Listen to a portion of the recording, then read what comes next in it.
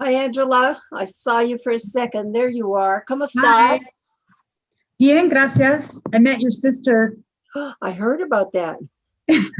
Lovely, like all of you. Oh, thank you. You'll have to come over for lunch one of these days and you'll meet even more people.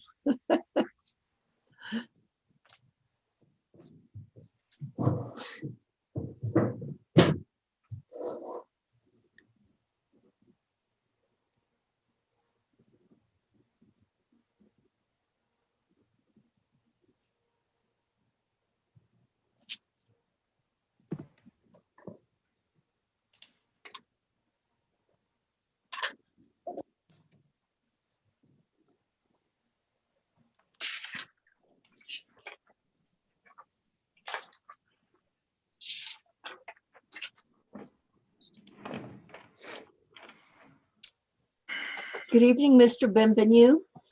Hello, How are you? I'm very good. Thank you. How are you? Pretty good. Good. Great. You have a plan to get us out of here by 9 o'clock? Oh, yeah. Mhm. Hi, everyone. Thank you for your patience. And I'm sorry I took us to YouTube a moment or two before we started our meeting officially, but we're working around the technology. Hey, John, how you doing? It's Buddy. Hey, hi, buddy. We already threatened Frank about staying past 10:30 or 11.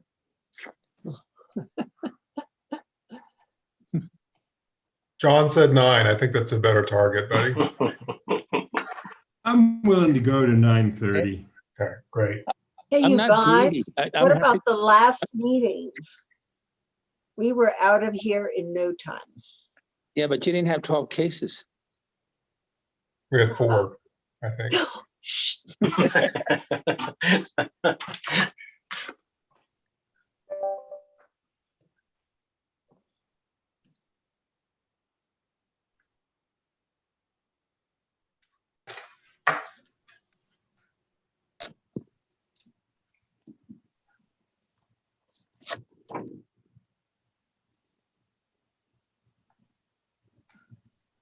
Well, we have a lot of interesting cases. I'm here for as long as it takes for us to give them due consideration. See, that's what that's what I told them earlier. I said, we are a very thorough board. We really are. We have to give everybody their due process.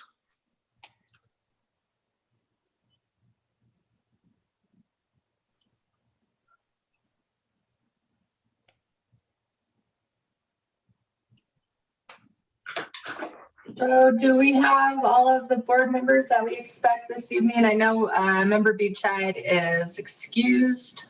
I see 1, 2, Is 3. Flynn around? Yeah, where's Flynn? I don't know that Flynn is around. I haven't seen her. I didn't receive any communication from her either, but I'll double check. She may have, like, at the last hearing, did she say she was not going to be here? Not that I recall. Actually, she did say that she won't be here for either the 7/13 or the 7/27. I apologize. She sent it at the beginning of June. She sent that email. So we have what, 1, 2, 3, 4 people. Okay. We have 5. Member Roybal is here, although his video's off. So 5 is Yeah. quorum, and it's all that we're expecting, and it's past 5:30. And so you want? Can I start? You may start, and I apologize to anyone who's watched the first 4 minutes of this video on YouTube. No problema. So I'm ready. Thank you, Sally. Good evening, everyone. I am calling this 26th virtual meeting of the Historic Districts Review Board to order. Today we are July the 13th, 2021. Melissa, may we have a roll call, please? Yes, Chair Rios. Here. Chair Rios, Vice Chair Katz, Here. Member Bienvenue, Here. Member Guida, Here. Member Royball. Here. And I understand members Beachside and Larson are excused. Madam Chair, you have a quorum. Thank you. That is correct. Are there any changes to the agenda, board members or staff? Nicole, No, there are no changes to the no agenda. changes. Sally, Madam Chair, I don't have any changes either. thank you very much. Is there a motion to approve? Remember, when you're making a motion, please state your names. Maker of the motion, also seconder. Thank you. Bienvenu Katz moves to moves to approve. approve. Bienvenu seconds. All those in favor of the motion, roll Aye. call vote, please. Member Bienvenu, Yes. Member Guida, Yes. Vice Chair Katz, Yes. Member Royball. Yes. Thank you. The motion has been approved. Thank you very much. We have minutes of June 22nd, 2021. Are there any changes to those minutes? Anyone? Let me see if I see a hand. I don't see a hand. Melissa, I have two small changes. One on page 8, under questions for staff. The first sentence after the word contributing, add with the proposed changes. Second Okay. one is on page 11, second to last sentence, starts Chair Rios, remove the apostrophe on Vigas, and it should just be plural, V-I-G-A-S. Thank you. And it appears that no Okay. one else has changes, so I will entertain a motion, please. Katz moves to approve the agenda as amended. Wait a How about second. minutes? Minutes. Right. Wait a second. Roll call vote, please. Member Bienvenu, Yes. Member Guida, Yes. Vice Chair Katz, Yes. Member Royball. Yes. The motion has been approved. Thank you. Under findings of fact and conclusions of law, we have 4. Are there any changes to any of these? Katz moves to approve all 4. Wait a second. Roll call vote, please. Member Bienvenu, Yes. Member Guida, Yes. Vice Chair Katz, Yes. Member Royball. Yes. The motion has been approved.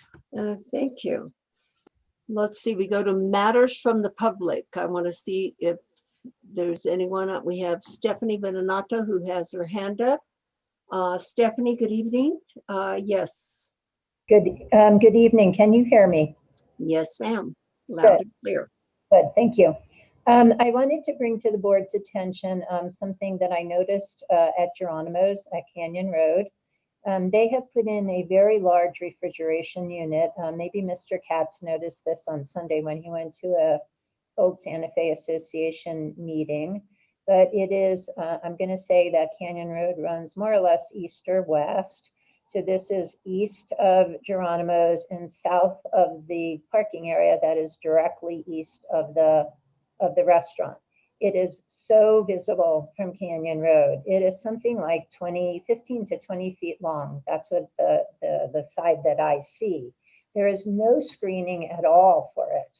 I really don't actually understand why the city allows freestanding refrigeration units, because they are so annoying. The sound is so annoying that if you live within a block of that, you are hearing it. But on Canyon Road, I would expect that refrigeration unit would have to be screened. And it really is just, you stand on the road, you look across the parking lot, and there is this big refrigeration unit. So I'm hoping that someone will go out and look at that and possibly require Geronimo's to actually screen it. Thank you. Thank you, Stephanie. No one else from the public wishes to speak at this time. Staff, do you have any communications at this time? I do not, Madam Chair. Madam Chair, I have one item. Yes, Um, Sally. it's kind of sad news. Well, it's happy news, but it's sad news. I'm leaving the city and I put in notice and my last day will be August 12th. So I've got, I guess 3 more meetings, including tonight, that I'll be with you. And I'm working closely with our interim land use director and Nicole and our successful, I hope, candidate for our new manager position that I think we're about to get on board and should be like fully on board by September. So I want to let you all know what a joy it's been working with you. And I'm going back to the New Mexico Supreme Court where I used to work, but in a new position. And I'm excited about it. And I think it's a good step for me right now, but it's very difficult to leave behind what is still a very enjoyable job at the city. So. Oh, Chief wow. Justice, we hope. Excuse me, is there a motion to deny this? Buddy So will moved. move. Oh, Sally, well, it's been a pleasure to work with you. And I wish you all the luck. And maybe I can go visit you over at the Supreme Court. Oh, It's a for heaven's- beautiful building and we do conduct tours. That may be within the scope of my job, actually. So if you ever want to come and take a walk around with me, that'd be great. oh, Sally, congratulations. This is Buddy. Also, we Thank just you. put in new carpet there. So Great. Are you So doing let it off gas between now and the time you start. Thank you. Is that down in the basement? Remember, Roybal? I'm not sure. It was that design where it's got the big design. I think Yeah. Yeah. We're always doing a lot to keep that building beautiful. And that will be one of my jobs, actually, is to help maintain the facilities and the historic building. So Oh, it's more wow. of an administrative, it's a deputy clerk of court position. So it's kind of more management of the court, the building, the people, the docket, the attorney roles, all kinds of stuff that the court does. So Yeah. I'm excited, but I'm very sad to leave. Yeah, Sally, you've been wonderful. Thank you so much for your service to the city. Yeah, we really appreciate it, Sally. We're happy for you, but very sad for myself and the board and the city. Yeah. But good luck with that. They're very lucky to get you, Sally. Congratulations. We'll Thanks, miss you Paul. sorely. Thank you. Thank you, Sally. I think you got the flavor here that we all have appreciated your service and that we all like you. So those are two good things to have when we have an attorney. Seriously, I always felt that you represented us, that you were quick on your feet and that you represented us well on appeals. So thank you. And you do your job very well here when you come to the meetings. So next we're going to move on to old business. We have 2 cases under old business and we have 12 cases under new business. And I do need to tell you a couple of things. If you disagree with the decision that this board renders this evening, you do have the option to appeal to the city council. That would be done after the findings of fact and conclusions of law have been adopted and approved, and you have 15 days up to file your appeal. And also this evening, Nicole, if you can help me, the public, if you're going to speak, I'm going to limit you to 2 minutes since we have so many cases.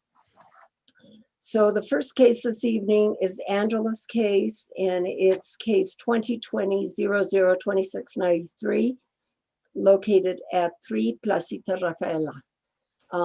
Angela, if you can go forward and give us that case.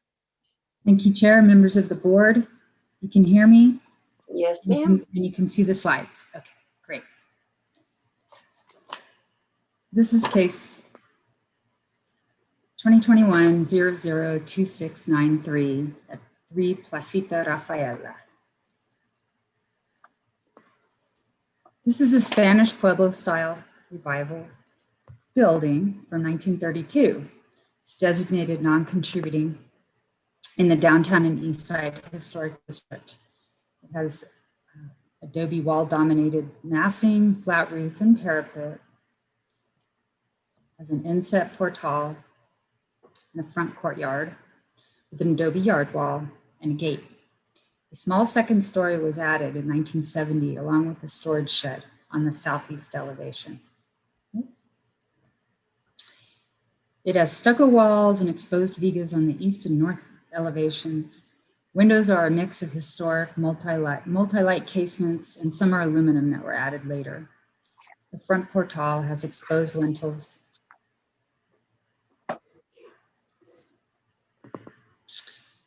The canales are metal, and the front courtyard wall is adobe with a gate.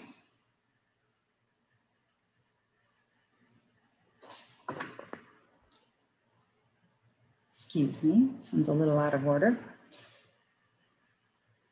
This is the site plan. The board approved a remodel at the October 27th meeting with the condition that the applicant return regarding a second story roof deck with guardrail.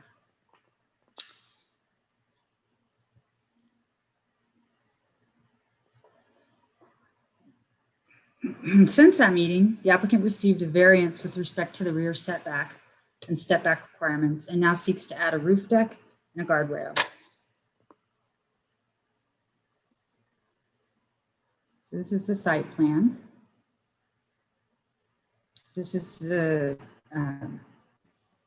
excuse me, existing ground floor and plan. And this is the proposed ground floor and plan. And this is the existing second floor, a little out of proportion to the previous slide.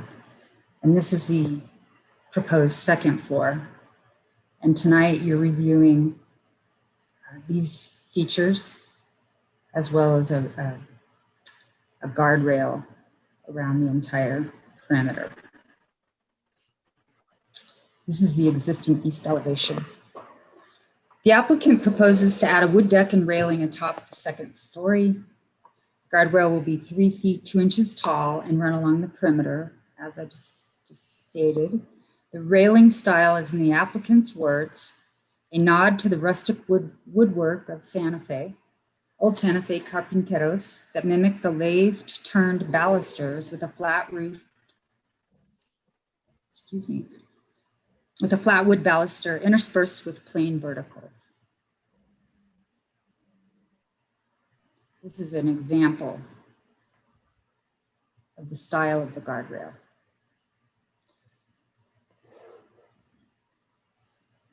Another image of the style is in your packet. It will be stained medium brown to blend in more with the walls.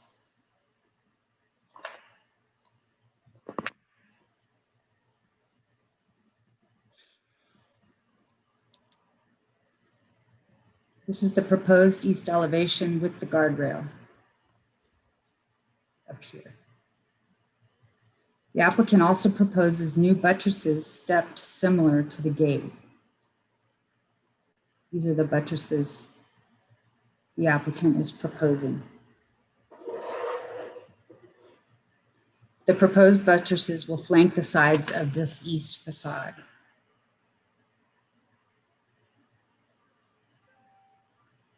This is the proposed east elevation from the driveway, which shows the gate, and the proposed guardrail, as well as these proposed buttresses.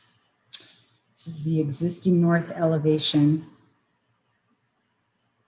and the proposed. This is the existing south, so this is towards the driveway out here. This is the existing second floor south facade.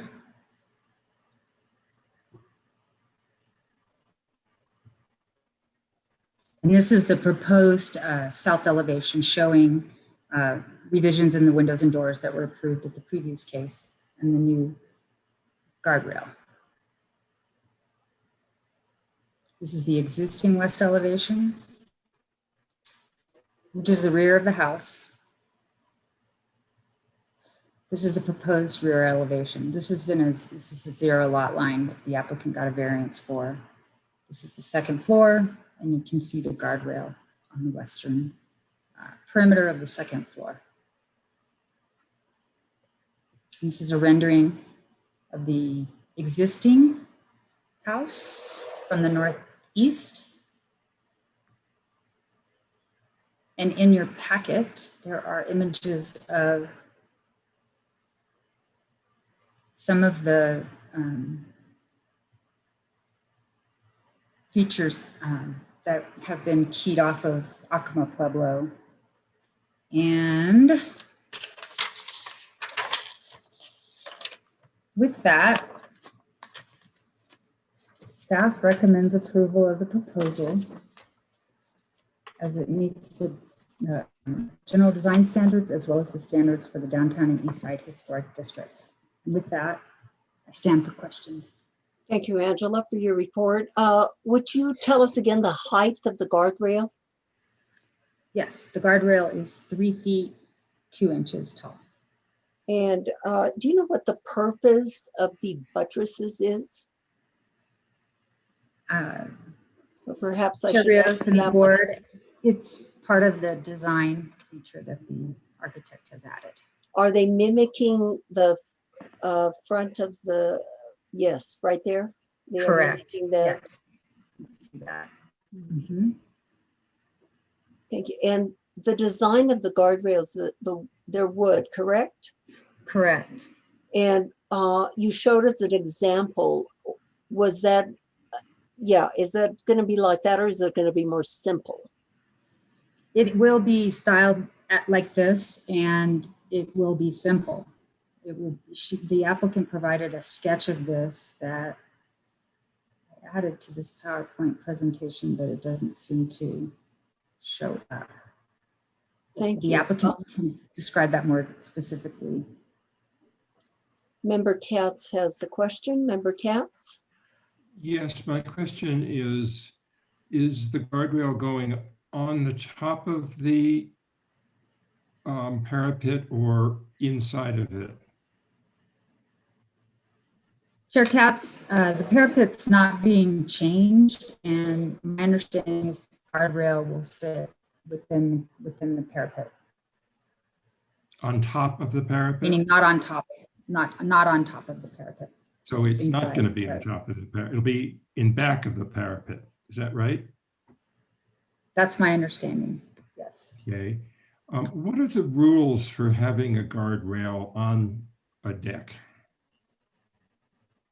I mean, you have to have guardrails in certain circumstances, and my question is, what are those circumstances? And how high? Excuse me. That's dictated by the safety standards within the zoning code to require, I believe, the minimum height is what this applicant is proposing, 3 feet 2 inches, and it's for safety. There aren't standards for the H board with respect to upper story walls and fences. At least they don't come into play on this application. Well, they're standards and they apply to a building, and that informs the design to some extent. And that's why I was asking what those rules are. Typically, residential guardrail is 36 inches. Mm-hmm. Anytime there's a height difference of 30 inches from the surface that you're protecting.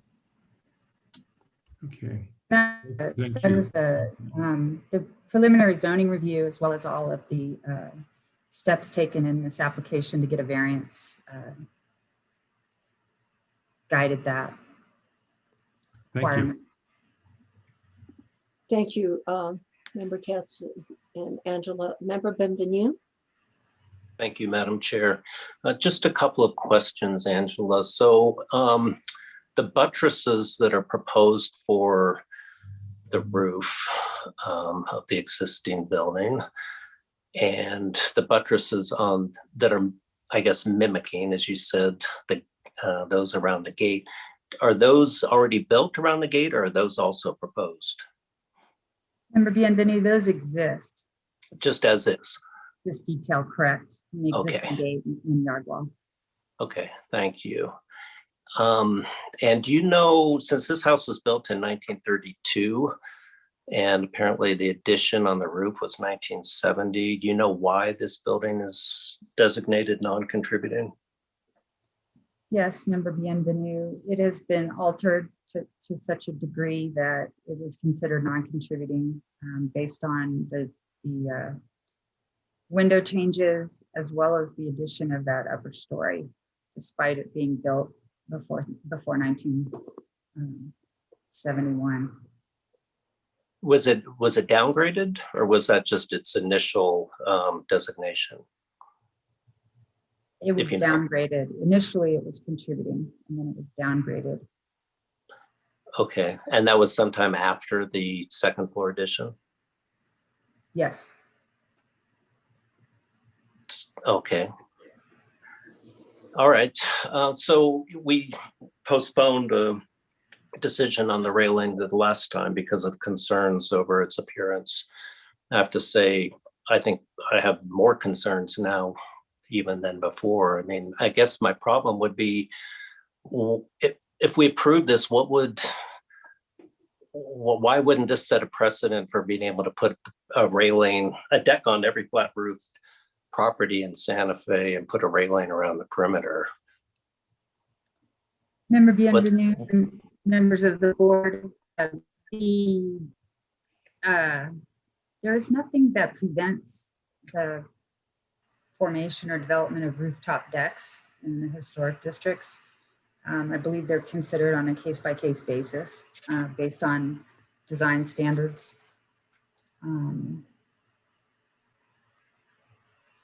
Okay. So that's the code address of that.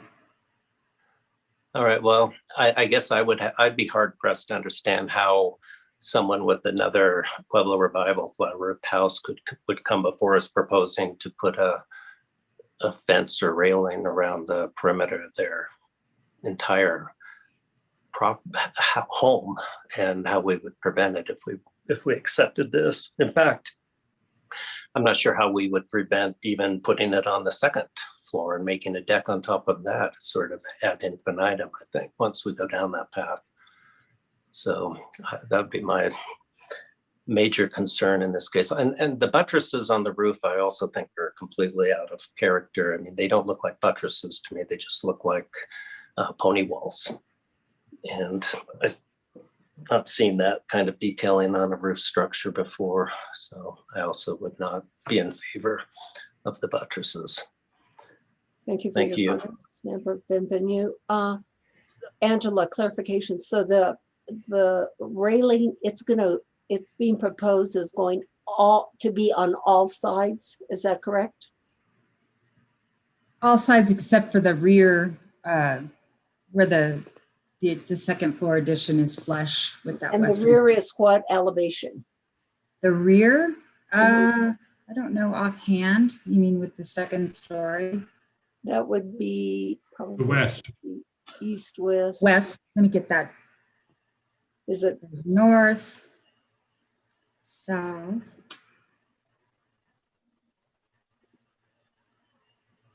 Okay, this is the existing west elevation.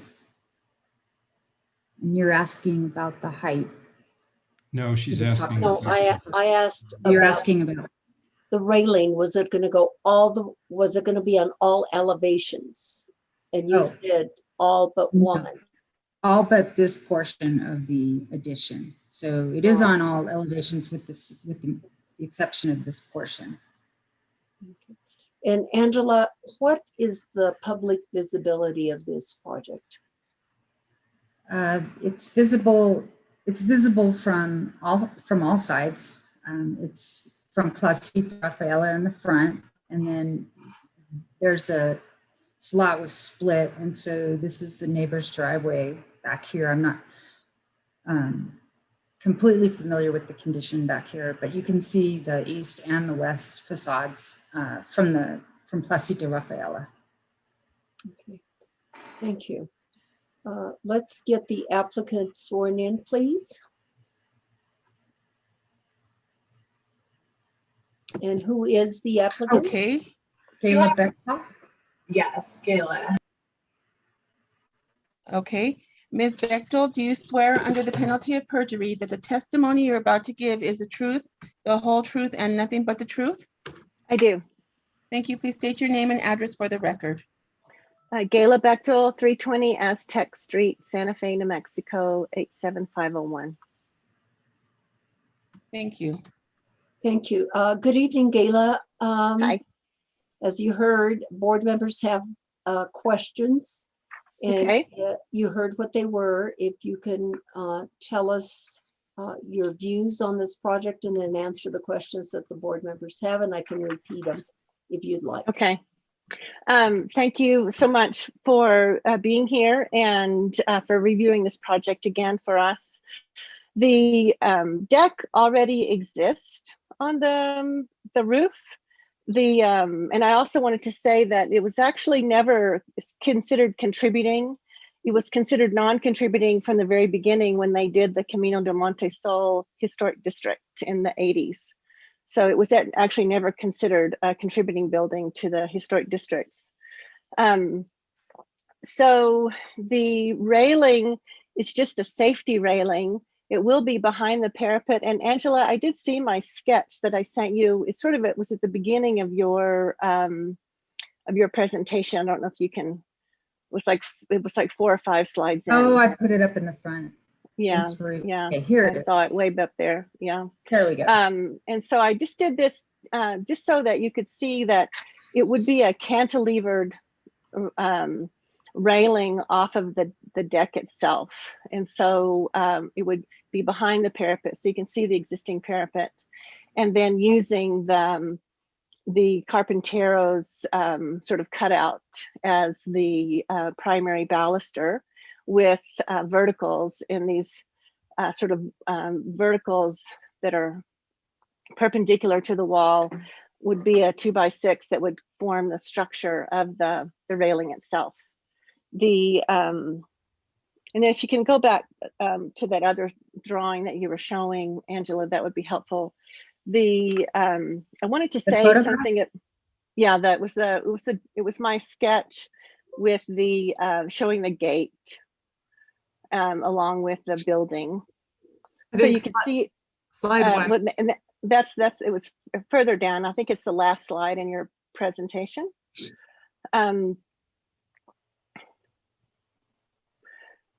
When you see this building in context, you always see it from, if you keep going down, you always see it obliquely.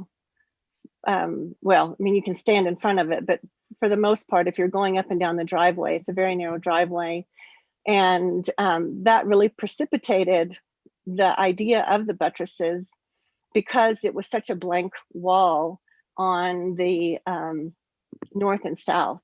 And so if you go to the next sketch, or the next right there, then we were trying to not only mimic the buttresses or the parapet on the gate, but also next door, their walls are also stepped. And so it actually helps the eye flow through, and all of these small houses. I mean, this house is basically 44 by 27, so it's very tiny. And it helps the eye flow through to the next, in my opinion. So and also I guess the way I've drawn the railing, it's a little bit less opaque than what I've drawn that we're proposing. And I'd also like to talk about the buttresses. They really came from an idea from the Acoma Pueblo, which is one of the direct antecedents to the Santa Fe style. And that's really where that idea came from, is to blend more fully or blend in more with the adobe structures that surround it by adding a step, as opposed to this, again, this carbuncle on top of this house just continues to be a contrast to everything else around it. So I think that's what I wanted to say. Thank you. Gayla, did I hear you say that the house already had a deck? Yes, there's a door and a deck. No, there's no railing. People just made it into a deck, and it's dangerous. As Anthony said, once you're over 30 inches, a guardrail is required. There. This is This is the Right. side where the door is currently a window. So Correct. this has been the deck, roof deck, but this is all open. Well, it's all the same roof, right? You just step over that little parapet. It's 6 inches. Okay. Let me see if board members have any other questions for you. Board members, did you have other questions? Member Katz? Thank you, Madam Chair. Good evening, Gayla. Hi. I share a little bit John Bienvenue's concern about the railing. And what you have there is like a fairly small room, and you'll have a little bit of deck. And I was wondering if you would consider not having the deck extend to the east wall, have it parallel with the east wall of the second story, both on the north and the south. You might want to put a door on the north side to access it. And that would give you deck space, but would not so strongly impinge on the front facade of the house. The Gayla? problem, I mean, thank you for that suggestion. And we have talked about that because we have initially did try to think about how could we make it less? How could we make the railings less? And ultimately, once you're up there, you do want to be able to walk around the building, on top of the portal to the other side. We could do a door on the other side, but then the furniture layout doesn't work anymore because it's still a small room up there. It's still going to be tiny. So having it basically be circulation would actually not work well with the way that the because of the size. So it would not be to our advantage. It would not be, I mean, I could ask my clients who are on this call if they would agree with that, but I feel like that, again, we'd want to be able to walk around the structure. I mean, and we will be behind the parapet, so it is going to diminish its view from the street. Again, when you show it on elevations, it looks, I think, more bold than it actually is. Can you answer a question for me about maybe that sketch that you showed that was early in the presentation that shows where it's going? Is it 3.5 or 3 feet from the deck or 3 feet from the top of the parapet? It's 3 feet from the deck, and that's about probably where the parapet also is, Frank. I see, yes. Yeah, I see that. Because we have to float the deck off the roof, the existing roof, or it will be a new roof, so that we don't cause roof damage while we're walking up there. So it will be a floating deck. So, and I don't know exactly the height of the parapet right now, but I think it is around 6 to 9 inches, and that's about where it would be. Okay, thank you. Member Roybal? The question that I have, the existing deck as it sits now, tell me about the safety factor. I understand that it is a safety concern as it sits right now. And how do they, when they go up into this deck, how are they being careful not to, and what kind of requirements are required by the city to have this railing? Well, at the moment, there is no railing. And they, obviously no one has ever, the city hasn't come and said, oh, by the way, you can't walk out there until you have a railing. I don't know if they ever got a permit in the 70s to build this. And right now there's a door and there's a couple of steps down from the floor. And then you just stay away from the edge of the roof is how you remain safe at the moment. So, but if we get a building permit, which we will, and are trying to get a building permit, and we keep the doors going out to the deck as it is now, then we will be held to a higher standard than obviously these people were. Okay, thank you. Yeah, that was my Uh, concern, is the safety factor as it is now. So, Yeah. thank you. Thank you. Thank you. Member Roybal. And Nicole, do you have something?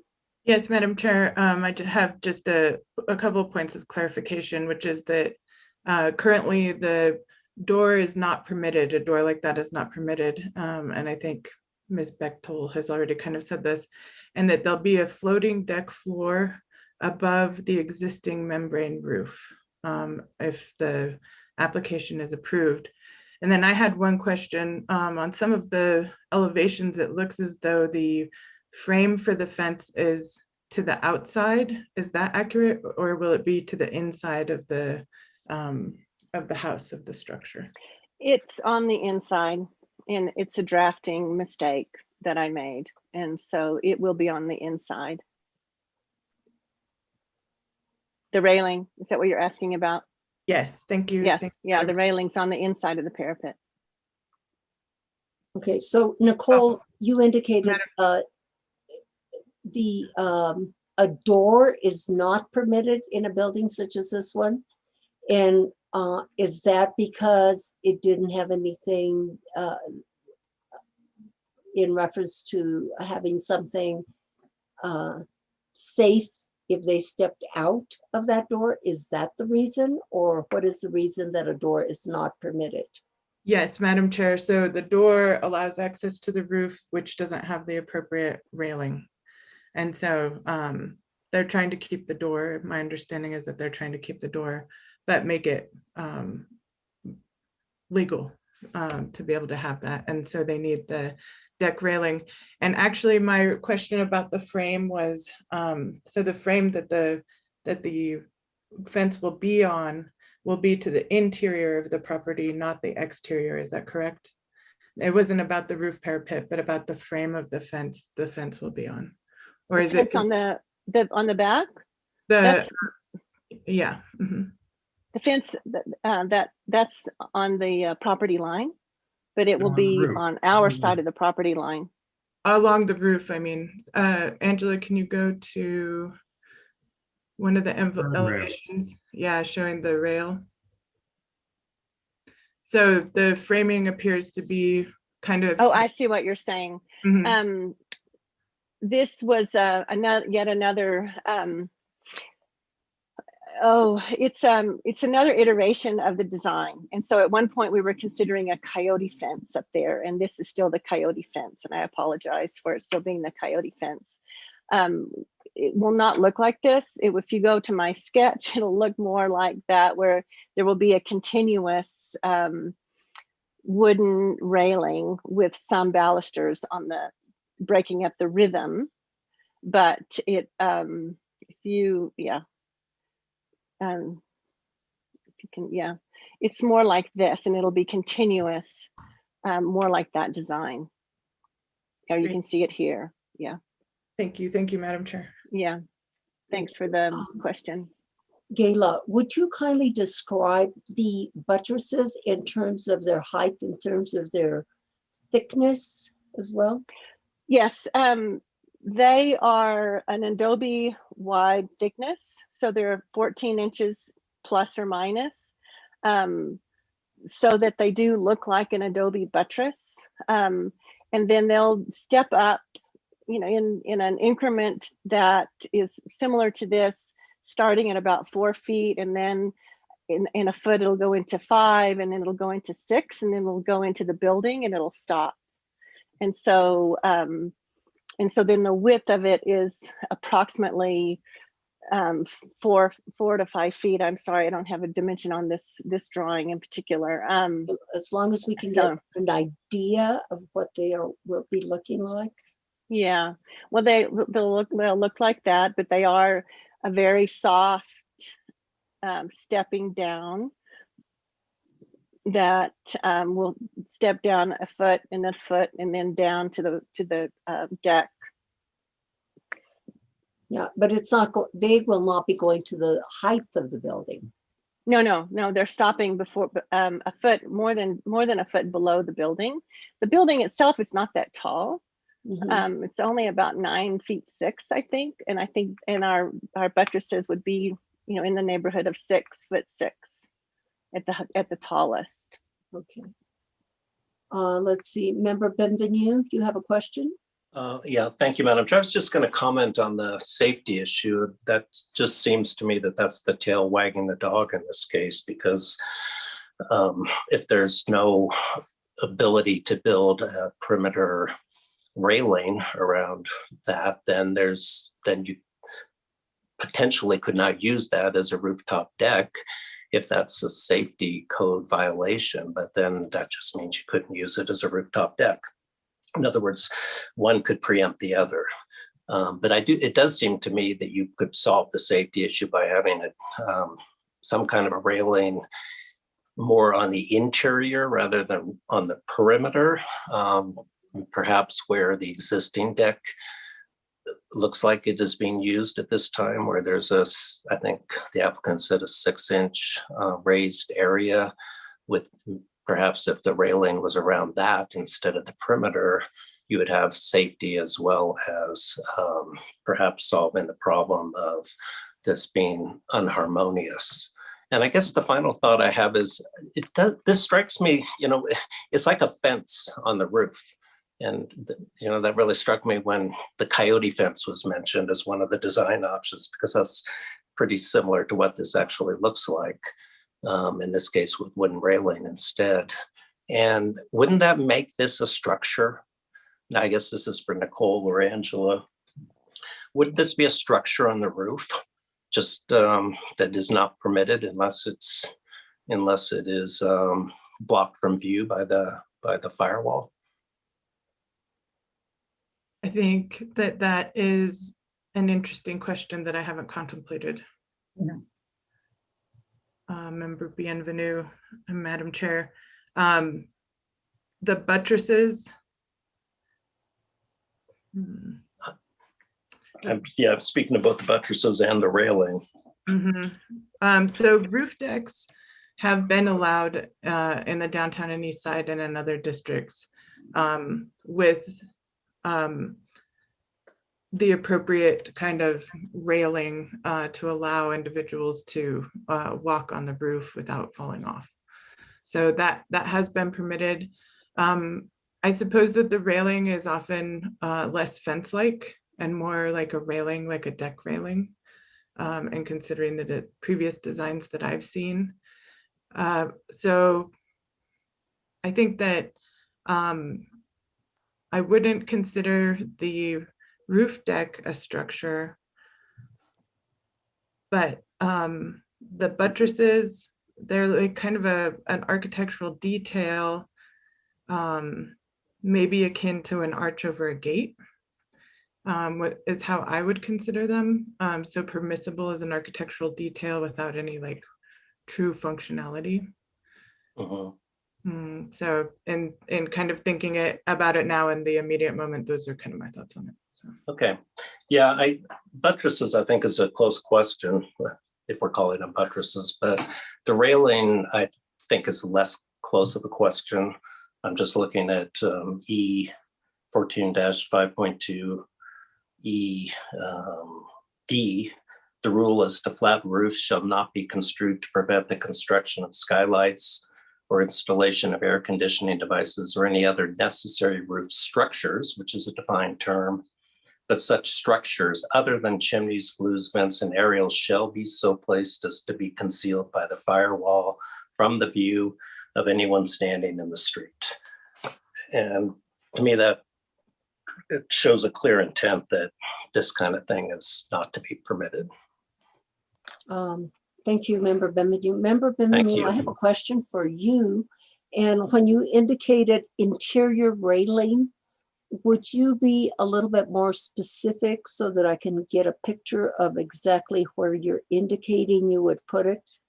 You would have it. Oh, well, we saw an aerial view and it looked like there's an existing sort of usable space on the roof that's being used right outside of the door. Okay, let's and- see, would you, excuse me, would you bring, yes, okay. Yeah, that right Oh, there. okay. That looks like what's being used as a deck right now, an outdoor seating area. Okay, And it looks like they would like to expand that area to the entire flat roof. okay, thank you. Yeah.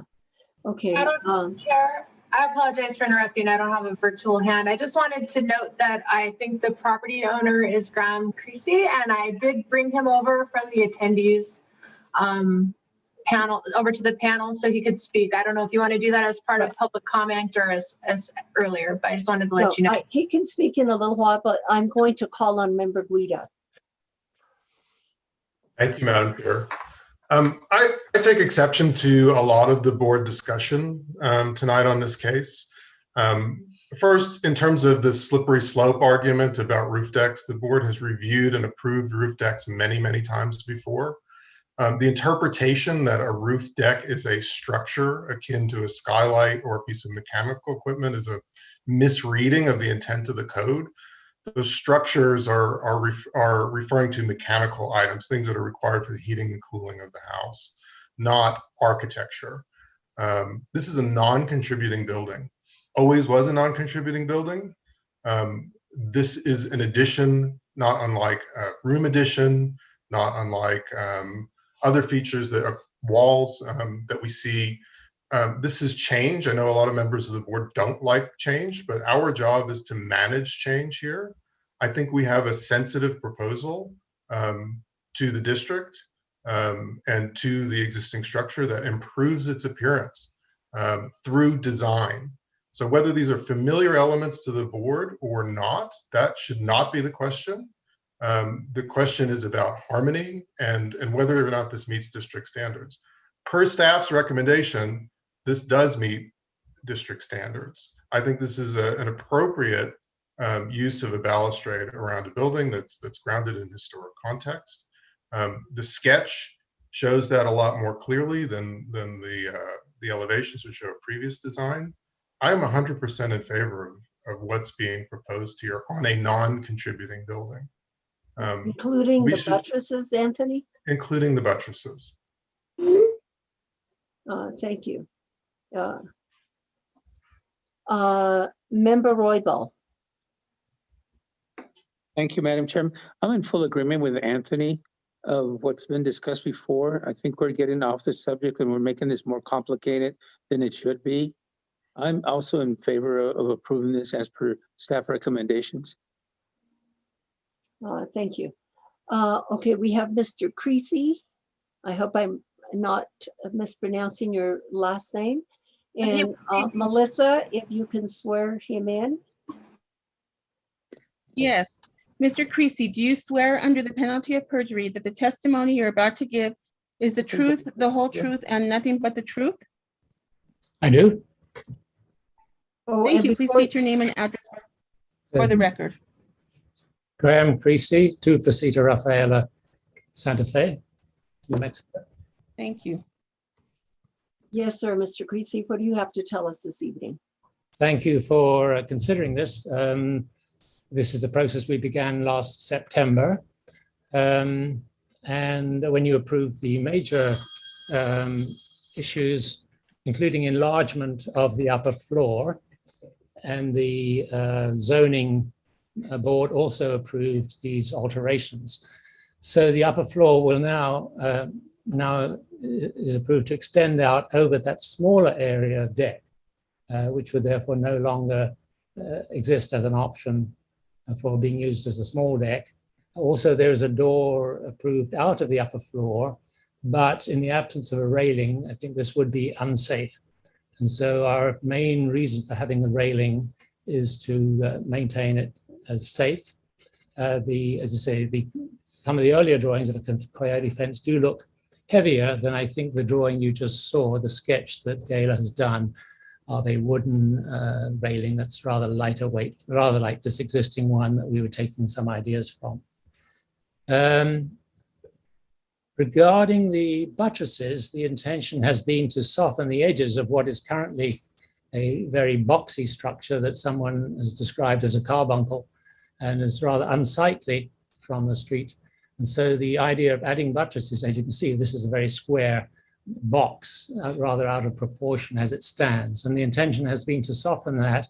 The existing extension to the left will bring it out more to the proportions of the portal in more horizontal format, but it still would be very rectangular. And so the addition of the buttresses to match those which exist on the garden wall was intended to make it, give it a more rounded adobe style. And we took the idea, as Gayla said, from photographs of the Acoma Pueblo. I think one of these is included in your printed packet, showing similar stepped buttresses in the Acoma Pueblo in a photograph by Edward Curtis from the 19th century.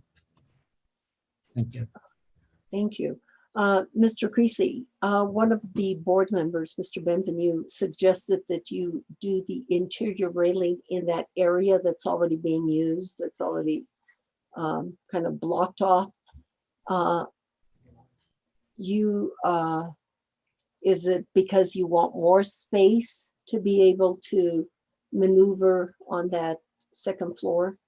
No, it's because that smaller space has now been approved for extending that upper floor into that space. So that smaller deck area is now approved for being occupied by the expansion of the second floor.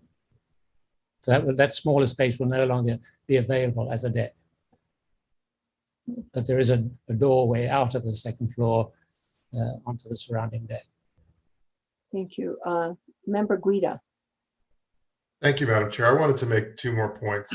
The way that this is designed also is a way that is not challenging the integrity of the building, right? We have a guardrail that is set back or inside of the parapet.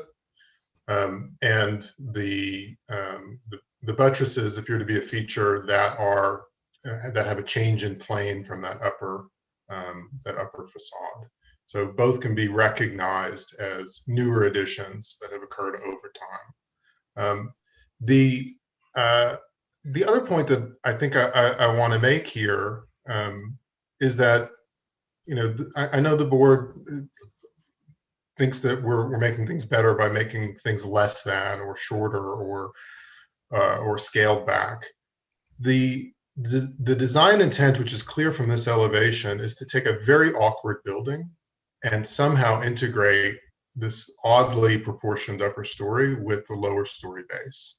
And so what the buttresses and what the railing at the perimeter of the building do is step down the height of the building much more gracefully than anything that would be an alternative here, which is the kind of very severe massing right now.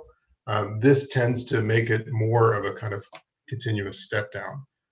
I see that in the design. I think it's a very strong idea for dealing with a kind of awkward property. And I think that has to be recognized here, not just the kind of reading of code. Thank you. Thank you for your comments. Mr. Creasy, you still have your hand up. Did you mean to have your hand up? No, I didn't. But I wanted to make sure I'd explained clearly enough that the smaller area which was referred to will now be occupied by building and therefore not available for a smaller deck. Okay, thank you. Member Katz. Thank you. Mr. Creasy, would there still be area to the south of the addition where the door will be to have a similar sized outside porch going probably right to the edge of the building? I think if we could take a look at the aerial photo, which was probably one of the earliest slides, that would make that clearer. Yes, that one there. So if you can bring that up full size, you can see that, yes, there's some area to the left of that which one could step out into that portion of the roof on the left-hand end of the building, the south end. But I think having just that part railed off would, again, be somewhat, it would be asymmetrical and rather awkward looking in the context of the view of the building from the street. It would be a little fenced off patch on one end of the building and rather asymmetrical and less graceful than the attempt to provide massing which is proportional to the building as a whole. Instead of fencing, you could use a stuccoed wall that would be less jarring. It's different from what the rest of the facades look like.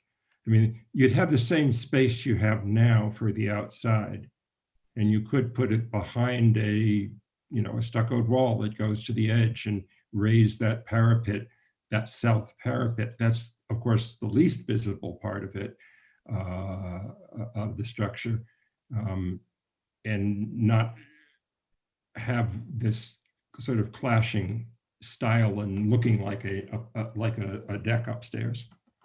I think our thinking is probably that, and Michaela may want to speak to this, but that building another adobe wall on the second floor would be, again, rather disproportionate massing and more obvious to the eye than a fence. The fence would be a lighter weight structure, and building an adobe wall on the left-hand end of the building would be rather an awkward form of massing. And again, if it was only done on one end of the building, it would be asymmetrical. If it was done on both ends, it would, again, be rather a heavy look, we thought, out of proportion to the rest of the building. Thank you, Member Katz and Mr. Cleary. Gayla, did you have something? And by the way, Gayla, were you sworn in? I was, thank you. Okay. I was sworn in. And I just want to say that certainly we could just raise the parapets around the building. And it would still be only like a 12-foot wall. And so we had not wanted to do that because this is a historic building and we wanted to maintain the integrity, even if it is a non-contributing building. But we certainly could just raise the parapets to the height of the railing all the way around. And you would never know that there's a deck up there. So if the deck is the problem, we can hide the deck. And the walls would still be within the height limit, within, we could round them. And so they would just be taller walls around the whole building. I think having it one side or the other, I don't know if y'all remember, or obviously you don't remember, when I first came to you, we had several ideas about how to do the railings. And one of the ones that you didn't like was when we had it on one side and not the other, because when we first came to you, it was only on one side because we didn't want to put it on the north side of the building. And now we've decided to put it around the whole building because we think it looks better and it will live better. But initially y'all didn't like that idea either, back whenever you heard this building or heard this case. So I think the design, I appreciate that Member Guida understands what we're trying to do with this design and with this building and truly trying to make it better. And again, it's 1,000 square feet of building. It's so small. I mean, we're trying so hard to make it better. So thank you. Okay, thank you, Gayla. Member Katz. Yeah, am I correct that if the railing was moved to be flush with the east facade upstairs, that from the angle in the street that you would be seeing it, you would see a whole lot less of it? Got a question for me? Yes. Yes. So looking from the east, certainly the building itself hides what's on the south, but if you're in front of it, you see the most, you see it. And so I don't exactly know why that would be important. Once you're down the street, you're down the street. I mean, you No, cannot see you it misunderstand from my a cit- question, I Oh, think. okay, My okay. question is, I'm standing on the street looking right where this picture is Uh-huh. being done. If the railing was moved back to be flush with the building up the second floor, you would see a whole lot less of the railing. You would see the In- top of it, but it would look much smaller because of the angle from the street, would it not? Well, it's 3 feet back. So you would go from 1 foot back from the face of the wall to 3 feet back from the face of the wall. So it would be barely noticeable. I mean, technically, yes, in perspective, it would be less, but it's barely noticeable. It's not like we're going back 12 feet. And then you've Right. taken away the function of the whole thing. Well, yes, but if it was only on the south portion of the roof where the current deck is an equal sized current deck, it would be much less visible. Thank you. Member Benvenue. Thank you, Madam Chair. I just wanted a clarification. Is the applicant suggesting that they would be agreeable to raising the firewall, the parapet, rather than having a railing? That's I would. Graham, what about you? I think that if the height of the first floor was raised by 3 feet or more, it would be out of proportion with the other houses in the street. It would be more massive that's a and good point. higher than the neighboring houses. So I think that would be the disadvantage of that. I think that would be perhaps more, it would be more striking that this differed from the surrounding houses. So, well, is that a yes then or a no that you would be willing to? That sounds like a no. Is that a no? I I think- cannot speak for you, Mr. Greasy. No, Creasy. we would be reluctant to raise the height of the adobe walls because it would make it different from the neighboring houses on each side. And we're trying to preserve the look of the lane as a whole. Okay. Well, I think that this much more radically changes the look of the building and the neighborhood. And again, I think it would set a precedent that we would rue in the future. So I would be in favor of the parapet raising solution, but not the railing, which I do believe is strictly prohibited by the code. Okay, Gayla, what is the length of the, I think that's the front of the house. What is the length of that? It's 47 feet. 47 feet, okay. Yeah, Thank and you. oh, this is such a great photograph. Thank you, Angela.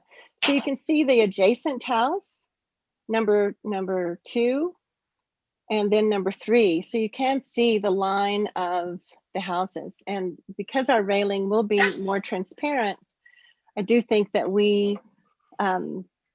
it's a better solution than raising the parapets.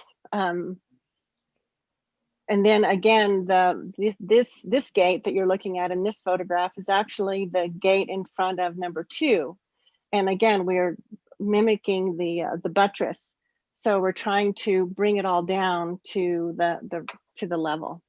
Now, Angela, would you outline the house that is before us this evening?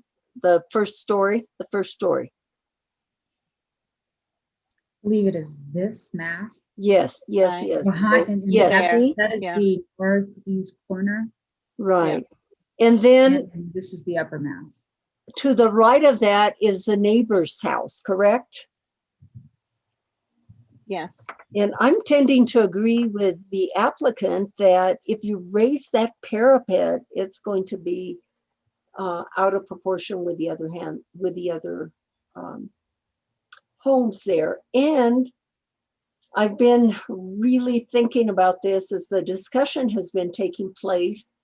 And it comes to mind that a very historic house, the De La Peña house, has a roof deck in front of it. Usually you see it maybe on one side, maybe on two sides, but I think Gayla pointed out that this house, and as I look at it here, And yes, thank you for this photo. It's really small. It's not a big house. I would be more opposed to I would leave out the buttresses personally, because I've seen a lot of second stories, and this is just a personal opinion. I've seen a lot of second stories in pueblos like Taos Pueblo. They don't have buttresses on the second story, but I think that the railing in this case does work. Let's hear from Member Roybal. Thank you, Madam Chairman. I'm really concerned that we're trying to redesign something. I think we should move on and try to either approve this or disapprove it. And all this redesigning work is not being beneficial to anyone at this point. Thank you for your comments. Member Guida. I agree with Member Roybal. At this clip, we'll be done at 11 o'clock tomorrow morning. Okay. The board should get public comment. I agree and with you guys, but you know, when members have concerns, they have to be expressed. Whether you agree or disagree with them, they do have to be expressed. And every case has to get its due process, and it has to go. I would never cut out a member's questions. But yes, we do have to move on swiftly. I do have to open it to the public. Anyone from the public wishing to comment, and you do have a 2-minute limit. Stephanie Benato, would you swear her in, please? Yes. Do you swear under the penalty of perjury that the testimony you're about to give is the truth, the whole truth, and nothing but the truth? Yes, I do. Thank you. Please state your name and address for the record. Stephanie Benato, PO Box 1601, Santa Fe. I am in agreement with members Katz and Bienvenue. I do not think, I mean, the railing looks like a fence. It looks like a fence that goes all the way down that building. It's without any kind of break in it. It is not really harmonious with the building itself. And it will be extremely different and noticeably different from the very close adjoining buildings. I am more in agreement with Member Katz's idea that a smaller deck could go out to I guess it's the south, and just be a smaller deck and enclose that. That is not very visible from the street or to the neighbors. And because it would be so set back, the railing would not be noticeable. I understand that although, and I like the idea, I was going to suggest raising the parapet wall myself all the way around. I had to do that for a fire hazard, which wasn't really a fire hazard. And it's very awkward when you're up on the roof because you have this very high parapet. But I had to do it for that reason. This is also a safety reason. And I think that if you wouldn't just agree to the smaller deck, because you don't have to have the whole deck, you don't have to have the whole roof enclosed. The deck, I mean, are you going to use the whole roof for a deck? Or are you just having a smaller deck to the south of the addition, or the second floor in the new addition? And I'm talking south being the part where that showed the deck, and then that's now going to be a building, part of the building, and then there's an area for a deck beyond that towards the parapet. So I'm in favor of the smaller one, but if you needed to, I would be much more in favor of raising this up. That is the parapet, so that there isn't this, I mean, it just takes your attention. What you look at is that long fence on the second floor. You do not look at anything else. Thank you very much. Thank you. There is no one else from the public that has their hand up, and so we will go to our board members. And Member Roybal, you have your hand up. Thank you, Madam Chairman. I'd like to go ahead and move on this case. I'd like to go ahead and move on case 2020-002693 HDRB number 3, Placita Rafaela, for approval as per staff recommendations, including the buttress. Wait a second. Roll call vote, please. Member Bienvenue, No. Member Guida, Yes. Vice Chair Katz, No. Member Roybal. Yes. Madam Chair, there is a tie. And I vote in favor of the motion. And also, I just wanted to say, you know, decks are removable more easily than walls. And when I look at this picture, as I said before, it really isn't a huge house. I think the square footage is small, and I'm voting in favor of the motion. Thank you. Thank you. The motion has been approved. Thank you all so much. I appreciate the debate. Thank you. Thank you. We will go on to the next case, which is case 2021-003611, located at 84 East San Francisco Street. And this is a non-contributing building, and it's Angela's case. Angela, we are ready to hear your report. Okay. As you know, 84 East San Francisco is non-contributing. It's a single-story commercial building at the northeast corner of Old Santa Fe Trail. It fronts the plaza. It's directly across the street from La Fonda as well, on the Old Santa Fe Trail side.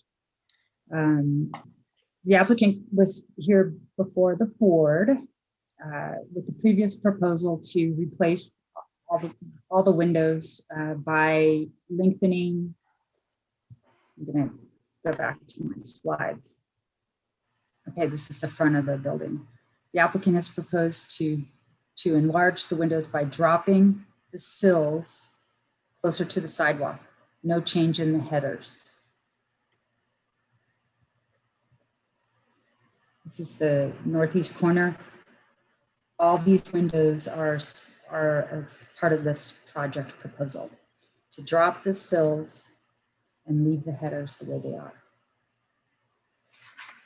So the applicant specifically proposes to remove the existing glass entry door, side light, and transom window and replace it with 2 larger glass doors.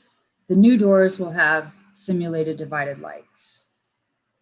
The applicant also proposes to remove the 2 north facade windows and replace them with simulated divided lights. The windows specifically are profile aluminum storefront windows with bronze anodized finish in a simulated divided light pattern. The profile of the aluminum is 2.5 by 4.5 inches. On the east elevation,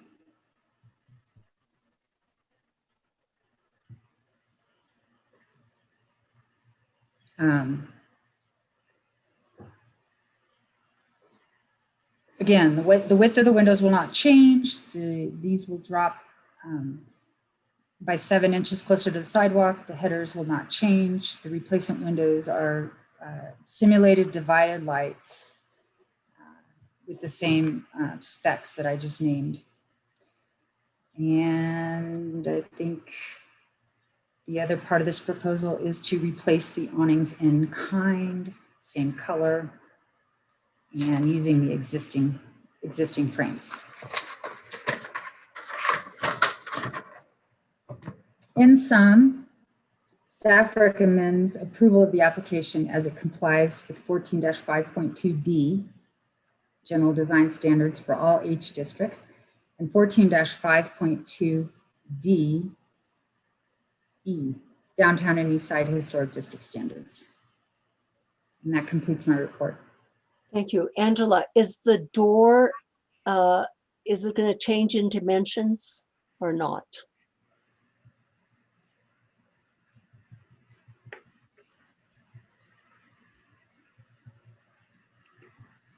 Okay, this is the existing north elevation. That's the door with the transom and the side light.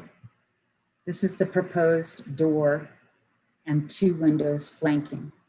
So it will increase in size. Okay, thank you. Member Roybal, do you have a question? Yeah, that was the same question I was going to ask. I wish we'd have had what was presented the first time and what's being presented now, so we see what the difference is and what's been modified in the presentation from the previous. Member Roybal,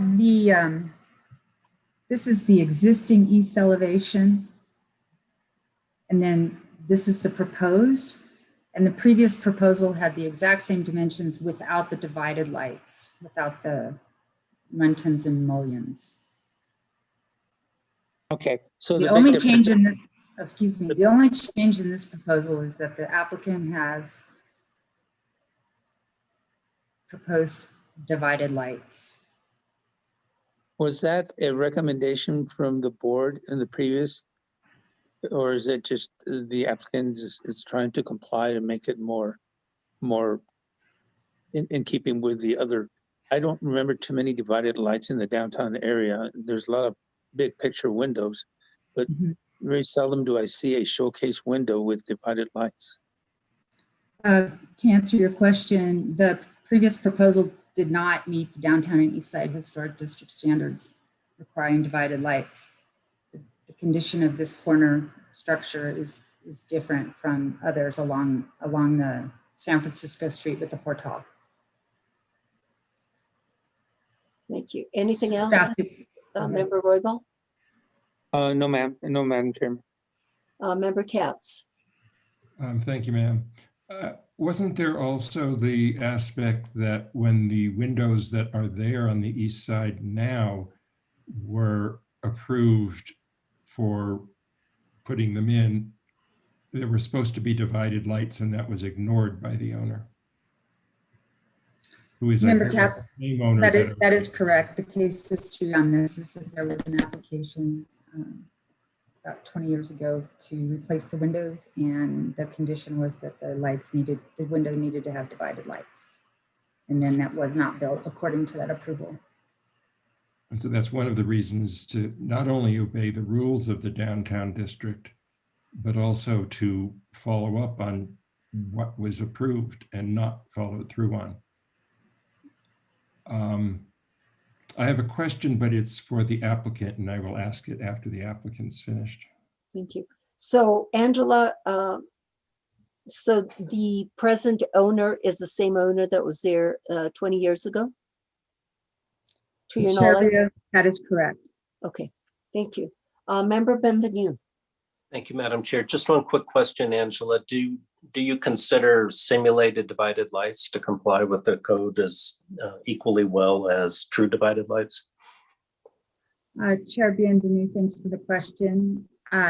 It does by the code, and it depends on the historic contribution of the buildings. If it's considered contributing or significant, likely it has the original material. And as staff, I would recommend that true divided lights be replaced by true divided lights. It depends on the actual building.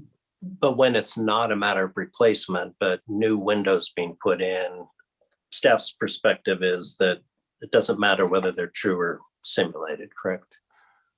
Is that right? Just to clarify, it depends on the structure and its historic status, and whether it's a primary facade. That the code drives that with respect to replacement in kind, if it's a primary facade and its original historic material. Right. And in this case, you recommend approval even though they're simulated. Is that fair to say? Yes, following the code, following the downtown and east side standards. Simulated, thank you. if I I might appreciate say, that. simulated divided lights are often approved. It just means that the mullions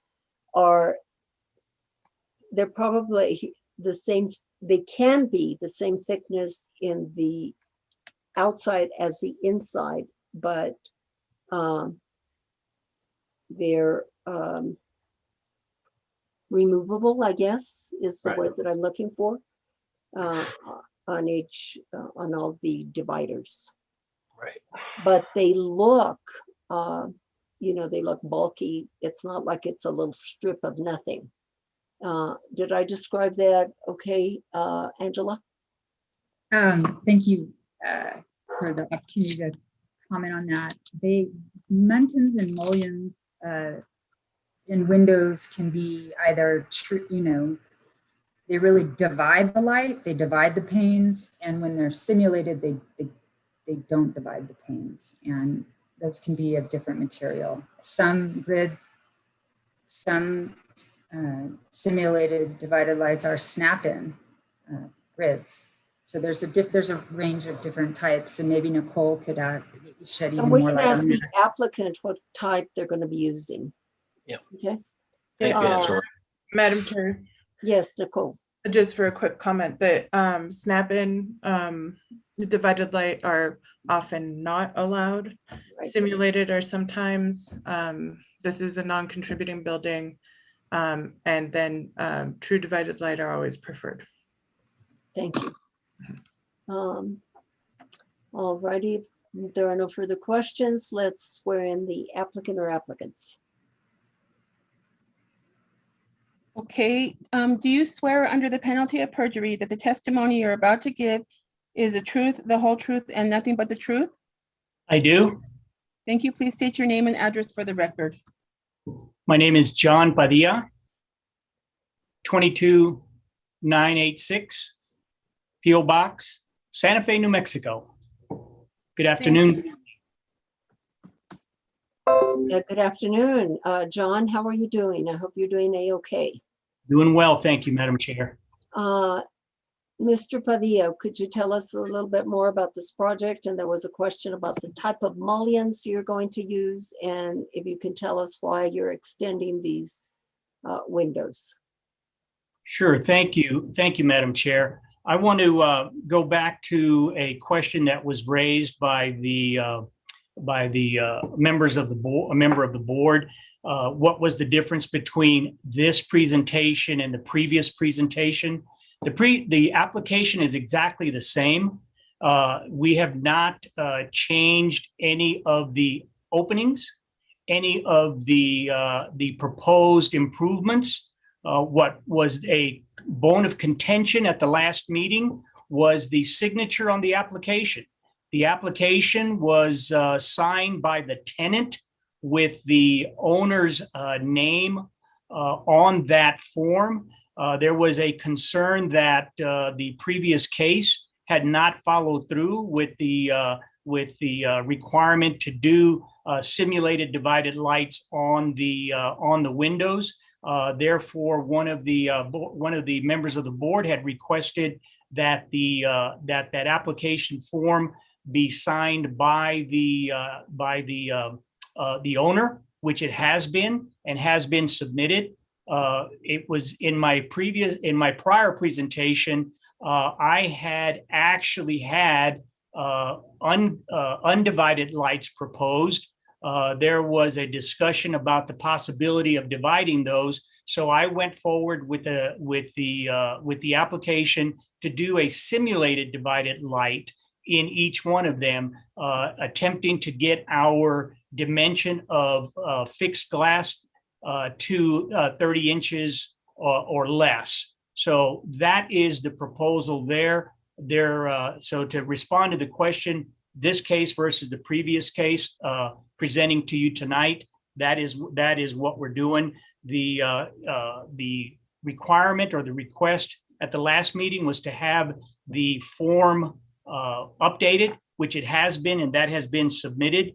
I want to remind everybody, this is a non-contributing structure, and that's how it's being presented this evening. And the improvements that we are bringing forward is to allow the tenant to continue to be competitive within the downtown retail market. It allows for better display of product.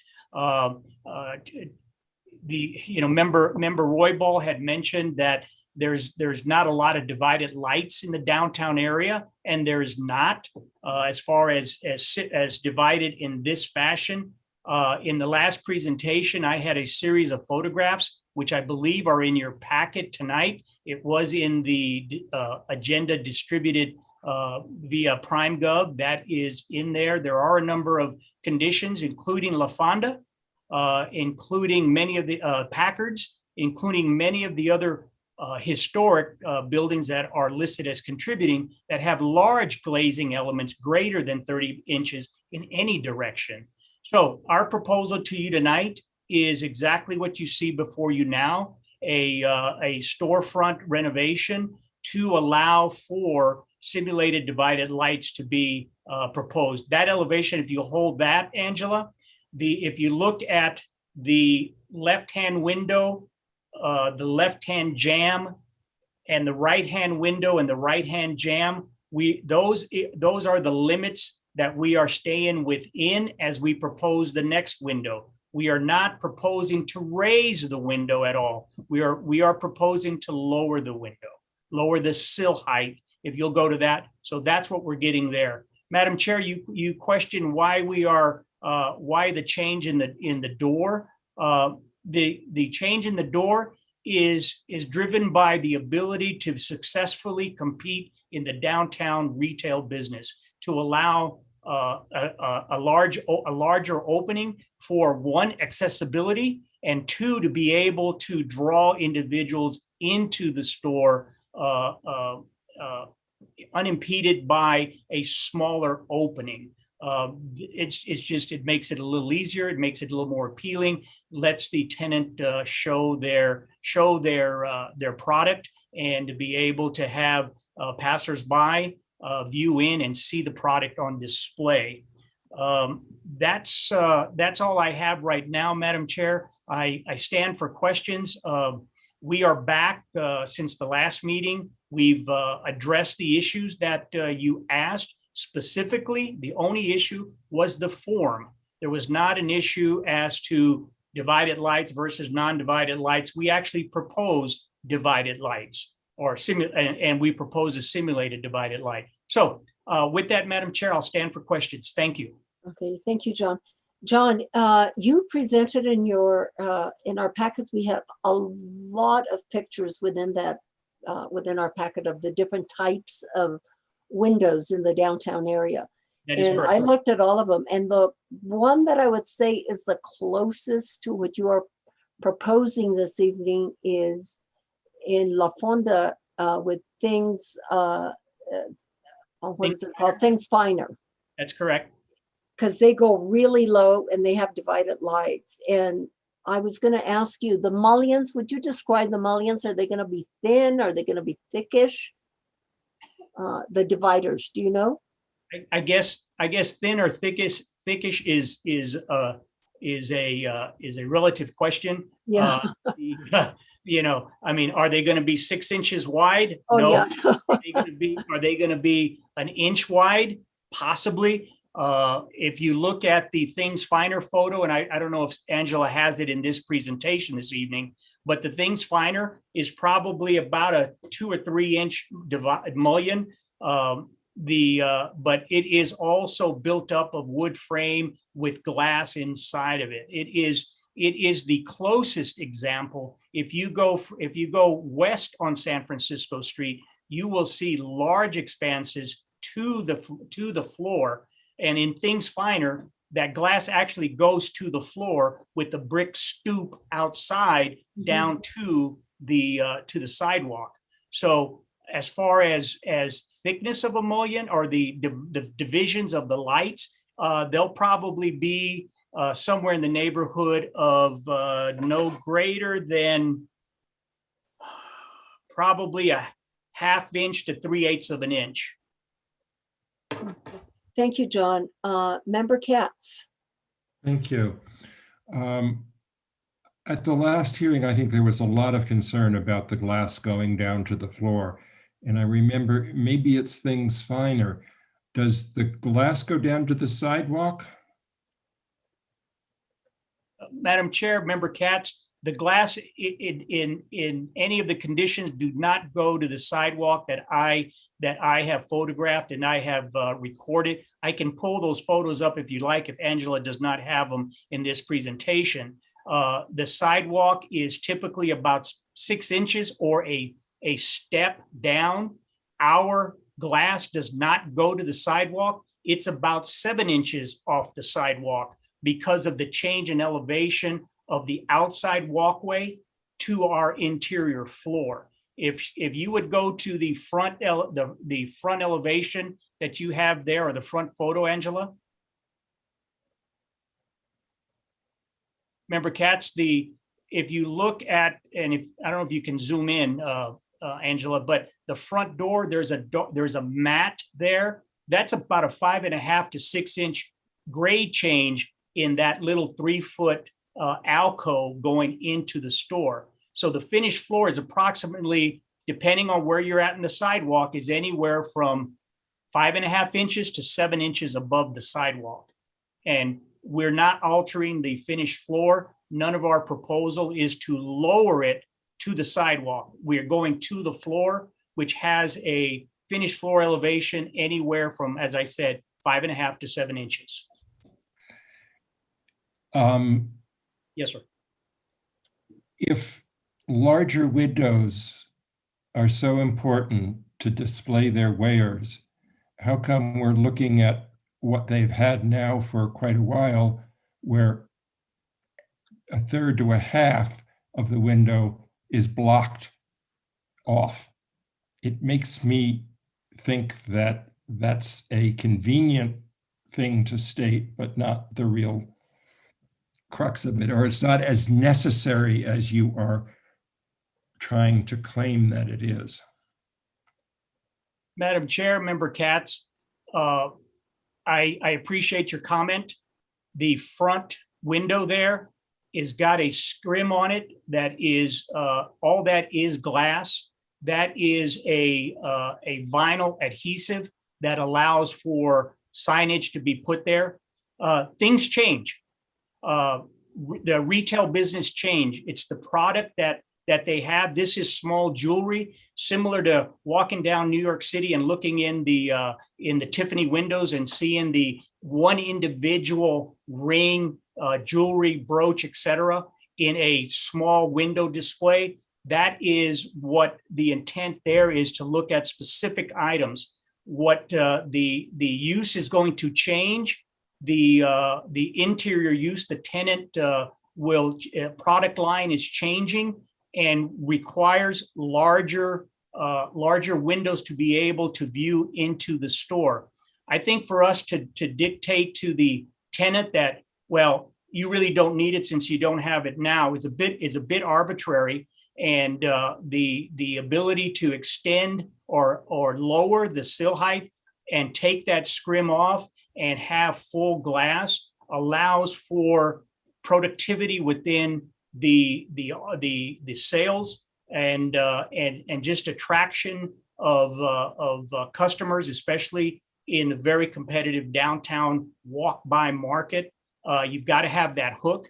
If you go up the street, and if you go up the street west, you've got the arcade that has large glass. Understood it's under Portal. Understood that it's under Portal. But if you go further up to the corner of Don Gaspar and West San Francisco Street, you will see large retail glass that harkens back to the old Santa Fe downtown era. So, Member Katz, why? Is because the tenant is changing their product line and needs to be able to expand their visibility into the store. That is the purpose. So a lot of that, in fact, almost all of that could be achieved by ripping off that vinyl. The little you're going to get at the floor level, maybe a 2-year-old will be able to look in the window then, but I don't see that that's adding a whole lot. I'm not impressed. Thank you. Thank you, Mr. Member Katz. I appreciate your comment. The one thing I don't want to do is try to design this as we go in this meeting. To go Okay, along. just vote no. Thank you. Thank you. Member Guida. Thank you, Madam Chair. Angela, can we look at the proposed elevations, please? John, thank you for a very clear presentation and explaining the differences between what was presented last time, and very clearly explaining what your client wants to achieve by widening the doors and lowering the windows. I guess my question has to do with preferences. So if we look at this elevation and then the side street elevation, I'm seeing grids that can meet our code. these grids are not matching, they're not in proportion. We have kind of very vertical ones on the right and squarish ones on the left. My question to you, John, is it possible to kind of get these more in agreement and still meet the 30-inch diagonal rule, or are you working within the rules of or the limitations of our current code? Are they preventing you from doing that? Madam Chair, Member Guida, thank you. The desire is to have the two pattern on the right, the two pattern on the left. I believe we would be able to modify the right hand or the north window in this east elevation so that the pattern that we set up in a simulated divided light has a consistent rhythm, so that it's not, you and I going down the street and the other members of the board are going to see that and understand that. The public on a daily basis, I don't know if they will, but we could easily make that that modification, which doesn't change what we're proposing this evening, other than allowing us to have a pattern that is similar and maintains a rhythm on the east elevation, and maybe even try to move it over to the north elevation, so that as you're standing on the diagonal at the corner looking at both elevations at the same time, we have a pattern that is in the same rhythm as we go around both elevations. That's a possibility. I know I don't see that as redesigning it. I think that's really addressing the issue of maintaining the 30-inch dimension in a pattern that has a rhythm, as opposed to the non-symmetrical elevation that we have presented to you this evening. Thank you, John. And that's really my only comment about the proportions of, and for everybody, these are called muntins, not mullions, of the divided light bars. That we can get a kind of more consistent proportion to those things. My very strong feeling is that we have a review board to review exceptional cases. This divided light rule does not make a lot of sense in the downtown core, particularly when we're dealing with businesses. So I would be happy to approve a proposal without divided lights. That may not be the way the board wants to go, but I would caution the board that that just following the rules sometimes produces some uneven results. I think, John, you've shown a way to finesse this a little bit more, to not just follow the letter of the law, but to kind of get a little bit more proportion and consistency in the divided light pattern. I appreciate that. And that would be my recommendation moving forward. But just to be clear, this is the downtown core. People have to do business. This is it's a silly application of the divided light rule, in my opinion. Thank you. John, which of the buttons which pattern would you use, I guess, on the, if that's the direction that is going to be taken? Sure, Madam Chair. In response to that, I would say that my client would be willing to, if the board is so inclined to move forward with glass dimensions no larger than 30 inches, using those muntins to be able to achieve that. Which one would we change? Again, I wouldn't want to redesign it here in front of you and say, okay, the right-hand window, the right-hand bay, I'm going to make this dimension. I will take the right-hand window, the north window of this east elevation, and find a pattern that can go back to staff for approval, if that is the decision of the board to have divided lights in this one, with a direction as to maintaining the the design standards, that I can do that. I would like to just comment on Member Guida's statement of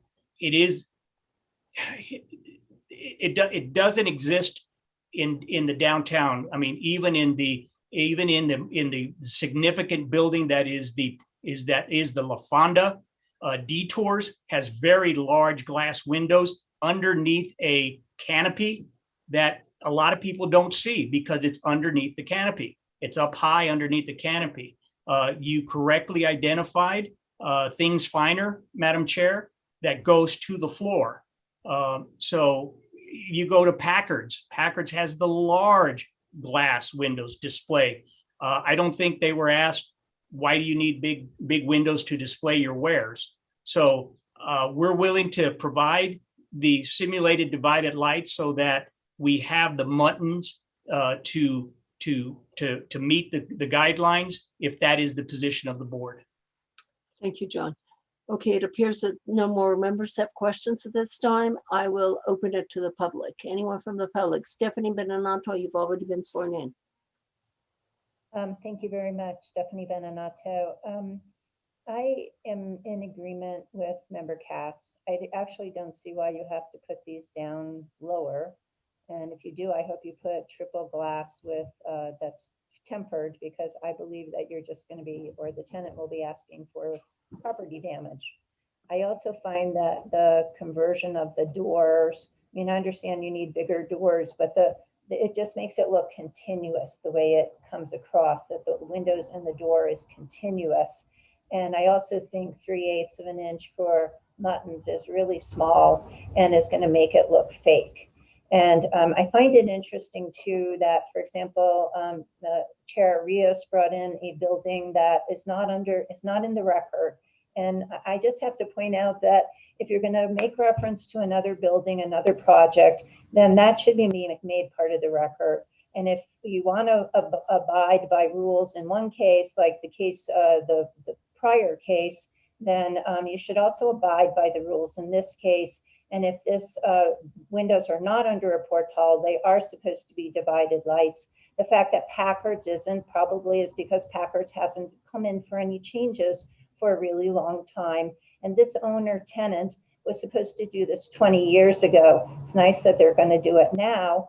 But again, I hope that the inspector will actually follow up and make sure that this really happens this time. Thank you.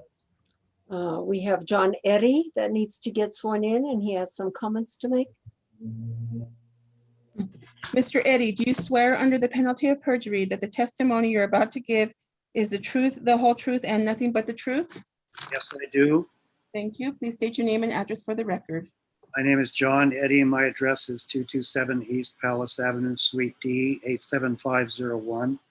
Thank you, Madam Chair, for allowing me to speak. I'll try to make this quick. On the north elevation, I would like you to exercise caution because there is the final extent of the meme-inspired woodworking and exposed lintel on that facade, which is basically the last of the detailing that he did on that entire elevation going up the plaza there.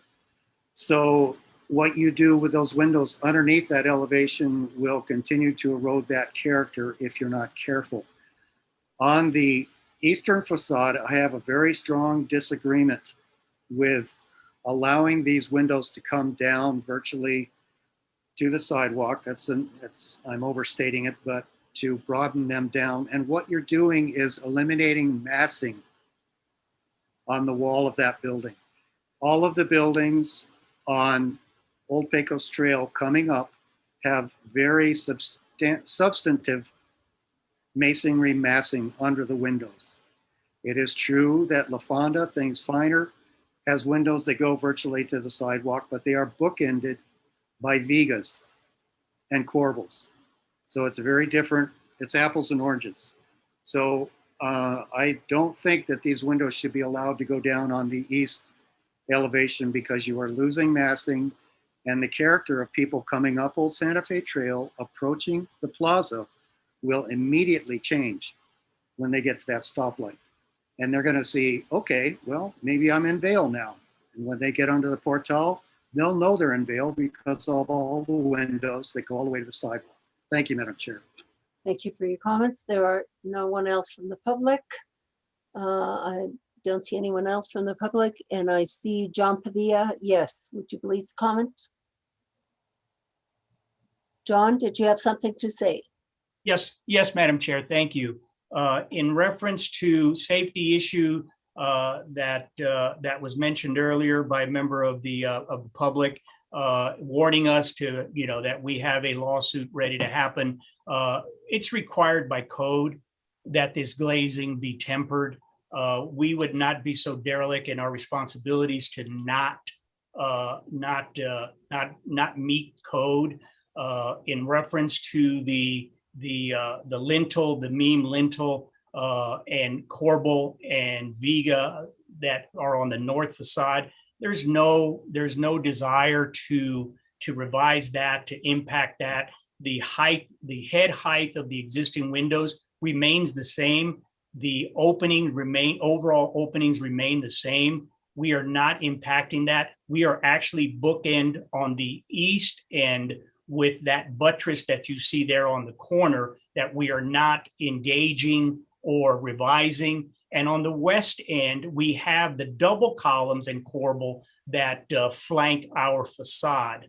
The statement that Old Pecos Trail, I believe it's actually Old Santa Fe Trail that was referenced. If you go down, and Angela, I don't know if you have the photographs available on this presentation, but if you go down Old Santa Fe Trail, going south from this corner, there are a number of businesses whose glazing goes all the way to the ground, undivided, full glass glazing. So I appreciate the comments and preserving the historic element that is the Meme corbel beams, a very decorative carved and painted beam and corbel, by the way. That is all being preserved. There's no desire on our part to downplay the importance of that. In reference to massing, I did in my application a massing study of each elevation. Each elevations, we are far below the maximum allowed open fenestration to mass that is allowed by our land use code and by the historic districts code. So changing the massing, we have not decreased the mass to window or fenestrations on both elevations, both the north and the east. I just wanted to comment on that, Madam Chair, because I think a lot of times comments are made and those are taken as true without asking an applicant, had you done the massing study? Is there this? So I wanted to respond to that so you as board members will know what we did and what we proposed. If that needs to be shown, I do have that available to show. Thank you, Madam Chair. Thank you, John. Quickly, Angela, can you get the photos, some of those photos on Old Santa Fe Trail? On that, let's see, that would be the east elevation. If you could get those, that would be great.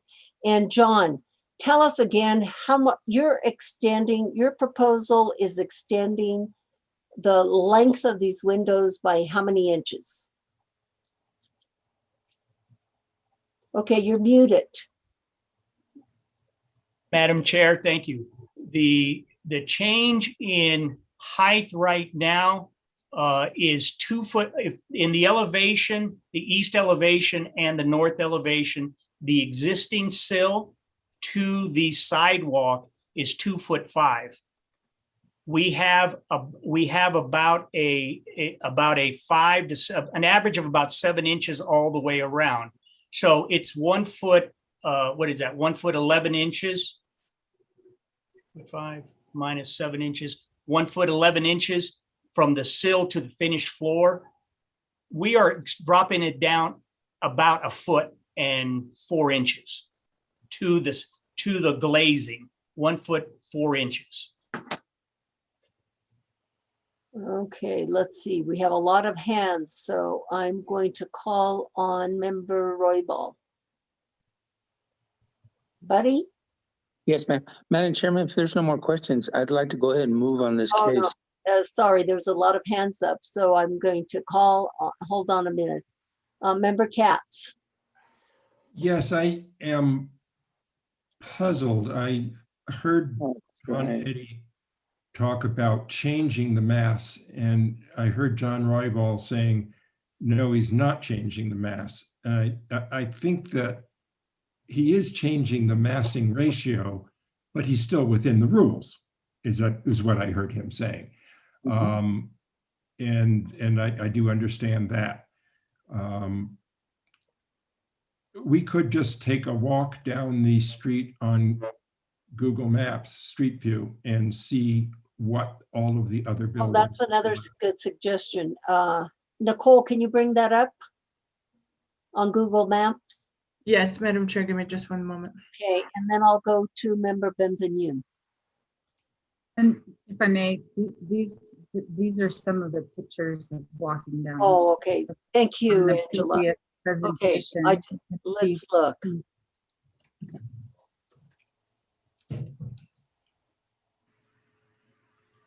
That's La Fonda. Right, but on the other side. The ones No. that you were just showing. Oh, you want to see this? I have Google Maps available if you'd like it. Okay, yes, would you do that sharing for us, screen. please? Thank you, Angela. Thanks. Sure.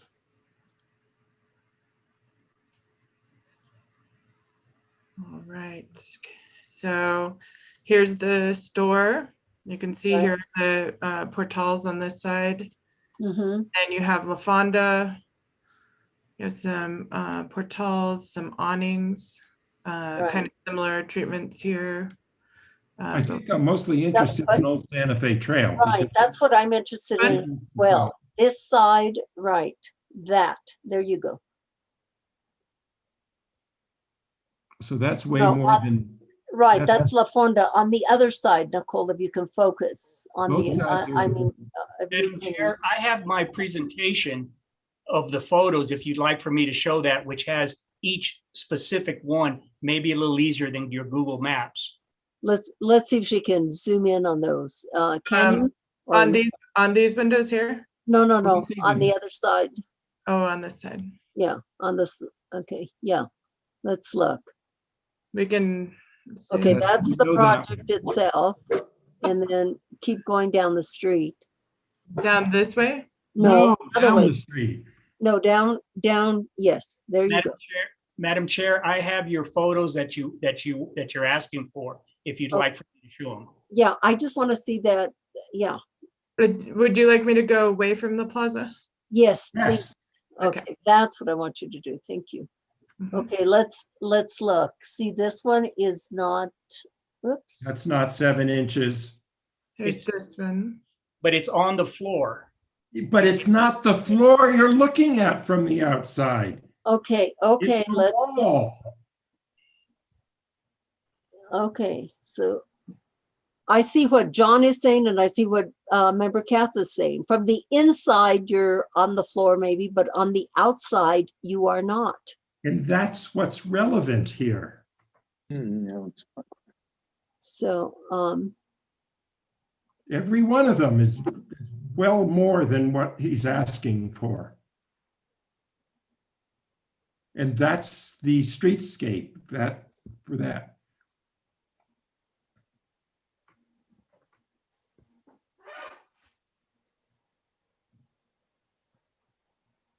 okay, and let's look at his project. Let's look, go all the way to see his, how far. His will be within 5 inches in part of it. It would be to like here.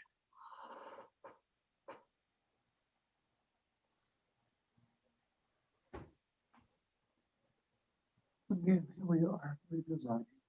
So John, on the, that would be on the east side, would you consider not going down as far as you want to go down? I don't know what direction the board is going to take, but would you consider not going quite as far so you have more wall space, more wall than having a lot of glass? And then on the north side, you can go as presented.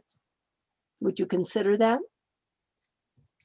Madam Chair, I think I'd like to hear what the wish, the desire of the board is.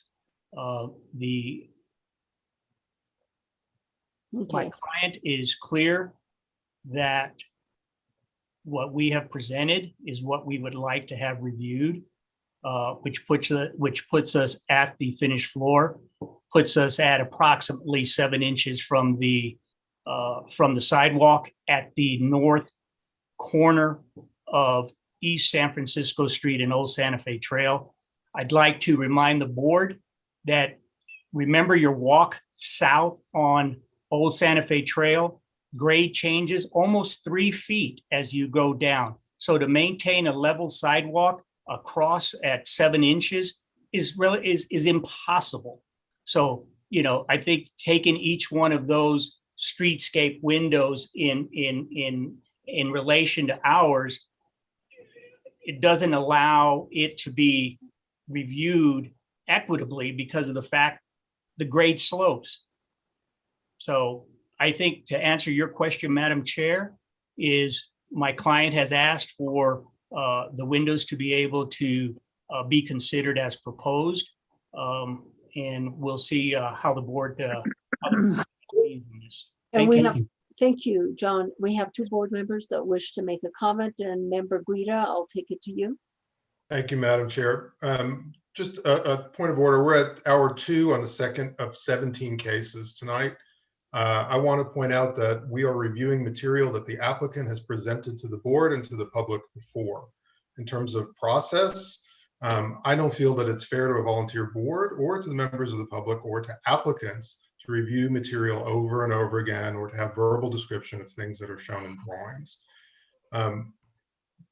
John showed us last time, and the board moved forward with the idea of the sills being lowered in this case. I suggest very strongly. Vote on anything last Hey, time. hold on, Frank. I suggest very strongly that we Guida move has- forward with a ruling in this case as it has been proposed, and I'm ready to make a motion. Okay, wait, Member Benvenue has some comments. Thank you, Madam Chair. My only comment is that this is just a continuation of our last discussion. I think that this proposal does address the concerns that we had last time, which were twofold. One is this was non-conforming. The proposal was non-conforming as to our district standards, and it was non-conforming as to what the board had required the last time this applicant came before them, which was divided lights when they renovated. So I do think that this adequately addresses those 2 concerns. Yes, it's not perfect, but the whole downtown area has a wide variety, including very traditional plate glass window storefronts from that you would see in many other cities in the country. That's just the way our downtown is. I don't think this will harm it. I think it's very similar to what's at Things Finer, which is divided lights very close to the ground level. I think it gets very difficult to prohibit something that's as close as this is to what surrounds it all throughout the downtown area. So with that, I would be in favor. Member Benvenue, and I will entertain a motion at this time.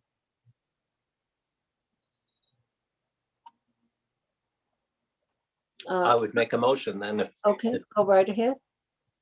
In case number 2021-003611 HDRB 8040 San Francisco Street, I move that the application be approved as recommended by staff and as established by the record as submitted. Buddy will second that. Okay, anything else? Member, was anybody going to say anything about the mullions? Or Chair, I'd like to make just a friendly amendment if Yes. the maker of the motion would agree that the applicant submit revised mullion pattern or muntin patterns to staff that evens out the proportions of the divided lights, of the simulated divided lights. Maker of the motion, do you accept that friendly amendment? Yes. Yes. Okay, roll call vote, please. Member Bienvenue, Yes. Member Guida, Yes. Vice Chair Katz, No. Member Royball. Yes. The motion has been approved. Thank you very much, and thank you, John. And we will move on to the Thank you, first. Madam case. Chair. Yes. I said, thank you, Madam Chair. and members. Oh, you're quite welcome, John. We'll see you next time that you come before us. Okay, good luck on your project. And we're going to go on to new business. And I do want to say, I know some of the board members are getting a little bit frustrated, but seriously, the applications, we have lots of board members and different viewpoints, and I feel like every viewpoint has to be entertained. Not entertained, has to be heard. Okay, and all board members are very dedicated, and I do feel you all have different ways of looking at things and evaluating cases, but we do have to listen to all of you. Thank you.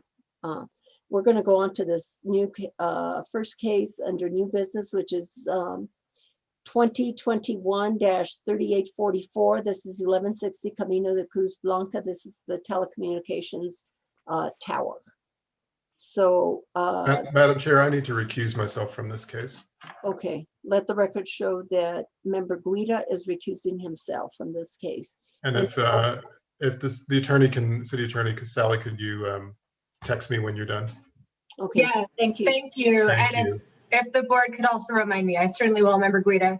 We still have 4, which is a quorum of the board. We will need 3 to have a passing motion. And because we also have a guest planner helping us present this one tonight, I'm going to go ahead and kind of kick us off.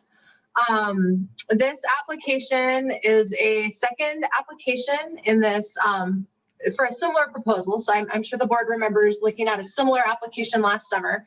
This is a new application that's been submitted. On this round, last time we went to H board first before Planning Commission. On this round, due to timing of the hearings, we did go to Planning Commission already, and that happened on July 1st. And so this application has been reviewed by a senior planner in our current planning division, and that's Dan Esquivel, and he's here. He has taken the bulk of the analysis of this application under our telecommunications ordinance, which is outside of what we normally look at. So that's section 14-6.2E.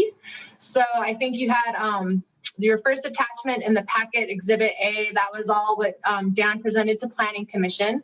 And we also have the additional staff report from Nicole, who did analyze this project under the historic ordinance. So she's looked at it through the lens of 14-5.2. So I think she'll be providing a short presentation after Mr. Esquivel's presentation on the more general requirements of the telecommunications ordinance. Our applicant is here. It's Sean Milks. I don't know if there's anyone else on your team tonight, Sean, that'll be presenting. If they're over in the attendees panel, I see a hand. I'll bring them on over. Okay. And with that, okay, Mr. Winter, I know he's on the application and is, I don't know, RL Romero, is that someone I should be bringing over? Does anyone know? Not at this time. That might be public comment. So I'm going to bring Mr. Winter onto the panel because I know he's part of the applicant's team, and then I will hand it over to Mr. Esquivel. Okay, thank you, Sally. Good evening, Mr. Esquivel. Can you give us your report, please? And John are Esquivel muted. with us, or it's Dan Esquivel, not John. Dan Esquivel, who needs to unmute. Yeah, Okay, is that better? that's way better. Hello, Dan, how are you this evening? I'm good. This case was heard by this body for historic preservation issues, and there's been some changes from that, which I believe back then it was an 85-foot tower. It's now being dropped to a 65-foot tower. So this is case 2021-3844. And on July 1st, 2021, Gravity Pad Partners, LLC, as agent for AT&T FirstNet applicant, presented a telecommunication application request with a waiver to height before the Planning Commission FirstNet was established out of the 9/11 Commission to enhance communication used by fire, police, and emergency medical services. Congress established the First Responders Network Authority, or FirstNet, in 2012 as part of the Middle Class Tax Relief and Job Creation Act of 2012. The FirstNet network is actually being developed by AT&T across the nation. The Commission found the application in compliance with Chapter 1462E and granted approval of the applicant's request subject to conditions. The telecommunication facility is a base station, which will consist of a 65-foot monopole as opposed to a monopine. And it also included approval for a waiver to exceed the 35-foot height limit of the underlying zoning. There's also ground equipment that was approved as part of the 1462E requirements, which also included fencing.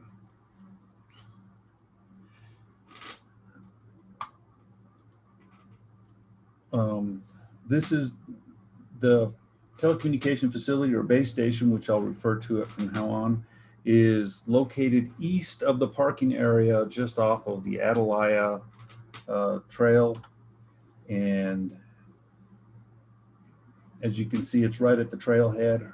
The base station is about 150 feet south of Los Merendores, 924 feet east of the ballpark and tennis courts, 637 feet west of single-family residential, and it's in front of the college campus and student dorms by about 443 feet. The proposed monopole is located in the Planning Commission packet that is in your packet, and it's just a pole with the antennas on top.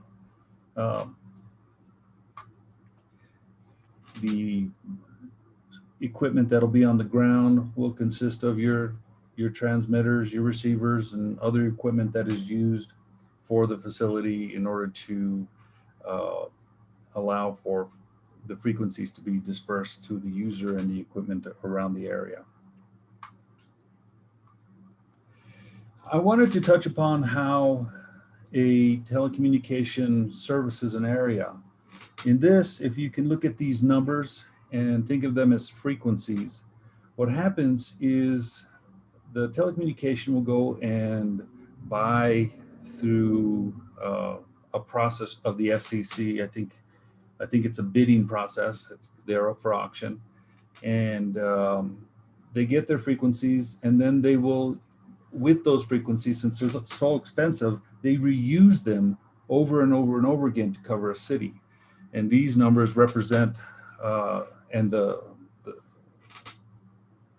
the hexadecimals represent how they reuse that. The pattern that it shows is, like, for the instance, the number 1 would be set back far enough so that you wouldn't get any kind of frequency crashing between one tower and another tower, and the closest ones are a different frequency so that they can operate between each other without crashing.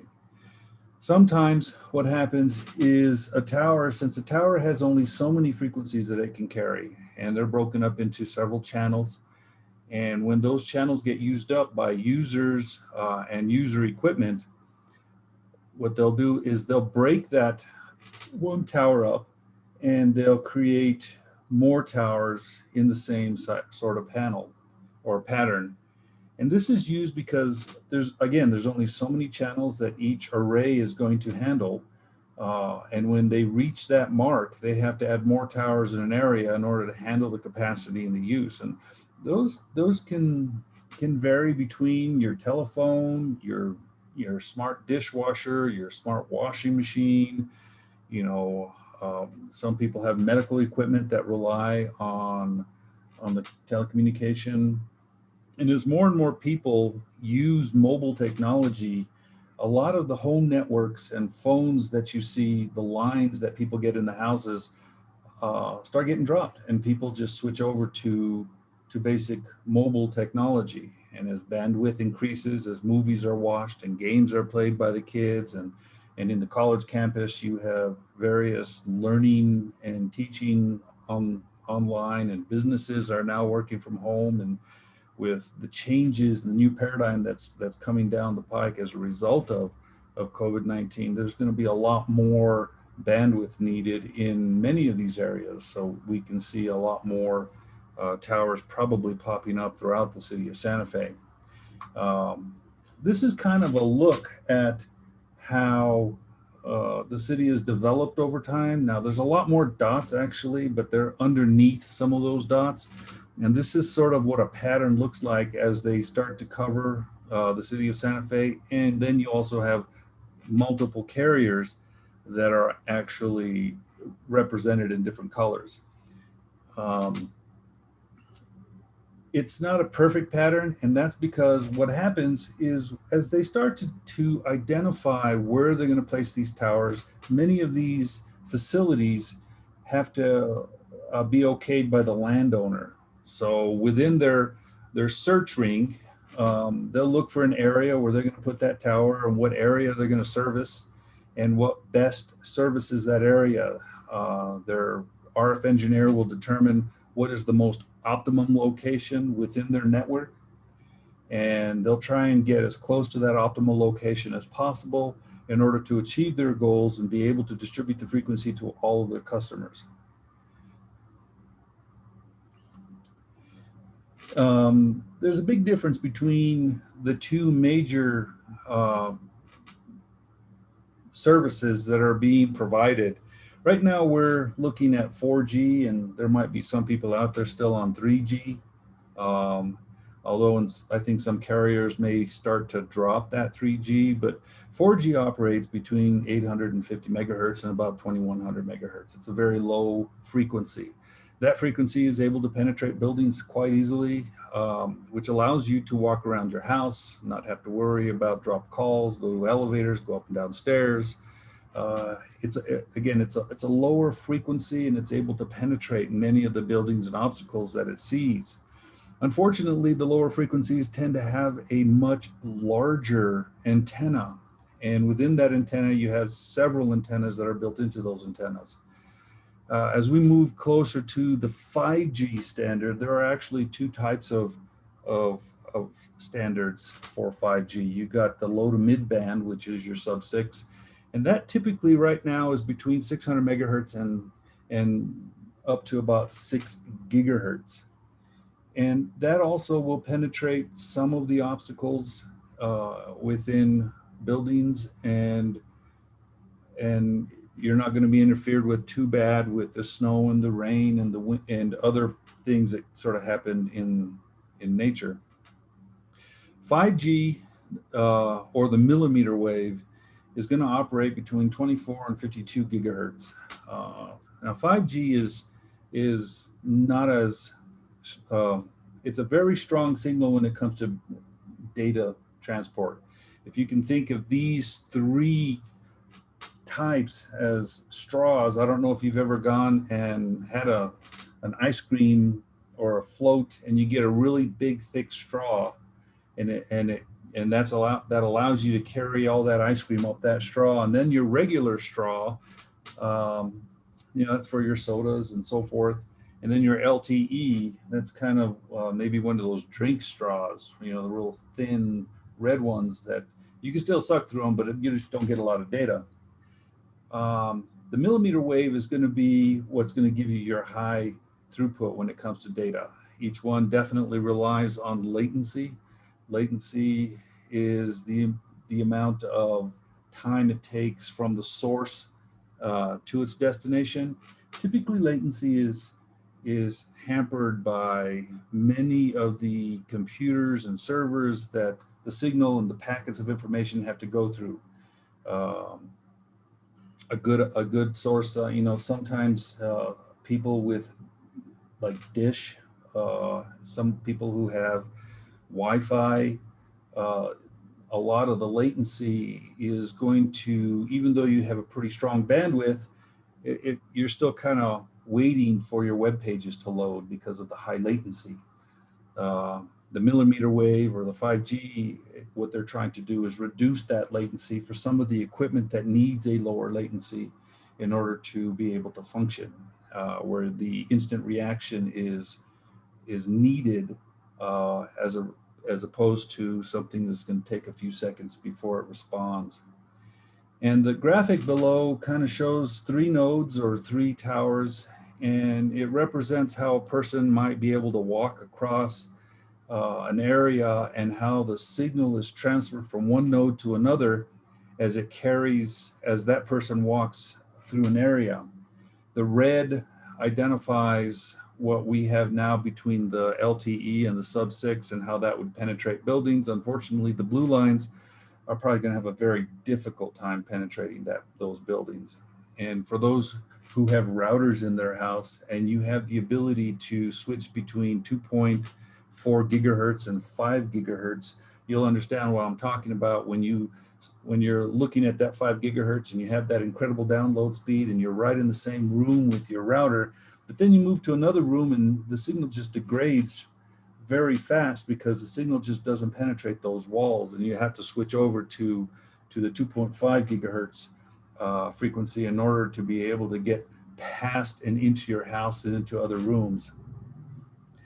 So that's kind of a quick overview of how the telecommunication works. There's actually quite a lot more. I would probably gloss your eyes over if I went into it. There's quite a few different types of towers that we've approved through the city of Santa Fe. This is one where we try and hide them as best as we can, especially as you get more and more. We want to make sure that they're well hidden and they're co-locatable so that you can get more and more into those hidden spaces. Some are not going to be very co-locatable because they're very, very specific. In this one, you'll see the chimney where it looks like the red fire and the cross is. That inside there is a telecommunication facility. It's one of our best hidden ones.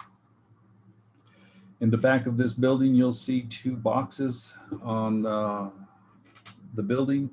Those look like your basic rooftop appurtenances. It could be, air conditioner, a heater, any kind of unit on the top.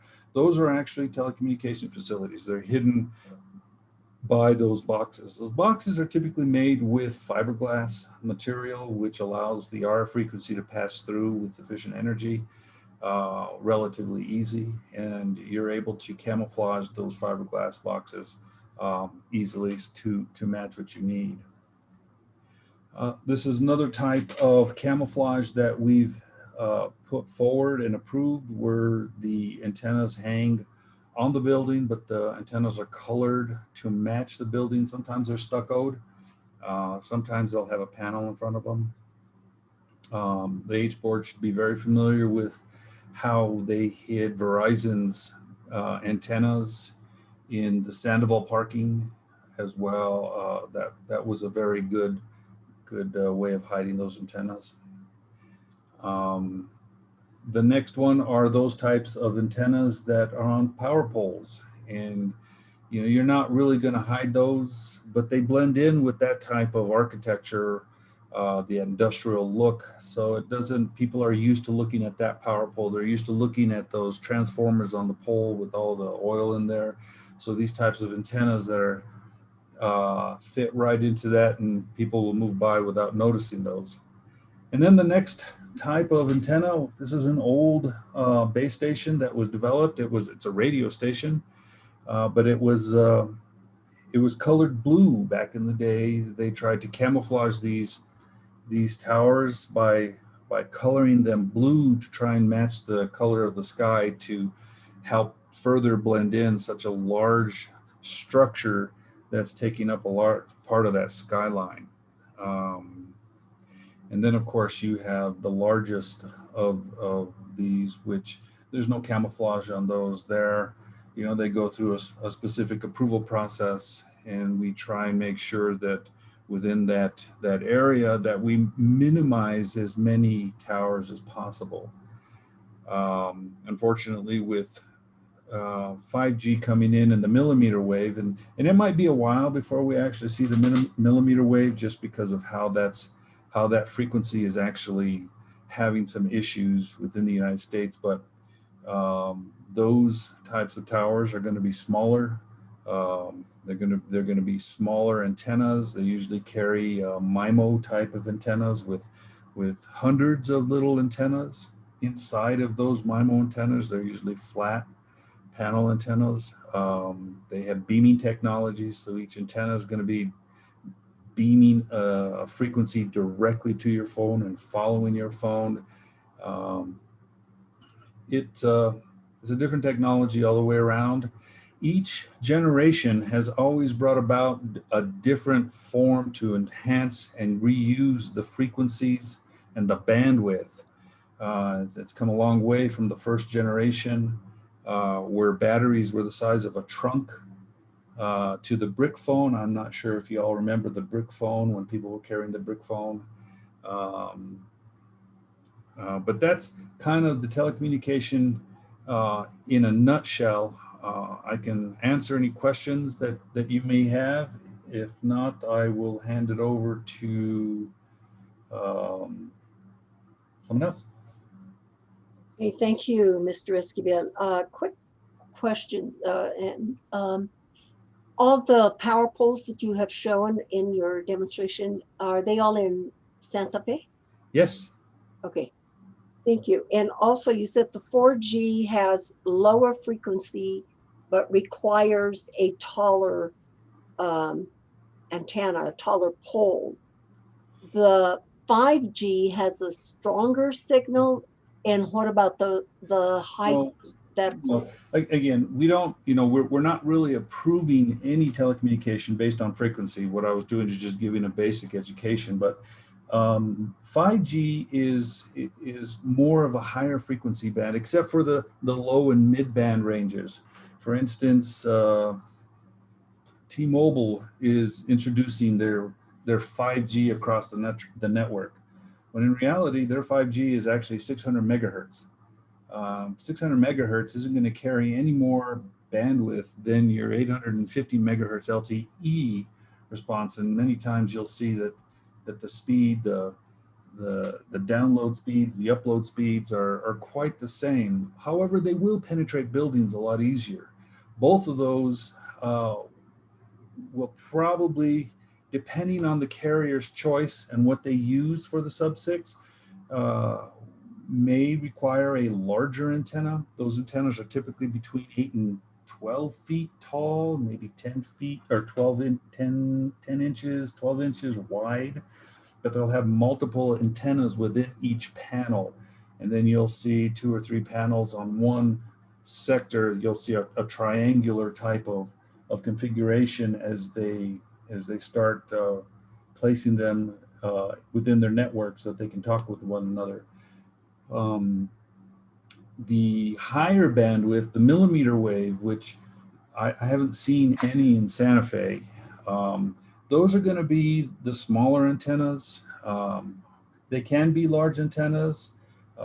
Chances are we don't need that kind of antenna here. We're not New York City, but they'll be smaller and they'll carry quite a bit of antennas. You might see stuff like that, where they might want to pop up in around the plaza where they're going to get a high population based on tourism, and then they'll ask for a lot of antennas to move around all of those trees and all of the barriers that the millimeter wave is just not going to pass through. So it's going to try and get around those types of things. The millimeter wave probably would have a hard time working at the current location where the applicant is proposing this tower, because of the trees and all of the problems it would have just getting through any of that. You might see low or mid band sub-6 in that area. That seems to be what we're probably going to see as they move on with the 5G. I think LTE is going to be here for a while because of the backwards compatibility. But that's pretty much it. Thank you. Member Katz has a question for you. Member Katz? You're muted. You are muted. Unmuting, thanks. Thank you, Dan. That was really, really helpful, and I appreciate it very much. In one of your early slides, you had the cells, the lineup of cells, and then up on the top right, you showed where it kind of got crowded, and the cells were, yeah, that one, whoops. And there were more cells. Does that mean there would need to be more antennas, more towers in the denser areas there? Typically, that's what's going to happen. Again, when a tower reaches capacity, there's only so many frequencies that an antenna is going to hold. There's only so many antennas that a tower is going to have. And when they break them up into multiple channels, sometimes you'll see a channel where you have a downlink for audio and uplink for, and then you'll have two channels on the side to try and buffer against interference from other carriers or other frequencies that might create noise. And the telecommunication company is trying to give the customer the best experience they can. And when you get a lot of user equipment, whether that's a phone, whether that's a car passing and using whatever, your watch, heart monitors that use mobile technology, whatever they may be, other, Internet of Things, which is getting bigger and bigger, all of those take bandwidth. And as they become closer to the tower and they attach onto the tower, and they're providing service to those Internet of Things and other phones and computers and other things, that frequency is going to get eaten up. And as that gets eaten up, people are going to get dropped calls. People are going to buffer. And when they realize that, they start thinking about how they're going to add more capacity in that area. And that's when you're going to probably see a request for another location somewhere close within that area that's going to match up with what they need in order to maintain their network and service to their community. So the circle in yellow you have there, you would expect those cells to have more towers than the other areas. Well, it can be a tower. It could be panels on a rooftop. I mean, it's really hard to say. They're going to add more antennas. More antennas. That could be, yeah. At one point, there had been discussion of, with 5G coming, basically putting your antennas on telephone poles, because you could have many more antennas. You have all those poles that are there already, and you could slap antennas on that. Would that be a way of having more antennas available for all of this future use? And God knows we're going to do it, but not having as high a tower to have these antennas? That's a good question. And it's kind of a hard one to answer, because within Chapter 14, new subdivisions are required to put all of their utilities underground. So existing subdivisions that may have power poles, or older streets that may have power poles, they may be a candidate depending on how the company's RF engineer determines whether or not it's going to meet or not meet the requirements to fit within their network and provide the services needed in order to handle capacity. But for some of these newer subdivisions that are being developed, we require those subdivisions to place all of their utilities on the ground. So unless they're putting light poles, and they can put those antennas on top of those light poles, and we're talking the downtown district, Dan, so I don't think that the new big subdivisions really inform at least what we're worried about here. Yeah. I guess it's going to depend on the telecommunication and what type of service they're going to provide, whether that's going to be 4G, LTE, 5G sub-6, or they're going to try and put in the millimeter wave. Again, the millimeter wave is great. You get incredible download speeds. You can get up to a gigabit speed on a download, but you have to be, you're going to be stationary, and it won't go through a window. That's how easily that frequency is disrupted. The snow, the rain, the wind, the dust. The sub-6 is going to be a lot stronger, and it will penetrate. Whether or not those antennas are going to be the smaller ones or the larger ones, that's up to the telecommunication and their technology that they're using in order to support that particular frequency. The sub-6 is different for each carrier. Like I said, T-Mobile is using the 600 megahertz to market that they're 5G instead of in the gigahertz range that some of the other carriers are proposing. Thanks very much. I appreciate that. That's all I have now. Okay, thank you, Mr. Esquivel. I don't think anyone else has any questions right at the moment, but I will go to Nicole right at this moment. Nicole? Hi, Madam Chair. Thank you. I wanted to request that I give my presentation. I have a couple of public comment letters to present, and then possibly that public comment here at the hearing occur before the board discussion, if you chair and board are amenable to that. Okay, does that mean after you give your presentation that we should immediately go to the public, or can the board ask any questions of regarding your presentation? I think it would be helpful and informative to the board to hear the public comment prior to having their discussion. Okay. Okay, so Nicole, you have the floor to give your presentation, please. Okay, Madam Chair and Board. So this is, I believe, the fourth time that this project is coming before. And the most substantive change is that the pole that's being proposed now is 65 feet. And it's a monopole rather than a monopine. So those are the two big changes that the applicant is bringing forward to the board. Because St. John's campus is, the whole property is a National Register property, there is a requirement for the applicant to go through the Section 106 process. And in doing so, the city was asked to become a consulting party on the Section 106 process. The applicant identified that their telecommunications equipment and pole, really the pole, would have an adverse effect on the campus and the buildings, and SHPO concurred with that. And what happens next in that process is that there will be a memorandum of agreement between the FCC and New Mexico SHPO. So the applicant, in advance of establishing an MOA, is bringing forward the design as they have modified it to the board.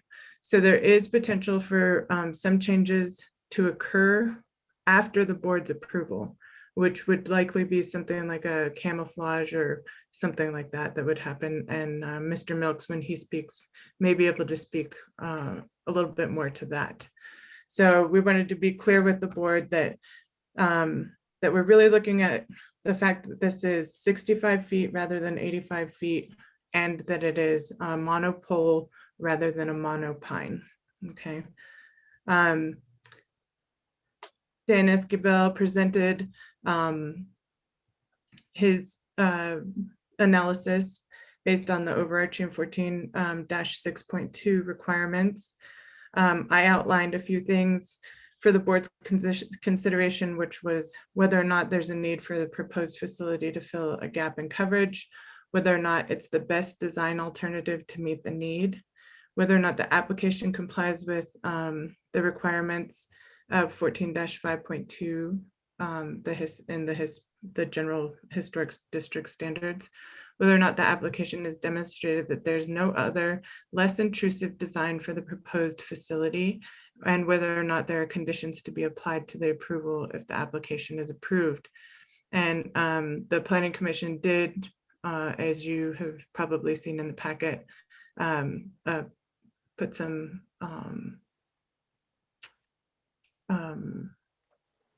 conditions on the approval. Okay, so And these are them here. And if you would like me to go through any of this information a little bit more specifically, we can do that. Now they're asking for a waiver to the height because it exceeds 35 feet.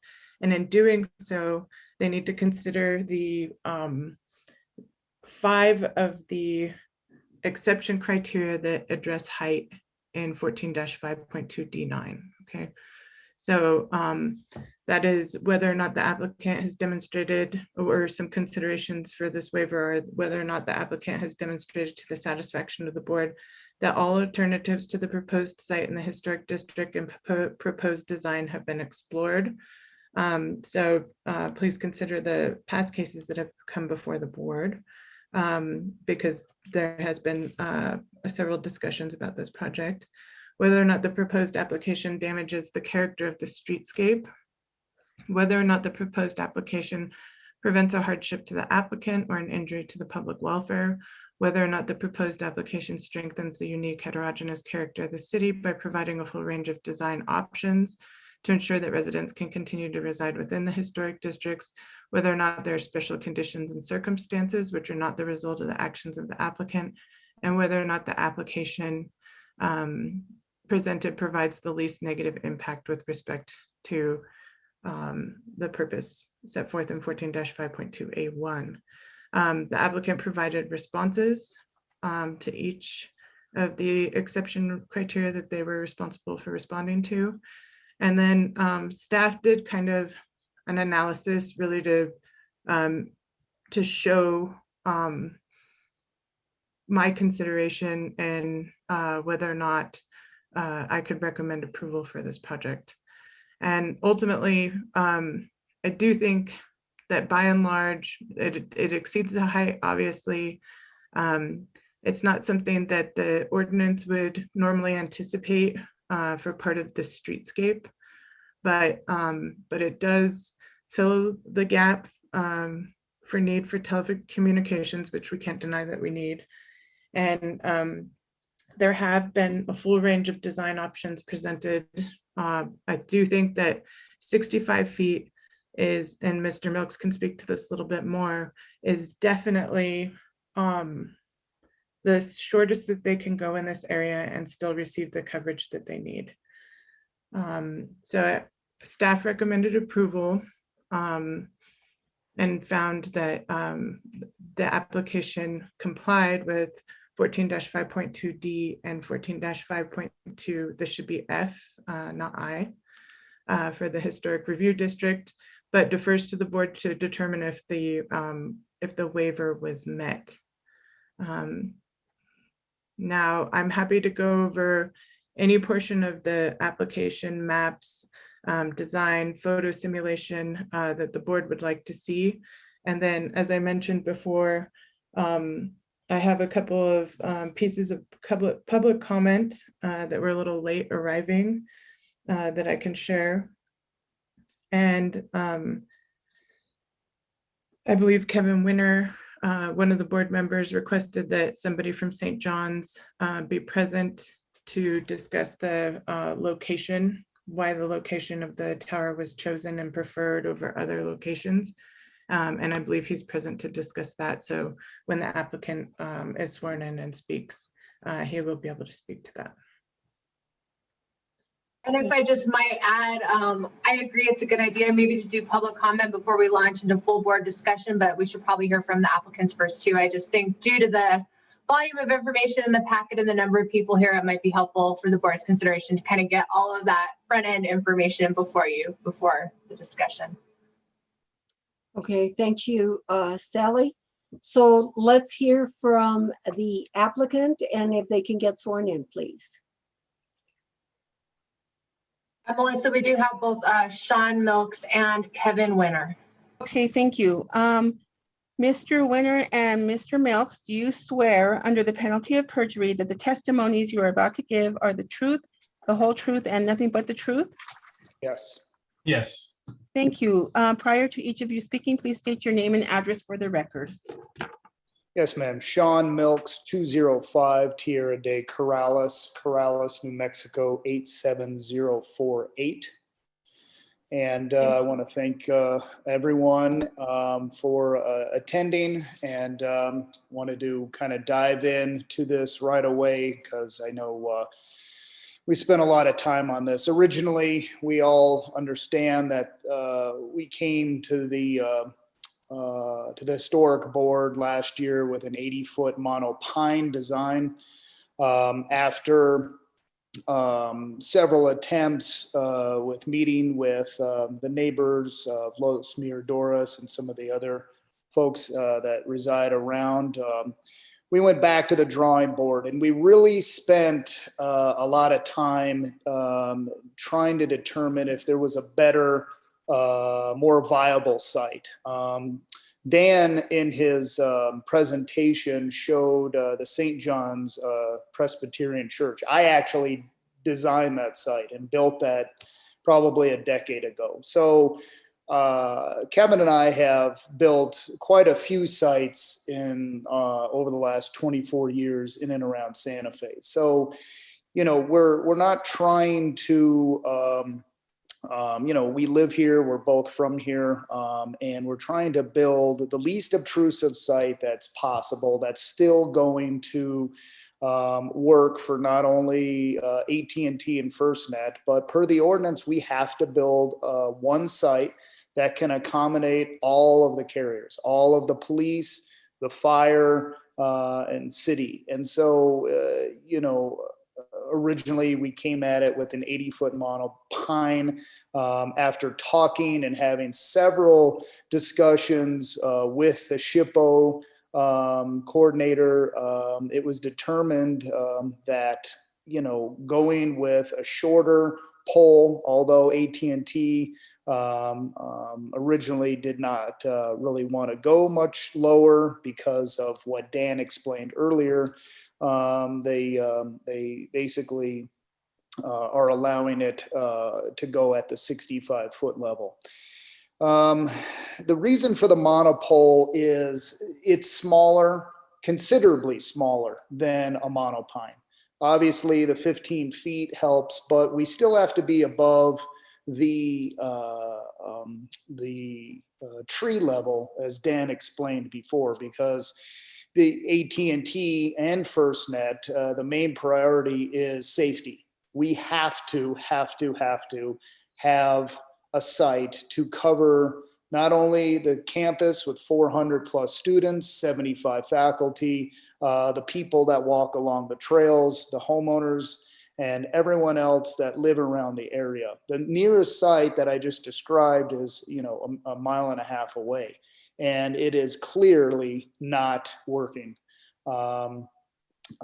We looked at, and me personally, I've been working on this project since 2009. I think I talked to you about it before.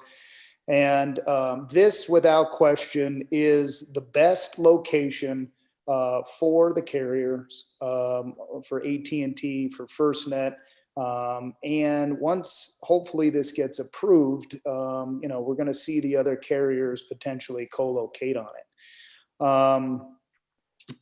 You know, Kevin met with some of the folks out there. We hired an architect. We flew a drone. We tried to work with anyone and everyone that would possibly meet with us. And ultimately, you know, no one really came up with any solutions or determinations. They just didn't want to see it. The Los Miradores folks that came out, you know, complained that it was, you know, close to theirs. But if you look at, you know, where the tower is located versus, you know, along Camino de Cruz Blanca, you know, the Los Miradores community, there's only probably maybe 8 or 10 porches that might see it because it's facing the back. And so, you know, we took that in consideration.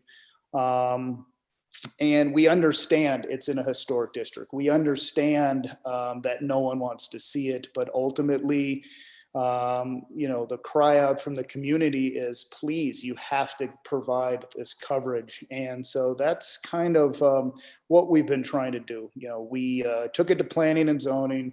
We got unanimously approved 6-0. we're working with SHPO. If SHPO says, Sean and Kevin, we think that, a tree is better or painting it is better, then we're going to comply. We will do pretty much whatever we can to make this happen.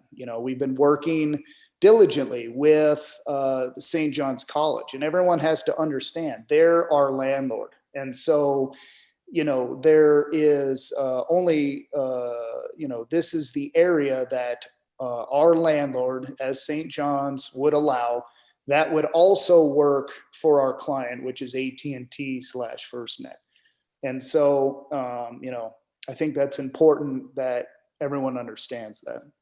So with that, I'm here to discuss or answer any questions. Kevin's going to talk about more of the RF frequencies, kind of what Dan was discussing, and then we can answer any and all questions.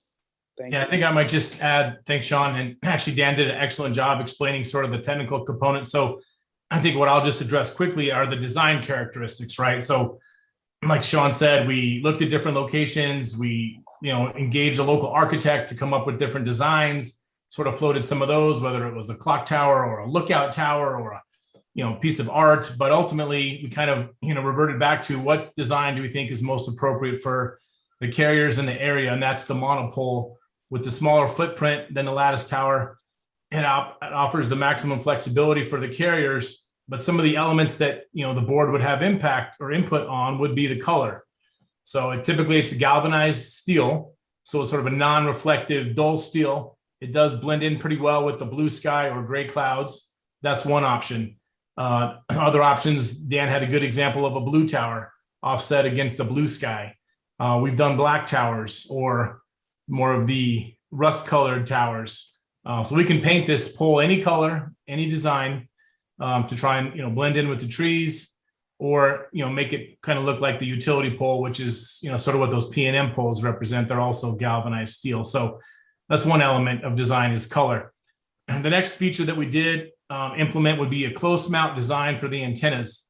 You could see that in the picture that Mr. Escobar provided, it showed an older monopole with larger T-arms and cross bracing with a larger platform.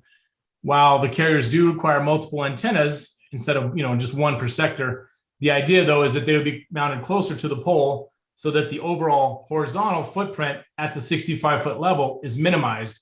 In other words, it's sort of a streamlined design where the pole antennas are close mounted to the pole. One of the things that provides is in close mounting the antennas, since there's less of a horizontal footprint, we can introduce something like, we call it a fiberglass shroud.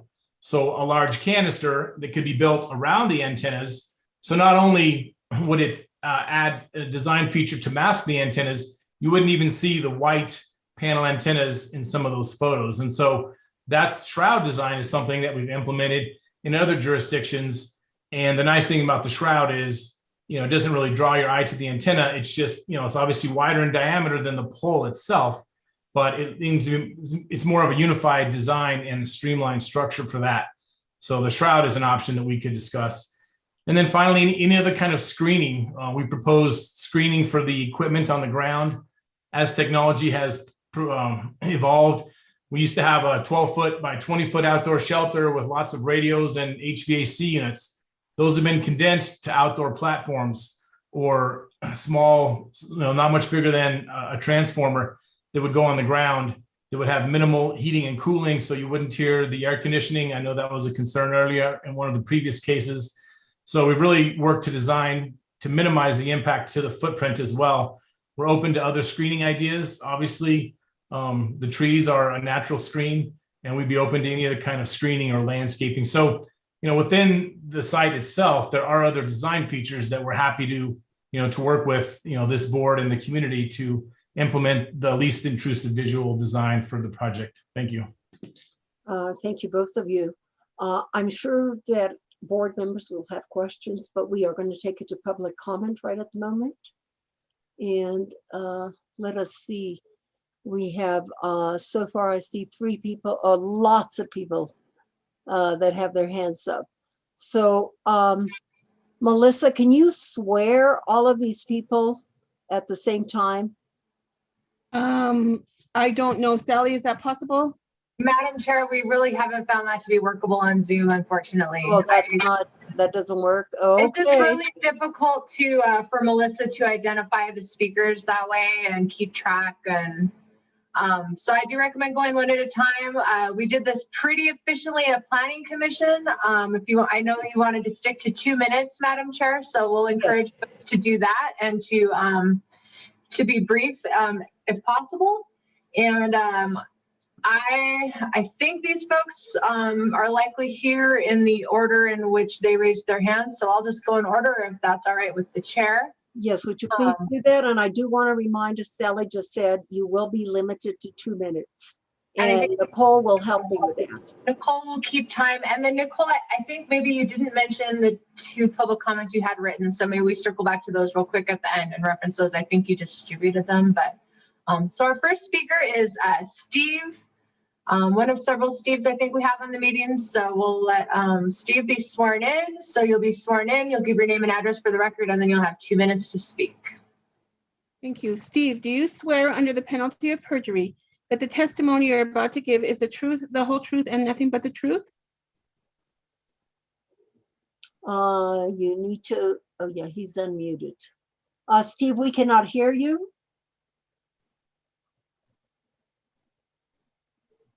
Steve, you do appear to be unmuted on our end, but we're not getting any audio from you. You may need to adjust your audio settings on Zoom. Little caret by your microphone button. You might be able to up your speaker on your end. And due to our volume of speakers, I might recommend moving on to Pam Howard and circling back to Steve, and hopefully we can get him able to speak, if that is all right. One more call for Steve. Steve, I think we'll come back. So our next speaker is Pam Howard. I've allowed you to speak. You'll have to unmute on your end. And if you could please be sworn in and give your name and address for the record before speaking. Do you swear under the penalty of perjury that the testimony you're about to give is the truth, the whole truth, and nothing but the truth? And please unmute yourself. Ms. Howard, you need to unmute. No, I do. This is James Howard. James Howard. Thank you. Please state your name and your address for the record. James Howard, 1201 La Rambla, Santa Fe, New Mexico, 87505. Thank you. Okay. Mr. Howard, you have the floor. Just a couple of quick questions. Under the ground lease, is there any, we've spoken a lot about technology, and you've shown pictures of the technology getting better and the towers getting smaller. Would there be a clause in the ground lease such that at a certain height where new technology can bring that tower down, that the lease would require that? And if they require that, would there be a remediation bond or a letter of credit that would guarantee the payment of that, not unlike orphan oil wells here in New Mexico? Also, what is the term of the ground lease? How large is the ground lease? And how many towers can be put on that ground lease?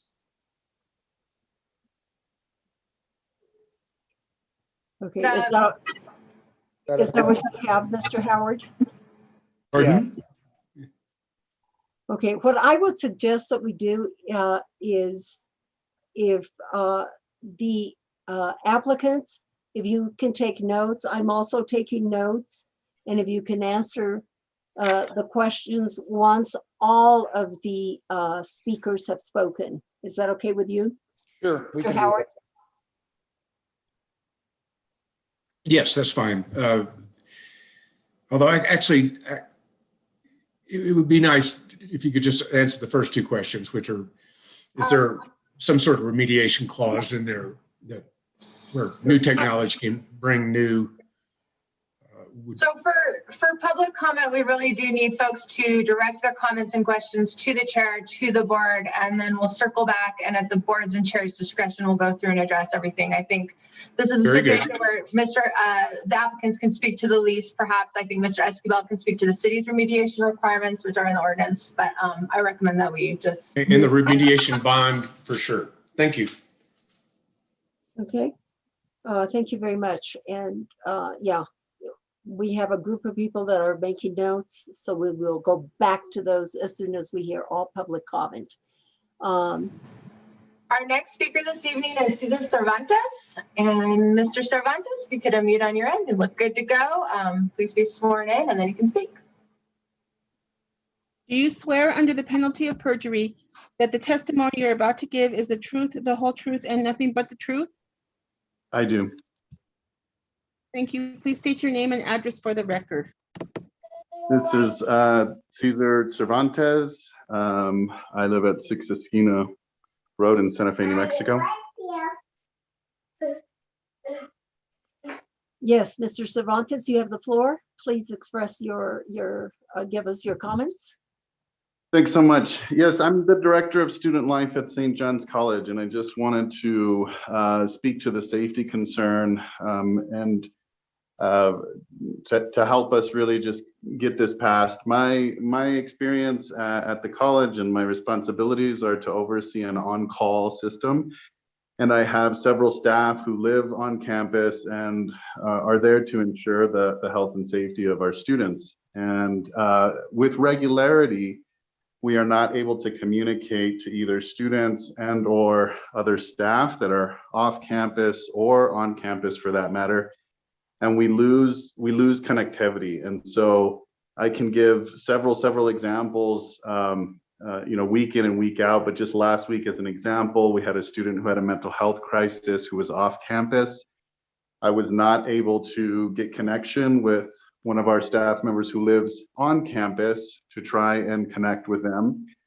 I have staff who live on who are not able to get help, the help that they need to be able to respond, whether it's a physical injury or a mental health crisis. And often we have incidents where the public is on campus. As you know, there are trails by campus. And so we also need to be able to communicate in that way to help others. And so I don't want to take more time here, but I just really want to implore you to help us with this, to approve. It would really increase the health and safety of not only our students, but all members of the community that come on and off campus. I'm sure there are others here too that can speak to other concerns that we have, but I just wanted to share that for what I oversee, and I thank you very much for your time and consideration. Thank you for your comments, Mr. Cervantes. Appreciate them. Let's see if that Steve is available now. The first. If I still have your microphone enabled on my end, are you able to speak at this time? Steve, your little box is lighting up like you're trying to talk, but we just do not hear anything on our end. So we'll get back to you. Oops, let's see. Yeah, I just cannot hear Steve. So, Madam Chair, our next speaker is William Bruno. Actually, Christine Guevara. Okay, you must have them in a different order than I do. Oh, I'm sorry. I can do them in your order. That is just great. So, Christine Guevara, you should be able to unmute on your end now. You look good to go. Please be sworn in. Do you swear under the penalty of perjury that the testimony you're about to give is the truth, the whole truth, and nothing but the truth? I do. Thank you. Please state your name and address for the record. My name is Christine Guevara. My address is 26 Camino de Verdad in Santa Fe. I'm the Executive Director of Campus Health and Wellness for St. John's College. You're going to hear quite a bit of concern about safety this evening, which truly is the primary reason the community of St. John's is interested in the cell tower. But I want to emphasize that our safety concern goes well beyond the current student body. In fact, you will hear from our students shortly, and they will share their experiences with you. I want to share with the review board that we are constantly hearing concerns about cell coverage from our prospective families. The number one concern on parents' minds as they consider colleges is the safety of the campus. And every family that visits our campus asks about our cell service. Parents are dissatisfied when they learn that their student is not likely going to be able to call home on their cell while they are on campus. The student will likely have to leave the campus and find coverage in order to be able to connect with their loved ones. Parents are unsettled when they realize that they may not be able to immediately connect with their child should an urgent situation arise. Families may fall in love with our beloved Santa Fe, but they certainly struggle to commit to our community if concerns for their child's safety are prevalent. In addition, our campus is an open campus and we welcome community members to enjoy our bookstore, coffee shop, and campus hiking trails. Community members are also reliant on cell coverage should an unforeseen issue occur. I want to thank you very much for listening to our concerns about safety and for considering the struggle we have to keep our community safe. Thank you. Thank you very much for your comments. Next speaker, Sally, I'll leave it up to you, the order that you, whatever Okay. order you want. Very good. So on my end, the next speaker is William Bruno. William, if you could unmute on your end, you look good. All right, please be sworn in. Do you swear under the penalty of perjury that the testimony you're about to give is the truth, the whole truth, and nothing but the truth? I can affirm that. Thank you. Please state your name and address for the record. My name is William Bruno. I live at 2357 Botelv Road, Santa Fe. I've lived in Santa Fe since 1990. I was a physicist at Los Alamos. I had a grant from the DARPA, the Defense Agency, to study effects of microwaves on rats. I wanted to say that in terms of safety, there are other safety issues. So the IARC, which is part of the World Health Organization concerned with cancer, classifies cell phone radiation, microwave radiation from cell phones as a class 2B possible carcinogen. And that's because experiments on rats and humans found increases in cancer. So now we're not really supposed to, I know that's not part of what this hearing is about because we don't regulate the safety. We're only supposed to be concerned with the aesthetics. And actually I like the aesthetics of a really tall, really ugly cell tower because I think people should be aware of what they're being exposed to. I don't like it when they're hidden. I don't like it when they're, tucked away. I think the shrouds look ugly. It looks like a giant trash can in the sky. But, it's a terrible thing either way. I think that the campus could have their own cell phone installed. They wouldn't need a cell tower to do that. That's my comment. Thank you very much, Mr. Bruno, for your comments. Next person, Sally. Madam Chair, our next speaker will be Noah Roan. If you could please be sworn in. Hi. Do you swear under the penalty of perjury that the testimony you're about to give is the truth, the whole truth, and nothing but the truth? I do. Thank you. Please state your name and address for the record. Thank you. My name is Noah Rowan. I live at 1621 Camino de Cruz Blanca, Santa Fe, New Mexico, 87505. Yes, good evening. You have So, the floor. thank you, Chair. And thank you to the members of the board for hearing this case. And thank you for your volunteer service in hearing this and 15 other cases. I am also a graduate of St. John's and care deeply for the student welfare and safety. And I love the neighborhood so much that I moved here permanently. So I live just up the street. I'm interested in a few things about the safety issue. I'm just curious why in this day and age, there isn't a better Wi-Fi system on campus where everyone should have distributed Wi-Fi easily accessible on their phones. I'm just astonished that it's a huge problem to have cell phone coverage on a modern campus. Like there should definitely be Wi-Fi. Another thing is, why aren't there hardwired phones for safety? In the last the City Planning Commission meeting, it was said that they couldn't afford to do hardwired phones, and so that wasn't happening. So I guess instead they want to do the cell tower.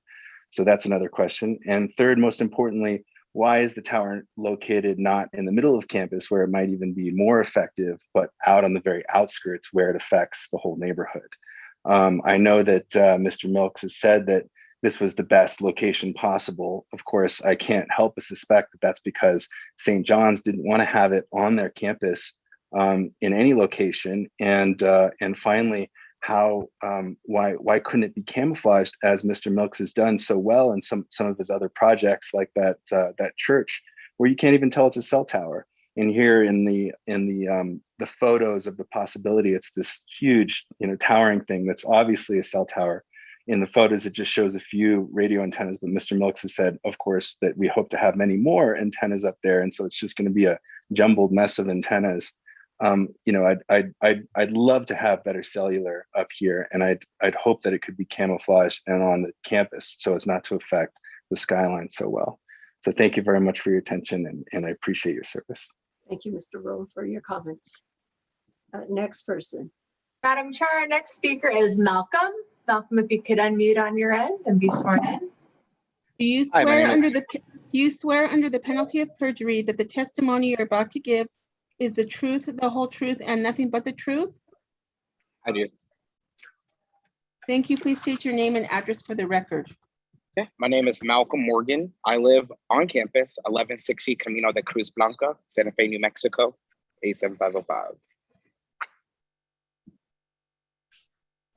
Yes, sir. You have the floor.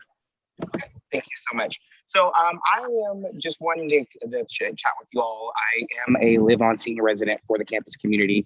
So I am one of those people that are also, that sees or oversees, that's responsible for student safety. I know that you're going to hear that a lot, and that is quite an issue. We've dealt with situations where I've met people from the public that have been hurt on our mountain and coming down. I can't call campus security to get help. I've had to run across campus. I'm not the most in shape person, but I get there as soon as I can. But we've just been very fortunate that we haven't had any dire situations where the timing has been so crucial for someone's health and keeping them alive. We do lots of community events like Music on the Hill, things like that. We just have been fortunate in all this time to not have to deal with it. But I also wanted to talk about this as a concern as a new parent. I just brought in a foster kiddo, and we were dealing with situations of him just being another building over, doing something, and I can't get a hold of him. We went through a whole debacle with CYFD here in Santa Fe, where we were about to go do a police search and report him missing. He was just one building away from me, unable to get my text, unable to get my phone calls. I'm connected to Wi-Fi, through my service, but that's not what his phone allows. Yes, the campus does have Wi-Fi, but that only works when you're within certain buildings. I can't get a hold of campus security in one building away from me if there's an issue that's happening at the time. And so I just wanted to ask that y'all really think about the safety of the students, of our prospective families, of the community as this decision is made. And it's not just the safety for mental health and all those things. We are a campus that's nestled in the mountains. I had a bobcat in my backyard a few months ago and had a hard time being able to get a public safety so that they could send out an alert. And then after the alert was sent out, we were still worried if any of our students got it if they weren't within the dormitories. If they're walking the campus grounds or walking towards it, there's no help. There's no way that they're going to know. So I sat in my backyard for a long time, like the crazy old man yelling at students, "Don't go back here. We just saw a bobcat. Don't know where it went off to." There's just a lot of safety concerns, both nature, human, mental health, and just all sorts of things that need to be considered with this in mind. And so I just wanted to ask that were kept in your minds. Thank you. Thank you for your comments. Sally, next speaker. Thank you, Malcolm. The next speaker I have on here is Nicole Jensen, and she appears to be unmuted. Hello. Okay. Hi, do you swear under the penalty of perjury that the testimony you're about to give is the truth, the whole truth, and nothing but the truth? I do. Thank you. Please state your name and address for the record. My name is Nicole Jensen. I live at 1621 Camino de Cruz Blanca. And I'll jump right in because I know we're short for time with many speakers. So some of the points I want to make have been made, and I'll just make them again. St. John's doesn't want this pole on their own campus, but they seem fine with impacting the community.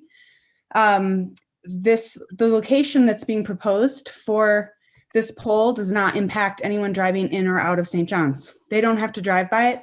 They don't have to walk by it. They don't have to look at it. Anyone coming in or out of our neighborhood has to see this every day. Every time we drive into town, every time we come home, it's really baffling to me actually that this is being considered in this part of the historic neighborhood, that something like this would be considered in our neighborhood. And it's also really upsetting to me that St. John's wants to offload the responsibility for their student safety outside of their own area. It is their responsibility to pay for those phone lines, to provide good Wi-Fi in this modern world so that their students can make phone calls. That is not, that does not feel like a very good argument to me. Let's see, the poll does not increase coverage by much. It's in the documents provided by this company. This poll will create a 10% increase in coverage, 88% to 98%. It doesn't seem like a very compelling reason to add a huge structure that impacts the neighborhood. The last thing I'd like to say is that we did attend the previous hearing, many members of the neighborhood. The 6-0 vote that was referenced by Mr. Milks was with the specific commentary that because it's being reviewed by the historic board. So that is what I would like to say. Thank you very much. Thank you. Next speaker. All right, the next one I've got on my list is Hannah McCoy. And Hannah, if you could please unmute on your end and be sworn in. Hi there, it's Hannah McCahey. Hi, Hannah. I'm going to swear you in. Do you swear under the penalty of perjury that the testimony you're about to give is the truth, the whole truth, and nothing but the truth? I do. Thank you. Please state your name and address for the record. Sure, it's Hannah McCahey, 2214 Wilderness Meadow Road. I live just past St. John's. I would drive by this tower every single day, maybe 8 or 9 times because I have small children. I know the tour bus will also drive by it. I don't know if anyone from Santa Fe Tourism is on the call, but I noticed they stop there and talk about the beautiful neighborhood at least 2 or 3 times a day. I would like to just remind everyone that the trees in this area that they're talking about average around 20 feet. And this tower in question is at 65. That's a huge difference, a huge difference. We hear a lot of peeking over the trees. Peeking is not happening. The photo that was shown tonight is a huge lie. And I think a real photo should be shown quickly because there's a massive difference between 65 feet and the surrounding trees. And I take objection to the comment that this would be facing the back of our neighbors, Los Miradores. It's facing the front for many, many people who live there. And it's directly in between them and their view of Sun Mountain and their view of Moon Mountain, as well as many other surrounding neighbors. And that's all I got. Thank you so much. Thank you very much for your comments. Next speaker, please. All right, I've got, next up is R.L. Romero. Hello. Hi. Hi. Do you swear under the penalty of perjury that the testimony you're about to give is the truth, the whole truth, and nothing but the truth? I do. Thank you. Please state your name and address for the record. My name is Ruben Romero, 1229 Chacoma Vista, Espanola, New Mexico, 87532. Thank you. So I've been working as a public safety officer for 7 years at St. John's College. I've handled numerous emergency situations here. During these emergencies, a main concern is the lack of cell service and internet access. When a person is in an emergency, every second counts. It's an awful feeling to not be able to render aid immediately because we can't hear where the person is at. The call was lost or there was just plain no service. So on behalf of everyone who has been in an emergency situation that couldn't get the help, I ask that the cell tower be approved. Thank you. Thank you, Mr. Romero. Next speaker. Did you hear me? I was so nervous. Oh, All right, our next speaker is Stephanie Benenato, who has been previously sworn. So Stephanie, you can probably go ahead. I don't know, maybe state your name and address for Melissa, but I bet she's got it memorized. Stephanie Benenato, PO Box 1601, Santa Fe, New Mexico.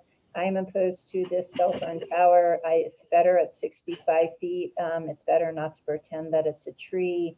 But I agree with those speakers that say that St. John's is absolutely remiss in not providing its students the kind of internet and Wi-Fi service that should have been provided probably 15 years ago. Certainly the tuition is high enough there that they should be able to afford to put in these types of services. And the fact that it's 400 feet from the main campus, but only 100+ feet from other residential compounds, I think tells us a lot. St. John's wants the money, they want everybody else to pay for it, and they don't want to see it. I think it would be appropriate to build a water tower up on behind the campus, behind the last set of dorms, and hide the cell phone in there. And then they will have great coverage on the campus, which apparently is what they really want, but don't want to pay for. I don't believe that St. John's is being a good neighbor in that sense. And also putting it right by the trailhead, to me is just so contradictory in terms of the beauty of the trail and the ugly cell phone tower that we will see. I do not trust cell phone companies because Comcast, we had a resolution or ordinance that said any more broadband that was put into town would have to be on streets of certain widths. I thought it would go down Don Diego on the poles that are there. Instead, Comcast ran the broadband down the alley that's only 10 feet wide in violation of the city's ordinance or resolution. So I'm not confident that cell phone tower companies or communication companies really care about anything but their own technology and income. Thank you. thank you, Stephanie. Next speaker. Our next speaker will be Madeline Carey. And she looks ready. Do you swear? I'm here. Thank you. Do you swear under the penalty of perjury that the testimony you're about to give is the truth, the whole truth, and nothing but the truth? I do. Thank you. Please state your name and address for the record. My name is Madeline Carey, and I'm the owner and occupant of 1674 Camino de Cruz Blanca. Yes, go right ahead. You have the floor. Great, thank you. I'm the daughter of a Johnny, and I'm also the landlord for a current employee. And I'd like to fully support my neighbor's analysis that this proposal reflects the college offloading the burden of ensuring safety for their community onto the larger neighborhood. My main contention with this project is it doesn't improve safety or work from home ease or connectivity for my property. And it's a real rub to sort of deal with the real visual impact of the tower being there, which is something we have to deal with in the modern world, and also not have it improve my connectivity or my safety. I also I'm 29. I was recently in college. I was in a college that was in a dense urban area. There was a terrorist attack in the community where I live. We were on lockdown for 4 days. There were multiple hurricanes. There are facets of the modern world and elements of safety concerns that you cannot mitigate with connectivity. So I don't want to diminish connectivity concerns, but I also want to say that that needs to be a community-wide concern. And when we are asking the neighborhood to bear the brunt of the visual impact of the cell tower, and it is not providing connectivity to the entire neighborhood, and there doesn't seem to be a plan to put connectivity on the power lines that are on the county-city boundary across the foothills or anything like that, it just feels like a rub. And I do think that there's a lot of alternative solutions that have been proposed that the neighborhood would be open to. And that, everybody's got to make sacrifices for this to be better. I also raised some concerns at the Planning Commission, and I realize these are probably not totally in the jurisdiction of historic, but just a lot of the design, the final design has been left to be negotiated through an MOU with the city staff. I run and walk almost every day exactly through where the cell tower is going to be. There's a lot of issues with bandit trail creation, lack of marked. Madam Chair, we're at 2 minutes for this comment. Thank you. I'll just say I'm concerned about a lot of the final design criteria, especially the physical impacts to the trailhead, being left to be negotiated through an MOU with city staff and the applicant. Thank you. Okay, thank you. The next speaker. Okay, our next speaker is Robert Snow. Robert, if you could unmute on your end, looks ready to go. Please be sworn in. Thank you very much. Do you swear under the penalty of perjury that the testimony you're about to give is the truth, the whole truth, and nothing but the truth? Yes, I do. My name is Robert Snow. I live at 754 Calle del Resplandor in Los Miradores. I've actually spent a year, I was in all of these meetings and went on all the tours with the developer to look at all the sites that they had proposed. And I'm still in awe that they come back, or a little bit shocked, that they come back to the exact same site, the closest site to Camino Cruz Blanca, when they in turn told me that there were sites closer to the buildings at St. John's, a little bit closer, that would be somewhat off of the trailhead and away from Cruz Blanca. So they've come back and just taken the easy route, and pretty much what everybody else has said. St. John's and their staff and their students, they do deserve safety. They deserve cell service, which I think they could get in many other ways, but they don't want this tower near their building. That's the bottom line. And this is what you all have to act on today. And I ask you to vote unanimously to reject this site. Thank you.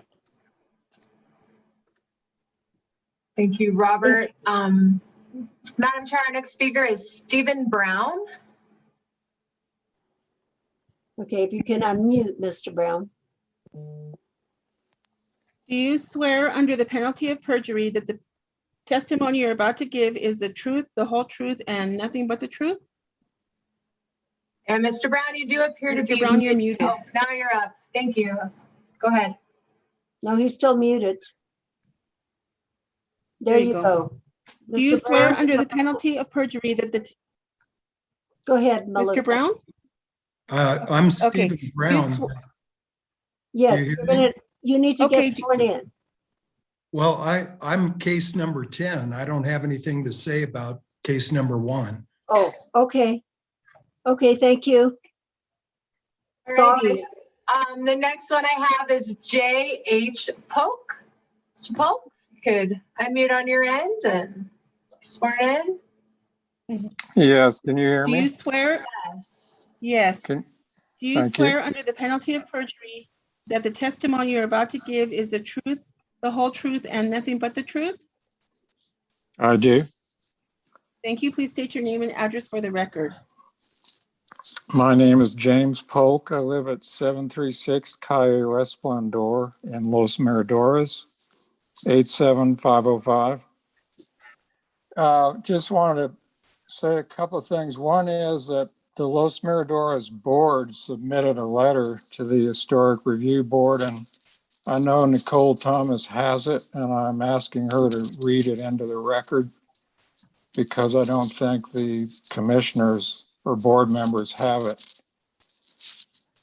Secondly, I wanted to point out that by granting the developer Gravity Pad the right to build this tower, if in fact that happens, you're giving them a opportunity to create a very lucrative and substantial income stream, which they can add to by adding multiple users to the tower.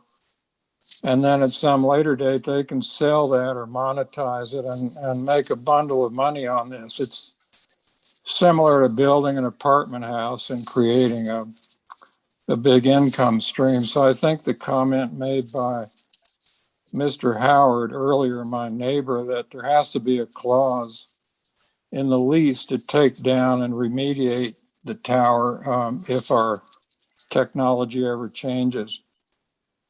And secondly, I would reiterate what my neighbor Bob Snow just said. We don't feel that St. John's has worked in good faith with us in locating this tower.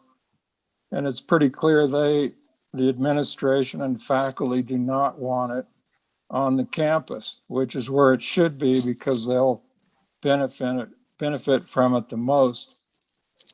I think also it's important for you to know that the land that Los Miradores is built on belongs to St. John's College. We are their tenant in effect, and I think they have not worked with us in good faith as neighbors to locate this tower in a more unobtrusive spot.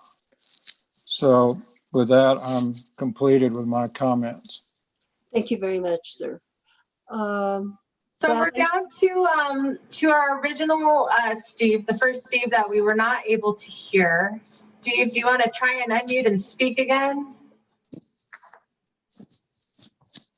You appear to be unmuted and your microphone's going, but I don't hear you. It's an odd thing. There's another person that came on. I don't know if that person, Richard Grondak, I don't know if he's for to speak on this case or if it's another case. Be on this case. Okay, please go ahead and be sworn in, Mr. Grondak. Okay, do you swear under the penalty of perjury that the testimony you're about to give is the truth, the whole truth, and nothing but the truth? I do. My wife and I live at 1128 West. Oh, I'm sorry. My wife and I live at 1128 West Ridge Road. I'm Richard Groendijk. We live about 1 mile from the proposed site. There's three things I'd like to ask that the board consider. Firstly, the public safety arguments. Our house backs up against Dale Ball Trails, Dorothy Stewart Trails. We've been here for over 10 years. I can't tell you how many hikers have gone out on the trails, including my wife and our families and friends, and not had cell reception. When someone is injured on the trail, someone has a medical emergency on the trail, first responders need to be able to use location services. And the cell reception is so poor and has been for so many years that it really is a public safety issue. I have to walk from room to room in my house in order to find receptivity enough. There's lots of drop calls. It's one thing about the inconvenience here at Ponderosa Ridge and Wilderness Gate. It's another thing, though, for some of these hikers that we all worry about. Secondly, with regard to St. John's needs, there's 450 kids, 75 faculty. You've heard they have very poor cell reception. Full disclosure, I'm a member of the board of directors of St. John's College. My wife and I are graduates. I've been on the board for over 10 years. I've been there hundreds of times. We try very hard to compete with other liberal arts colleges. And one of the things that's quite frankly an embarrassment to us and a disincentive from parents and kids coming to St. John's is because of the poor cell reception. And it's not just a question of convenience. There are female students walking around our campus that cannot get in touch with security. They have serious security issues on the campus, and I'd ask you to consider that. And lastly, you guys have a really hard job, I think. I would ask you to balance the public with the private rights. I hear what Los Miradores is saying. It's about aesthetics. No one wants to see a cell tower. I've got that. But I think it's a balancing that you have to look at. This is probably our last shot. We've been trying since 2009 to hope for some relief. And so I would just ask you, if you would, to try to balance that off and keep in mind those parties such as student voices and first responders when you make your final decision. Thank you very much for letting me share my point of view. Thank you for your comments, sir. Sally? Our next speaker is Rishia White, and I apologize, I'm not trying to pronounce your first name, but if you could unmute. No, you're doing it well. Can you hear me? Fantastic. Yes, ma'am. Please be sworn in by Melissa. Okay, wait, no, hold on, Melissa.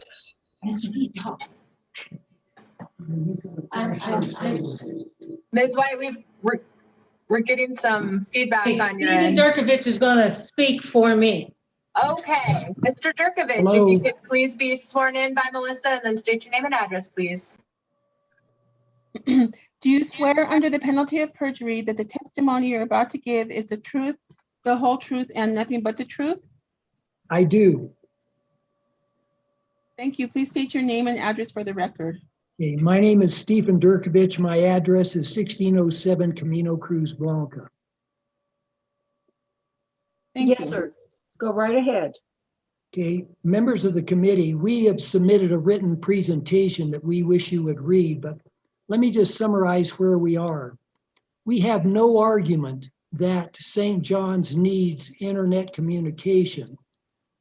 Our position is that there are better ways to do it than what Gravity Pad has suggested.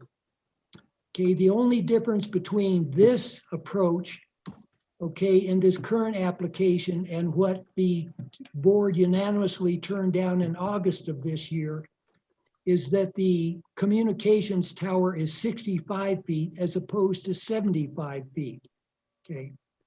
But it doesn't have to be done with a simple aerial. There are communications facilities right now at St. John's Episcopal Church, okay, and also at the city of Santa Fe that are constructed by AT&T that will serve the same function, and that the neighborhood is trying to encourage and to help St. John's to build. In other words, we recognize what the problem is, and we think there is a much better solution than that which is being proposed by St. John's. And so if we can just show the picture right now, we can. Okay, we have it in our presentation, but if you look at St. John's Episcopal Church, and if you look at Hotel Santa Fe, they are completely camouflaged. Okay, the existing pole is totally undisguised. And Mr. Milks in one of our conversations just said, you guys have to live with the fact that we're going to have these aerials and live with it. Well, you don't have to live with it. There are other alternatives, other ways to do it. And AT&T has done it at St. John's. AT&T has done it at the Hotel Santa Fe, and AT&T can do it here. We have offered St. John's our assistance and are actively doing so right now to see about constructing something along the same effect that is not visually obtrusive. So that's where we are. The final thing is this. Nicole has stated that this application has been live since September of 2020, okay? In fact, it has not. The current application that has been filed was filed on September of 2020, but it was incomplete. And the city told them it was incomplete and asked for more information, okay? Gravity Pad waited 6 months before. Madam Chair, 2 minutes are up. Okay, sir, if you can. Okay, they waited 6 months, and so the point is there hasn't been a complete application, okay, until July 7th of this year when Gravity Pad filed their narrative report. And so that's the first the neighborhood has known of this. And again, we need more time to work with Gravity, with St. John's, and we think we can take care of the issues that have been raised here. Thank you. For your comments. And may I ask, Mr. Durkovich, are you the same Steve that we've been trying to get on the other line? I am. Thank you very much. Okay, thank you for that clarification. So Sally, I think that we have gone through all the speakers.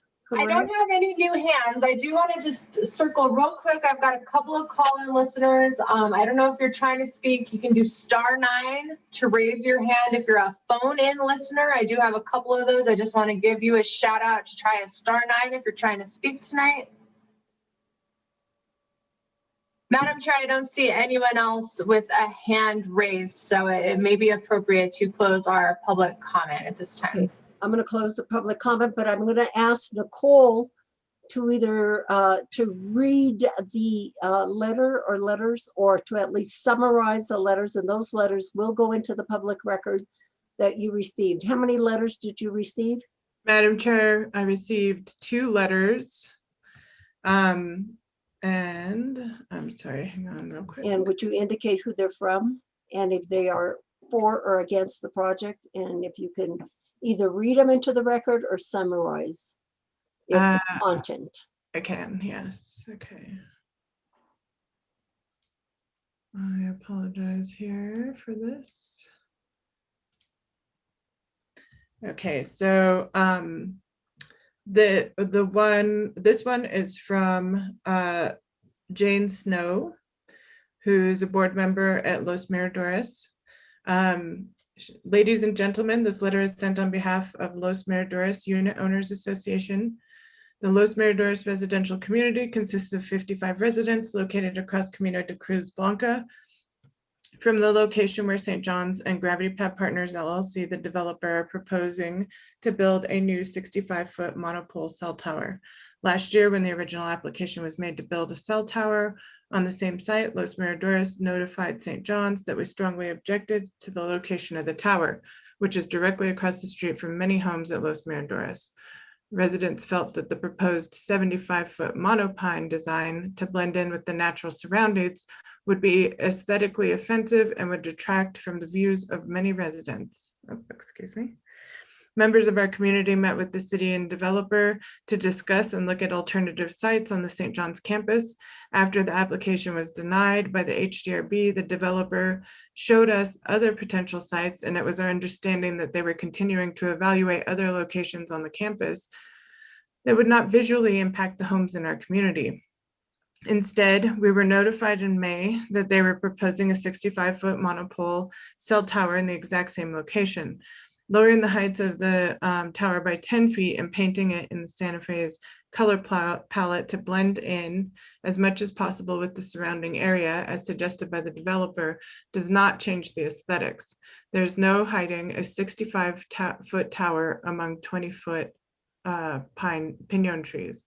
The developer's proposal last year was unanimously declined by the HDRB, and this new submittal appears to be a repackaging iteration with a major unhighlighted change.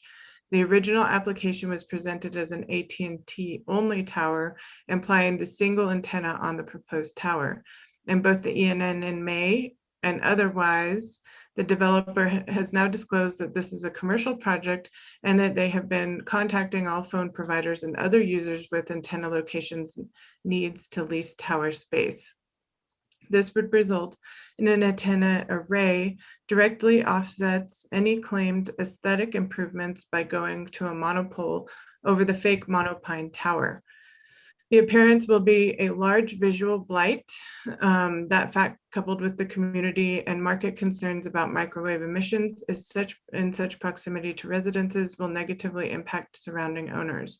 We understand the desire for improved cell phone service, but do not feel that St. John's and the developer have proceeded in good faith to find a location that is acceptable to their neighbors. They have a 250-acre campus on which to locate a cell tower, yet have insisted that the location they selected is the only one that will work. In our opinion, they have not demonstrated that the proposed site and design are the least intrusive alternatives available. We would also encourage St. John's to explore the possibility of newer technologies that would solve their need for better cell service without negatively impacting the aesthetics of the surrounding neighborhood. In summary, we are opposed to the cell tower in general, and in particular to the previously rejected and represented proposed location. Regards, Los Miradores Unit Owners, and signed by Jane Snow. The other letter I have is from Mr. Durkovich that was provided to the board earlier and was received in time to be posted on PrimeGov for public review. I'm happy to read it or go over it. Well, since you read the other letter, you might as well read that one quickly into the record. Okay. Okay, so members of the board, Please accept this as the submission of the Upper Camino Cruz Blanca neighborhood on the telecommunications tower proposed at St. John's. Gravity Pad's application for waiver on the height limitations of the telecommunications tower at St. John's College was denied by the Historic Districts Review Board on August 11th, 2020. On August 11th, 2020, see City of Santa Fe Historic Districts Review Board findings of fact and conclusions of law, which this member of the public provided with this letter. The Historic Review Board turned down Gravity Pad's application for a 75-foot tower adjoining the Los Miradores residential development. The decision of the Historic Review Board on August 11th remains the law governing the height of any proposed telecommunications tower on the St. John's property. An April request made of the city on June 23rd of this year disclosed that Gravity Pad had made but a single application for a waiver in the historic district height requirements for a telecommunications tower in 2020. A still further IPRA request on June 23rd disclosed that Gravity Pad made no new or additional request for approval of a telecommunications tower height waiver in the historic district in 2021. The Gravity Pad has nevertheless attempted to pursue a height waiver for a 65-foot tower under the same 2020 application. In doing so, Gravity Pad has informed the surrounding neighborhoods and the Planning Commission that it was doing so as an amendment to its earlier 2020 HDRB application. Gravity Pad, in fact, has made no request for an amendment of its 2020 Historic Districts height waiver application. Further, there can be no amendment of Gravity Pad's 2020 request for a height waiver after the Historic Districts Review Board decided that issue on August 11th, 2020. All of this was pointed out to Gravity Pad by the Upper Camino Cruz Blanca neighborhood representatives in June of this year. Gravity Pad's application for a telecommunications tower made last week on July 7th, 2021 is not ripe for hearing before the Historic Districts Review Board meeting on July 13th, 2021. Apparently acknowledging that the Historic Districts Review Board's decision of the August 11th, 2020 was binding on it, Gravity Pad finally made a new application to the Historic Board for approval of a 65-foot tower on July 7th of this year. Gravity Pad's July 7th application for a height waiver is not ripe for a hearing before the Historic Districts Review Board. I think I already read this. None of the procedural requisites to the processing of that application, including neighborhood notification, have yet been met. Interim Historic Preservation Division Manager Nicole Thomas in her July 13th, 2021 memo states to the Historic Districts Review Board for its July 13th, 2020 review hearing states that the applicant submitted a previous application that was denied by the board in August of 2020. This new application was submitted September 16th, 2021. The interim division manager statement is obviously incorrect. September 21, 2021 has not arrived. More importantly, Gravity Pad made no application for a height waiver until Wednesday of last week. Thus, the only application current at the time the Historic Preservation Division Manager scheduled the 65-foot height issue from the Historic Districts Review Board was last year's request, case 2020-2194 HDRB, rejected by the Historic Districts Review Board on August 11th. The Upper Camino Cruz Blanca neighborhood does not oppose St. John's request for a telecommunications tower similar to that erected at St. John's United Methodist Tower or at the Hotel Santa Fe. The Upper Camino Cruz Blanca neighborhood agrees with the need for a telecommunications tower to improve internet service for St. John's College and the surrounding neighborhood. A telecommunications tower disguised no differently than the ones on St. John's United Methodist Church and the Hotel Santa Fe will provide wireless communication access equal to that provided to the neighbors surrounding the St. John's United Methodist and the Hotel Santa Fe. The Upper Camino Cruz Blanca neighborhood strongly opposes the height, locations, and style of the 65-foot tower proposed by Gravity Pad adjacent to the Los Miradores residence. A 65-foot telecommunications tower is not necessary for the broadcast of wireless telecommunication to St. John's and the surrounding neighborhood.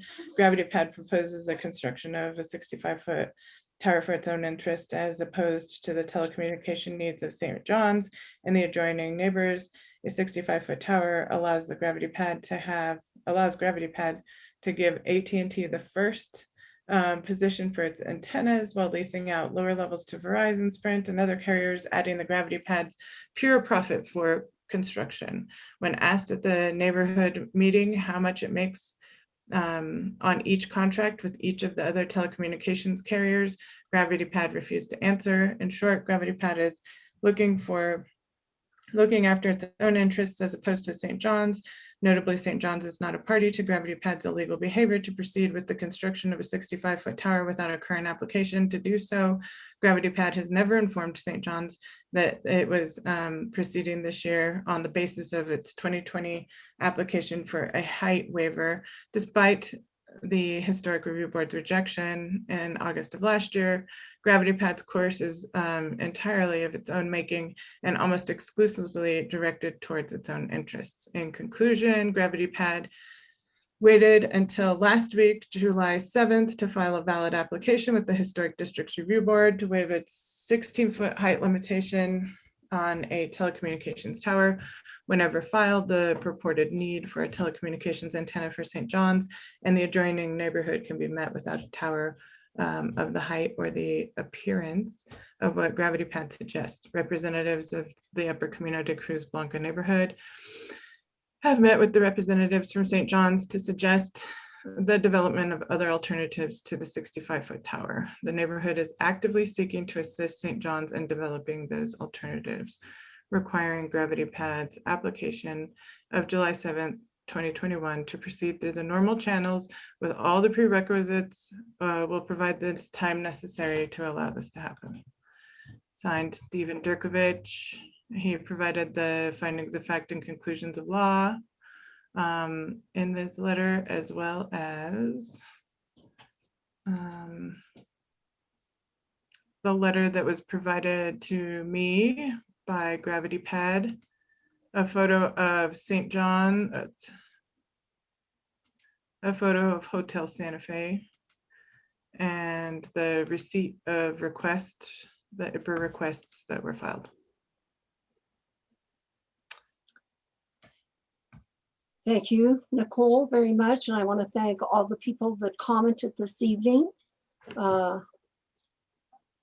Santa Fe is an involved community, and I appreciate everyone coming out this evening and making your comments and your opinions be known.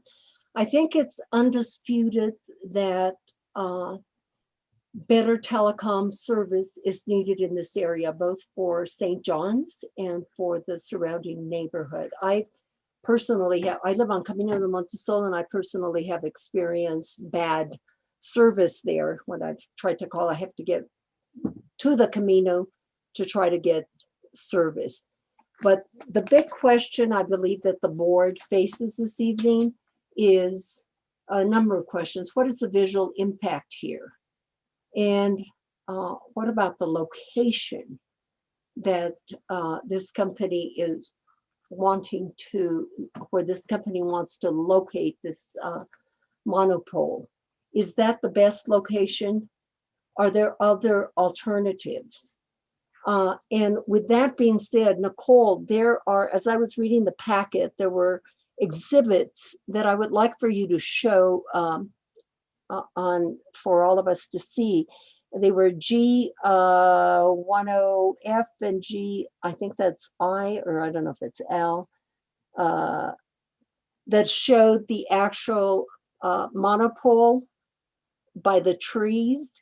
And of course, this monopole is 65 feet high.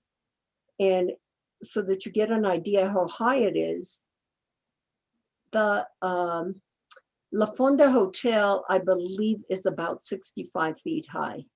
So that's about how high this pole would be.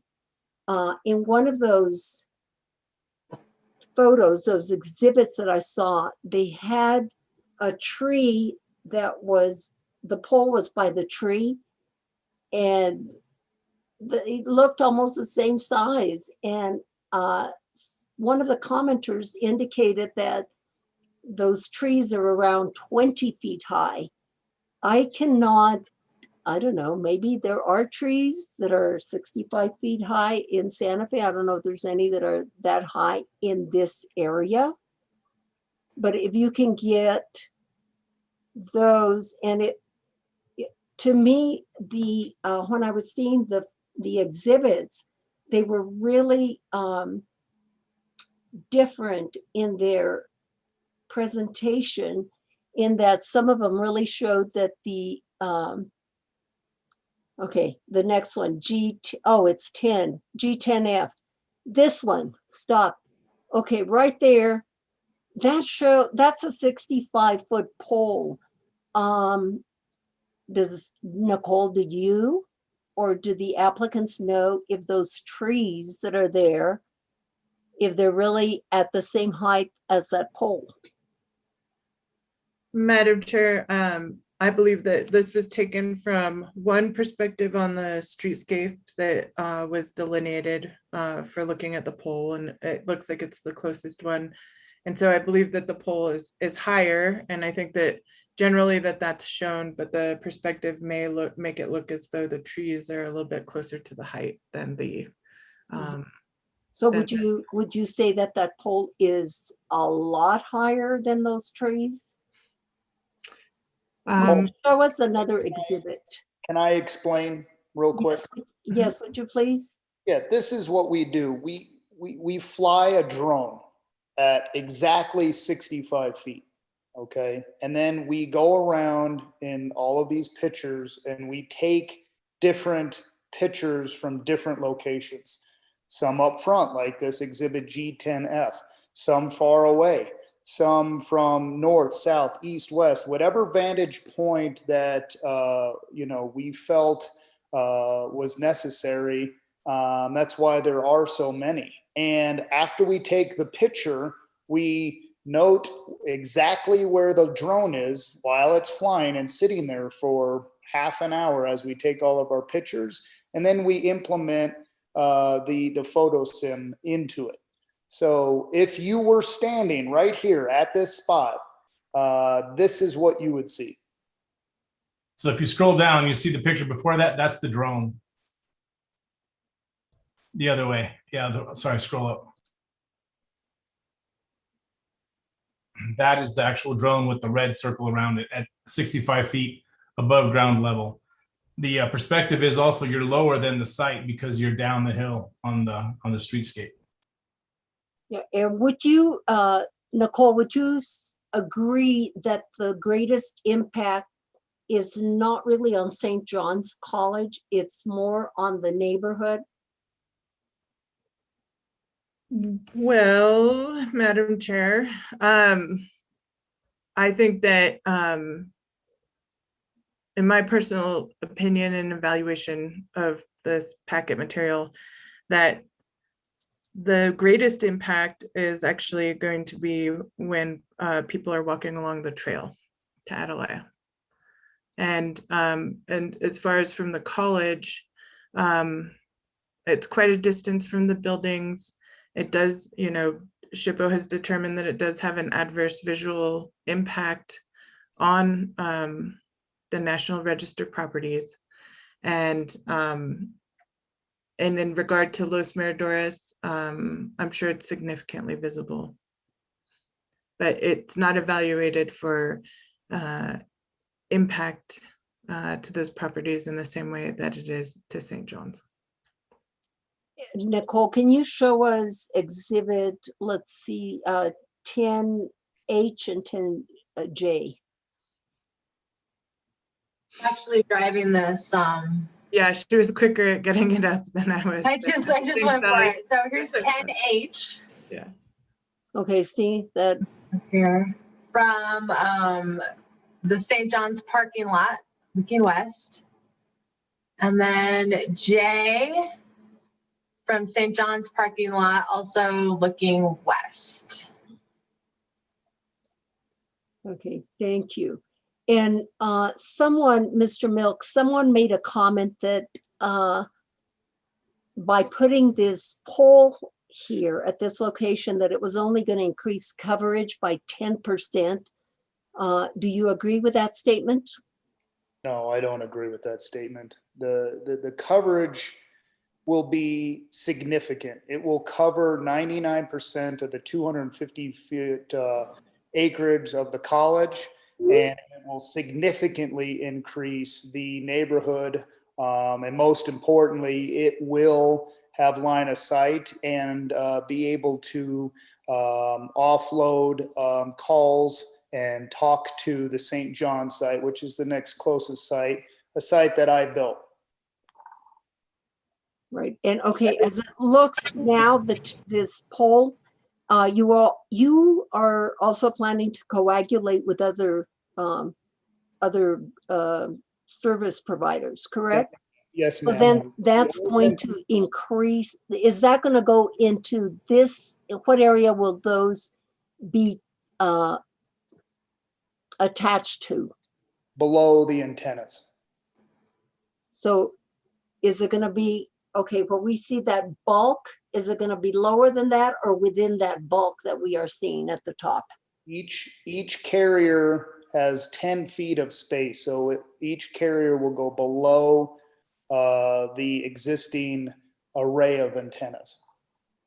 And how many carriers can attach to the pole? We design it for all 4 FCC wireless carriers, which is, of course, AT&T and FirstNet, Verizon, T-Mobile, and Dish Network. We're also, have capabilities for any local city, state, or county fire, police, as well as any existing Wi-Fi companies that would like to blanket the neighborhood and campus with Wi-Fi as well. And is this a location that you presented to us the last time that you were before the H board? It was. The difference was it was an 80-foot monopine. After speaking with SHPO, and it is true that they have reported that it would be an adverse effect. However, we're in discussions and ongoing parallel to all of these hearings, coming up with a memorandum of agreement with SHPO. And so they understand that there is a desperate need for a site. And we understand that, no one wants to see it, but this is the technology. This is the newest technology. And it is, it is the absolute best location for all of the carriers, including AT&T. And did Gravity have another discussion with St. John's College about possibly locating this in a less obtrusive location within the college? Well, we talk about less obtrusive when we met with, everyone. If we move it to point A, then folks will get upset that it's here. If we move it to point B, other people will get upset. I have personally worked since 2009 to try and come up with a solution. We looked at every rooftop. We looked at the 2 water tanks. It was too high. This, this is the location that our clients are telling us will work within their network. If we put it somewhere else, it will not. That's the simple explanation. And so I personally have built, I don't know, maybe a third of the sites. I built the St. John's. I designed it. If I could design that here, I would have. I designed and I personally built the Santa Fe Hotel that someone brought up earlier. I designed that site as well. If I could design that here, I would. But there's not a building here. There's not a structure here. There's not a P&M pole here. There's nothing. And so this is, the best possible, least obtrusive site that you can build. People keep saying that there's other solutions, there are other solutions. Well, in 12 years that I've been doing it, all of the other carriers are saying, Sean, have you figured it out yet? No, still working, still trying. No other carriers have come up here because they know what they're in for, which is, you know, the H board, which is the scrutiny, and it's very rare that there's not a perfect solution for everyone. And I'm telling you, this is it. And if this doesn't get approved, I'm afraid that there's probably not going to be cell phone coverage anytime soon or in the near future. Yeah, well, let me ask you this. I know that the coverage in this area obviously is lacking, but Yes. how bad is it? I mean, we heard from a lot of people, the particular people that spoke in reference to safety issues that occur at the college, and that they really need the service, and at many times they have not been able to get that service. Do you know how bad that is? It's horrible. It's the worst that I've seen in the entire state. Kevin and I only build in New Mexico. And because we've been doing it for 24 years, people come to us, people that don't know us, people that know us, and say, hey, we really need coverage on this highway at 285, or how about, as you're going out to Ruidoso or Carrizozo. So we're actively working with FirstNet. We're actively filling in these spots. This is the worst spot with the dense population, that was said earlier. 450 students, 75 faculty, and all of those homes of Los Miradores, all the way up and down Camino de Cruz Blanca, the St. John's Prep School. I even went there to try and do something there 12 years ago, and it just doesn't work from a propagation study. The clients, the AT&Ts and the FCC wireless carriers, if we built a site on a rooftop, if we built a tree that was too short, they're not going to spend $500,000 to cover an area so it just shoots in the back of a tree. Unfortunately, it's the reality. Okay.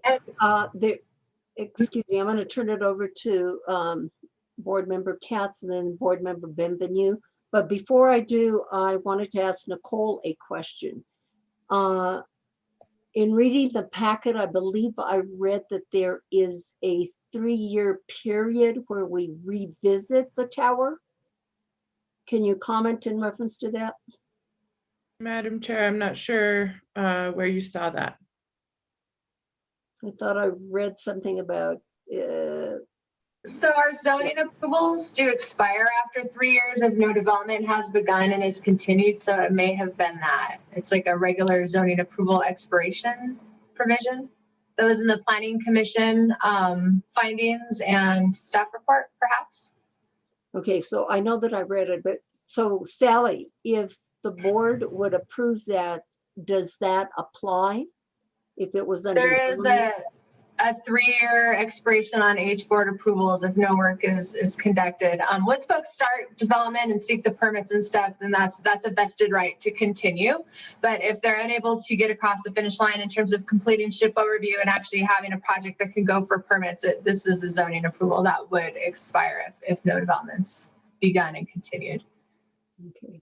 And if I wanted to note that if the board would like, I can provide more information about kind of what federal courts and federal law says in terms of what they need to prove in terms of a coverage gap, whether there's a significant gap in coverage. It's kind of a nuanced part of federal law. So if that's helpful in your evaluation, I can sort of read a very brief quote, but I guess I'll stand by for questions. Okay, did you want to do that now, or do you want me to go to the board members? Let's see.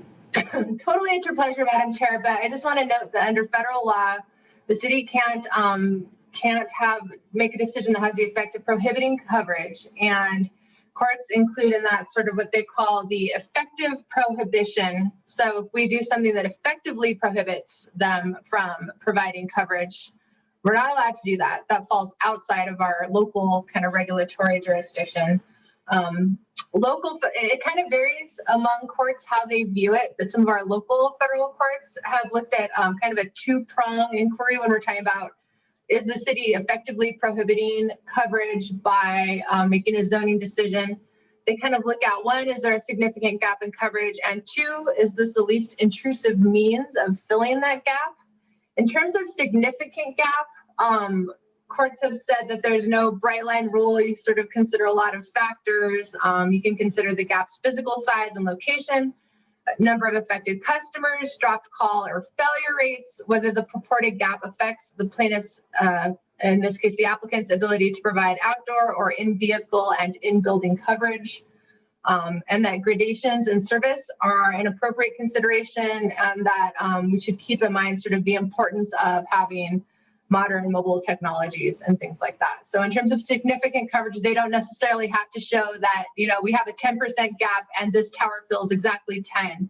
Our ordinance does also require them to have that opportunity to co-locate. So we do encourage having a structure or a facility that will accommodate co-location of the future carriers. So just something to keep in mind on whether they've proven, you know, there is a gap in coverage, which is in our ordinance, and a, you know, federal requirement. And then in terms of the least intrusive means, I really think that's kind of the area to explore, you know, like, is this height really required? Is this location the best location? And are we doing what we need to do in terms of design and aesthetics? So that's all I wanted to say in terms of sort of the legal lens. Thank you. Thank you, Sally. Member Katz. Thank you. I have no question that we need cell service up in this area. I live up that way also. I don't know about the technical stuff about gap in coverage, but just the lack of service tells me that there is a gap in coverage. I also have no question that we want to have all of the carriers be able to use get their antennas up there, because, you know, the students don't all have AT&T. If you have Verizon or one of the others, you want to be able to use your phone. I have a few questions beyond that. One is the issue of kind of not having filed a new application that Mr. Durkovich raised. Is that a legal impediment here? I mean, the application sounds like it was filed last week, and this is awfully soon to be having the hearing 1 week after an application is filed. Is there a legal problem there, Sally? Thank you, Madam Chair, Member Katz, members of the board. So the application was actually filed in September of 2020. I think Nicole may have inadvertently put 2021 in an email correspondence. This is a second application. Federal law has very strict time deadlines in terms of this. The local jurisdiction does have a regulatory authority, but we have a certain amount of time to process these applications.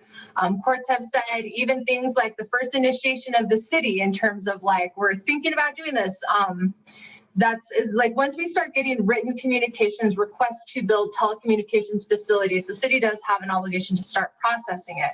So what we do when we receive an inquiry, like we got an application in September, is we do respond to folks, and Dan, specifically Mr. Esquivel, responds to folks with a list of items that are incomplete in the application. And that's based on federal law. We've got federal regulations and federal statutes that have these time frames. And what you do is you basically stop the clock. So we can toll the amount of time that the city is taking to process this request in this application by saying, hey, you gave us an application, but you're missing some stuff. We need additional documents. And so Dan did provide that letter. One of the things I think that was requested at that time, and it was in consultation, I think still with Lisa, was Lisa Roach, our former historic preservation manager, was that she did add, you know, you need to respond to the waiver criteria with regard to a height waiver from historic, and you need to respond to the considerations of our historic districts ordinance. So that was one of the items that was in Dan's letter. Meanwhile, the SHPO process commenced. And in speaking with the applicant also agreed to further toll the time period in which the city is processing so that they could try to make progress on obtaining either SHPO approval of finding of no adverse effect from this project or reaching the point where we've resolved the adverse effect. So for a while, our time to be processing the application was also told by agreement between the city and the applicant that we were going to work on that for a while. We got to the point where SHPO had determined there was an adverse effect and that there would need to be an MOU to resolve adverse effects before FCC could go forward with this under the National Historic Preservation Act. And so at that time, there was a request from the applicant to proceed with the zoning review. So we started working on the application again. And around that time, and this was in the packet materials, I believe it was the Planning Commission packet, Exhibit A, if you have it as separate attachments in PrimeGov, depending which version of your packet materials you're reviewing. But there was a letter from, I think it was June, where the applicant did submit additional information, amended the application, provided supplemental application information, including express responses to those waivers. And pretty sure I can find that.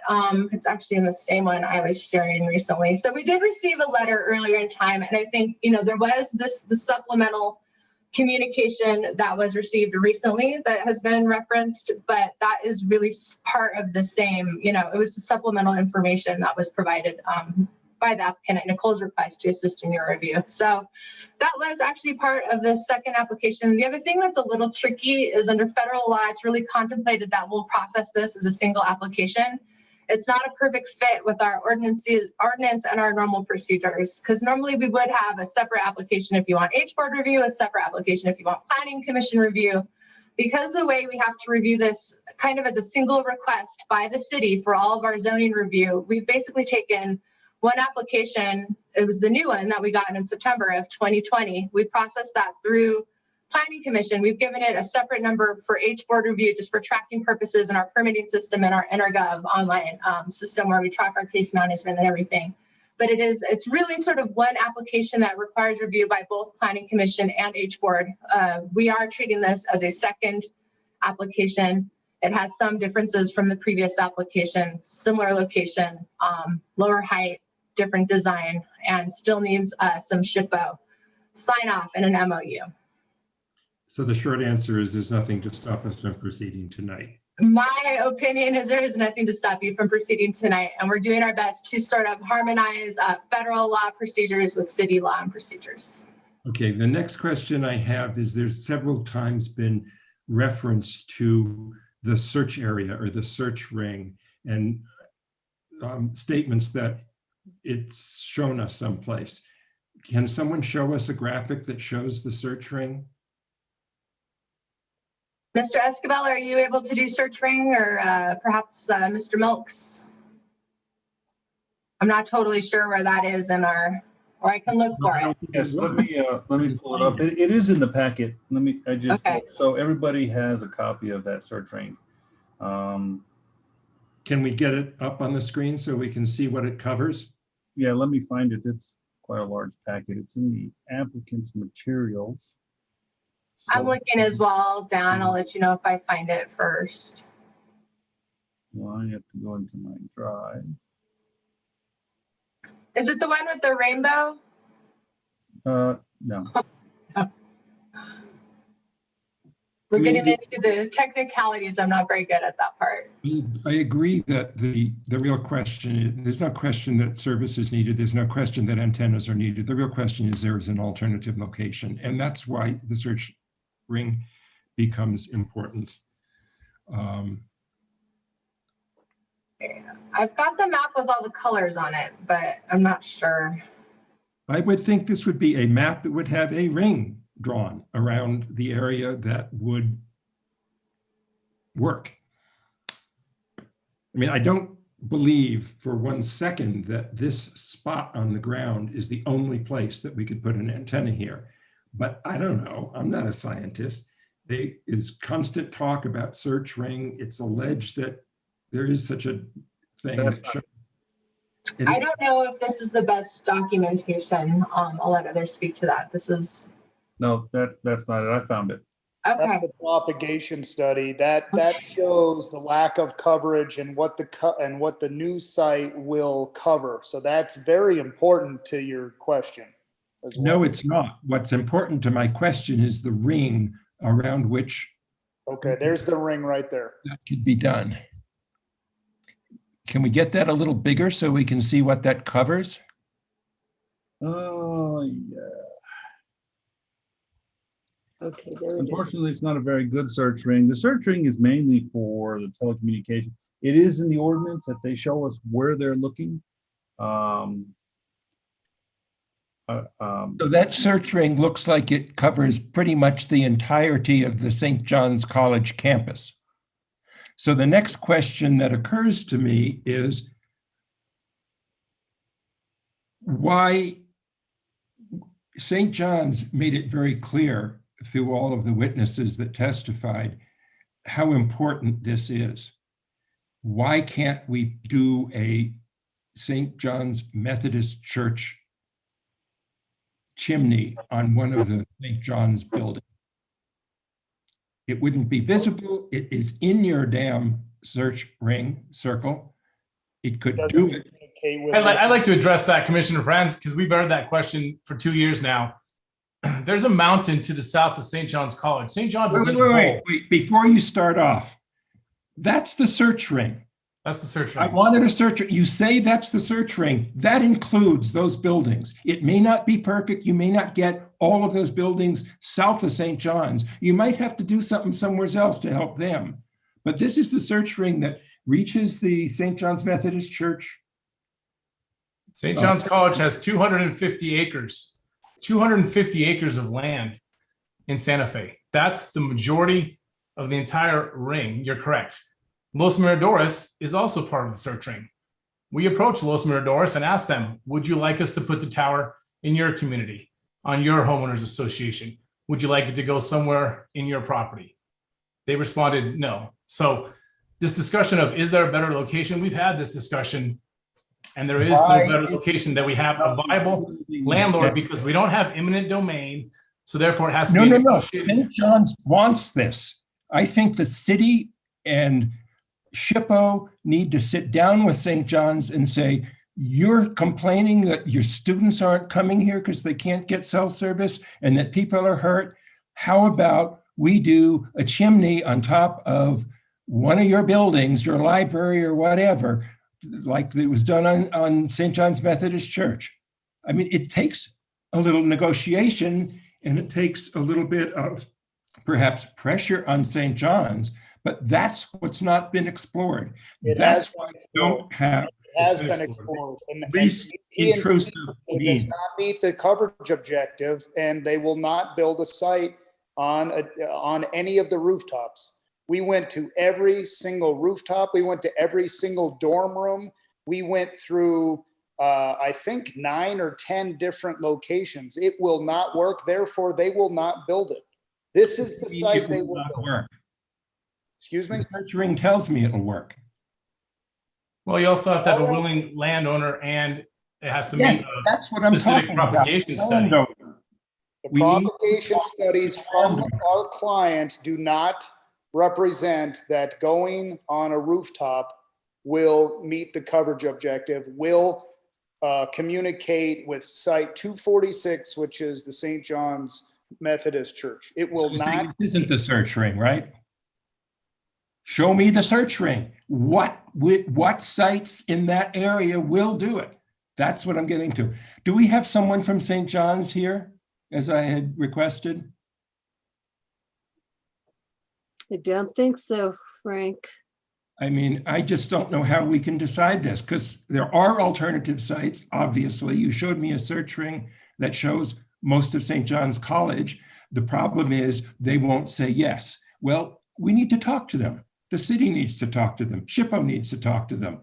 We are working with SHPO. Sir, what I'm telling you is that AT&T has looked at every single rooftop and it will not work. They will not build the site. Why won't it work? If I went to them tomorrow and said, they won't approve the site, the monopole, but they will put it on the rooftop. They say, well, it's canceled. We're not building it. It will not work. It will not communicate in their network and using their RF technology. So the only place that we could possibly build this is the exact site where you've put it. Is that what you're telling me? No, we could put it across the street on Los Miradores. Anything within about 100 or 200 foot radius of the proposed location would work. And we met with the homeowners association and gave them 2 other locations in and around this area that would still work for our client. And they didn't like either one of them, so they never picked. So that's why this is in front of you. Question about the MOA. Yes. Could somebody explain, maybe Sally, but sort of the legal requirements for the MOA? Because it sounds to me that what was said at the beginning is that if the that the MOA may want some changes in the appearance and the this and the that. And here we're the agency that's supposed to be deciding whether this meets the standards, and yet it's going to get changed after we decide it. What's the story with the MOA, and why isn't that happening first? Madam Chair, Member Katz, the applicant has requested to proceed with zoning review at this time. I understand your concerns. The status with the MOA is that it is required under National Historic Preservation Act at this point because there's been a finding of adverse effect. There will have to be provisions incorporated, and that is a contract between the FCC and the SHPO and the applicant. The city has consulting party status, which means we do get to have a voice. So I think Mr. Esquivel's approach, strategy, and sort of handling this recommendation, analyzing this proposal was to put conditions on the approval, and certainly I would recommend that the H board would want to follow, subject to the same conditions approved by the Planning Commission. But I don't know if they're sufficient for this board's comfort in terms of aesthetics and things. So the way this has been conditioned to ensure that we can sort of meet a balance between satisfying our ordinance, which requires some sort of camouflaging techniques and aesthetics that fit in, is that the MOA must include provisions to minimize the visual impacts of the tower, antenna, and ground equipment as required by our ordinance. Acceptable methods according to our ordinance include concealment, screening, camouflaging, color, materials, texture, shape, size, and location.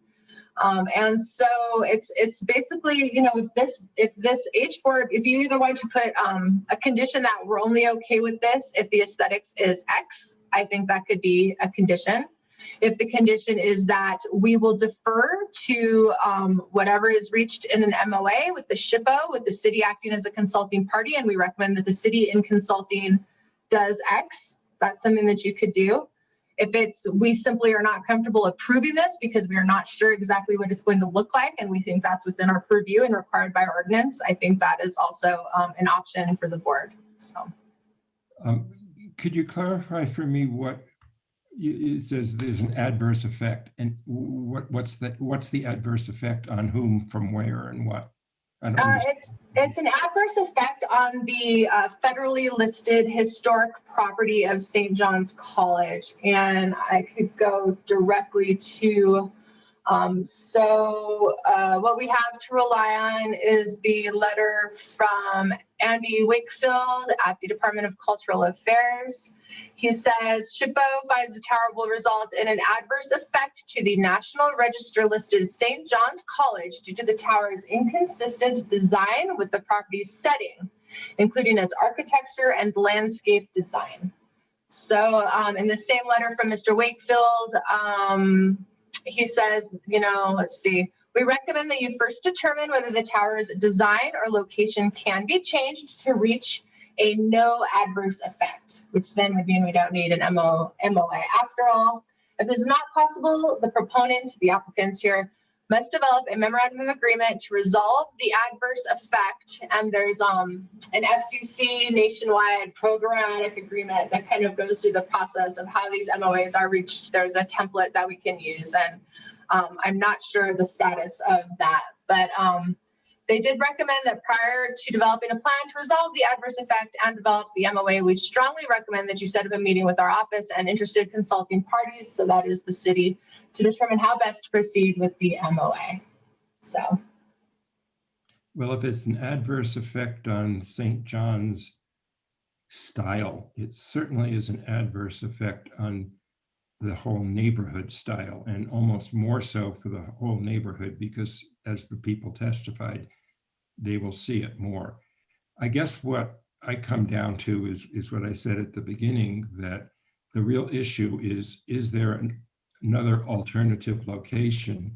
And I'm not really comfortable with the person who's going to build, the company that's going to build this and make money on it, saying, oh no, this is the only place we can do it. And I suspect, and from the earlier submissions, St. John's didn't want them to build it in back of the dorms. St. John's didn't want to build it here. Well, they're the ones that are missing here. They're the ones that can solve this problem. They're the ones that can remove the adverse effect by putting it in a disguised structure on their campus where they have these buildings that are tall enough to do it and at the right height. And I just don't think we have the information to be able to make a decision. It's certainly not the least intrusive means, but the only reason is because Kevin and Sean said, oh no, we couldn't possibly do it any place other than this area. I asked for a search ring. These are the areas where we can search. They showed me the search ring. I said, well, gee, that includes all those buildings on St. John's. Oh, but that wouldn't work. I don't think we're getting the right information here or enough of it. You have propagation studies, sir. And I'm telling you, do you need a letter from AT&T that says, if this doesn't get built, we're not going to build any other sites? It's too low. They would be happy to say that. Site 246. If it doesn't see 246, there's no handoff. And if there's no handoff, then there's a capacity issue and a coverage objective is not met. This is the only thing that meets the coverage objective. This, or like Kevin just said, within 100, 200 feet. The height on the buildings on St. John's would be the same height. You could make it the same height. They're higher up the hill, and you could build a chimney or something there that would get to the same height. And it just, I have no confidence. I literally stood on top of the roof, and you cannot. Let me ask you a question. Why would I build a chimney at St. John's in 2012? Why would I go to the Santa Fe Hotel and build it above their spa and not do it here? Like, I know you don't believe me because you think that we're gaining all this because we're a business and this is what we're doing. But why I would go through the path of least resistance? You think we want to be here at 10 o'clock at night fighting with you? I'm telling you, this is the only site. And if it doesn't get approved, then it goes away because we don't know what else to do. We can't go on the rooftop. We cannot go anywhere else. We cannot go on the water tank. We cannot go on any of the dorms. Well, I guess maybe we just shouldn't have service up here then, but thanks very much. I appreciate you're doing a disservice to the safety of the school. You're doing a disservice to all of the people that are begging for coverage. All of the people, you got to do what's best for the greater good. And I understand no one wants to see it, but we can't make it invisible. If you want a tree, we'll build you a tree. If you want it shaded, covered, then we'll do that. If you want it as a windmill, we'll give you a windmill. We'll do whatever you want. We hired a local architect to come up with some designs. People scoffed at it, threw it on the ground. I don't know what else to do. We'll do whatever you want, but I'm telling you, it has to be in this general vicinity, or it will not get approved by the clients and it will not get built. The client isn't the only cell provider, and maybe another cell provider would be willing to do it and be a little more imaginative. And where are they then? How come they haven't come here? Everyone needs coverage, right? They're begging that we get this approved so that they will co-locate, because no one wants to go through this. No one wants to have an argument at 10 o'clock at night, calling me in question that somehow I'm lying to you because I'm telling you this is the only spot. I don't think you're You're not an lying. RF engineer. You don't know how how it works. And if our RF engineer is telling us, Sean, we will not build a site here if you put it on this building or this water tank or this dorm. It has to be in this general area. In this exact area. So, Sean, Yes. you just indicated in this, you used the words in this general area. Yes, ma'am. So how could you move it so it wouldn't be so intrusive We tried. to another, when you say general area, can you move it? How far to one way or another can you move it? We met with the group, Kevin met with them on site, looked at 2 or 3 different locations that were 200-300 feet from this spot. When none of them were approved, none of them were liked. From the local architect, none of them liked the design. They just said, we don't want it here in our backyard. So if you don't move it, we're gonna fight you on it, and we're gonna take you to court. That's what they said. Okay, let's hear from another board member, another perspective here. Member Benvenue, if you can unmute, we'll hear from you. Thank you, Madam Chair. I won't cover all the same ground as Member Katz, I hope. But first, I'd just like to say thank you to all the concerned citizens, neighbors, St. John's representatives that came to appear tonight. It was very helpful to get everyone's perspective. And I also appreciate the applicants' efforts here as well in really trying to come up with a solution. I've tried many times, and I understand the frustration and that you are making your best effort here. Just as a general comment, I don't know that the public adequately perhaps appreciates how limited our ability is as a city to regulate these kinds of things under the Telecommunications Act. Federal law essentially preempts to a certain extent local municipalities' efforts to impede in any way the construction of cell phone towers and infrastructure for telecommunications. And recent FCC guidance makes that even more extreme. They make it very difficult for municipalities to apply their ordinances to protect aesthetics and other concerns. Not impossible, but difficult. And that's a very strong preference by the federal government that's been expressed by federal law to get these things built. It's just that simple. So the city really has some limited room to maneuver here. On the other side of the equation, though, we as a board have even more limited jurisdiction over this matter, in my opinion, because we only have whatever authority has been delegated to us by the governing body through its ordinances. And that ordinance is quite specific about what we're required to find in order to approve an application. And I think that perhaps those are more restrictive requirements than are even permitted under federal law at this point in time. However, we're not in a position to overrule those. That's up to the governing body.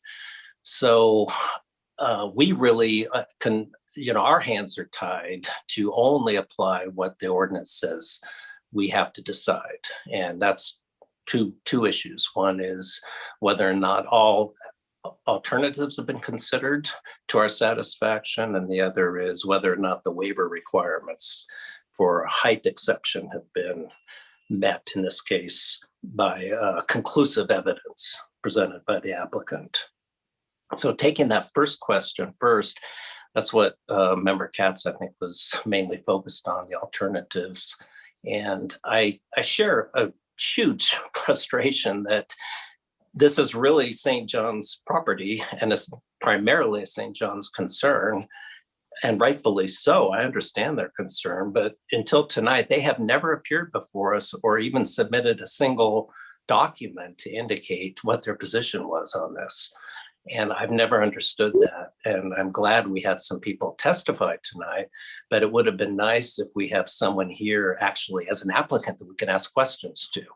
Because the main question that Member Katz was addressing that I think is key here is, are there other alternatives on the St. John's campus that actually would provide the coverage, but that St. John's has rejected for other reasons? Namely, because as I recall from previous meetings, that the student body didn't want something near their dormitories, and the administrators didn't want something near the water tower. And in other words, aesthetic reasons. So we don't have someone here to answer that, nor do we have someone from AT&T to provide us with their actual position on what is and isn't required. We're getting that secondhand. And I take at face value what you're telling us. I don't question it whatsoever, but it doesn't permit us an opportunity to ask any questions of AT&T to find out more information about why they say this is the only location, and why something that's slightly less desirable would not still work for them or be an acceptable alternative for someone else. So that's a problem from my perspective. And there is someone from the city or from the college that is here that'll speak. That could answer that. That'd be great. And I just ask you too, just to clarify for me, because I think tonight you were indicating that the locations on the campus, such as at the existing buildings, which again, I'm not even sure those would be the right answer either, because if they were visible, we might reject them for various reasons. But let's just say for argument's sake that wasn't a possibility, that they could be stealthily put into one of the buildings or added to a building in a way that had no visual impact. Are you still saying that the coverage would not be sufficient It would not anywhere else on the campus? It would not be sufficient. And going back to your earlier statement about the college not approving it by the dorms, that was 2009, 2010. That was a 45-foot monopole on the hill. That was before Site 246 was built. And that was in between the singular 2G, 3G. So the technology was a lot different. The coverage objective was a lot different, and no one really was using Snapchat and Netflix and stuff, so the capacity was different.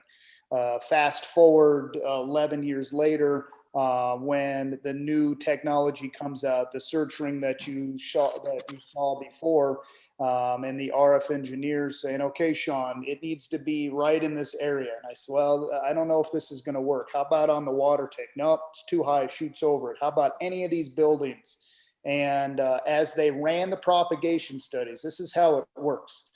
I go and I get exact coordinates for every single spot. And in an earlier design, or I showed, I think 9 or 10 different locations that I was able to get exact coordinates. I took those exact coordinates and I sent it back to the RAN group, which is the RF team for AT&T and FirstNet. And I said, guys, it has to be in something in here. And one by one, they went through and they said, this doesn't work, this doesn't work, this doesn't work. The only places that are going to work are in that general area that you see before you now. And again, we are flexible. We will change the design. We will move it and jostle it around. But if we were to lower it to say 45 feet, now you're talking about having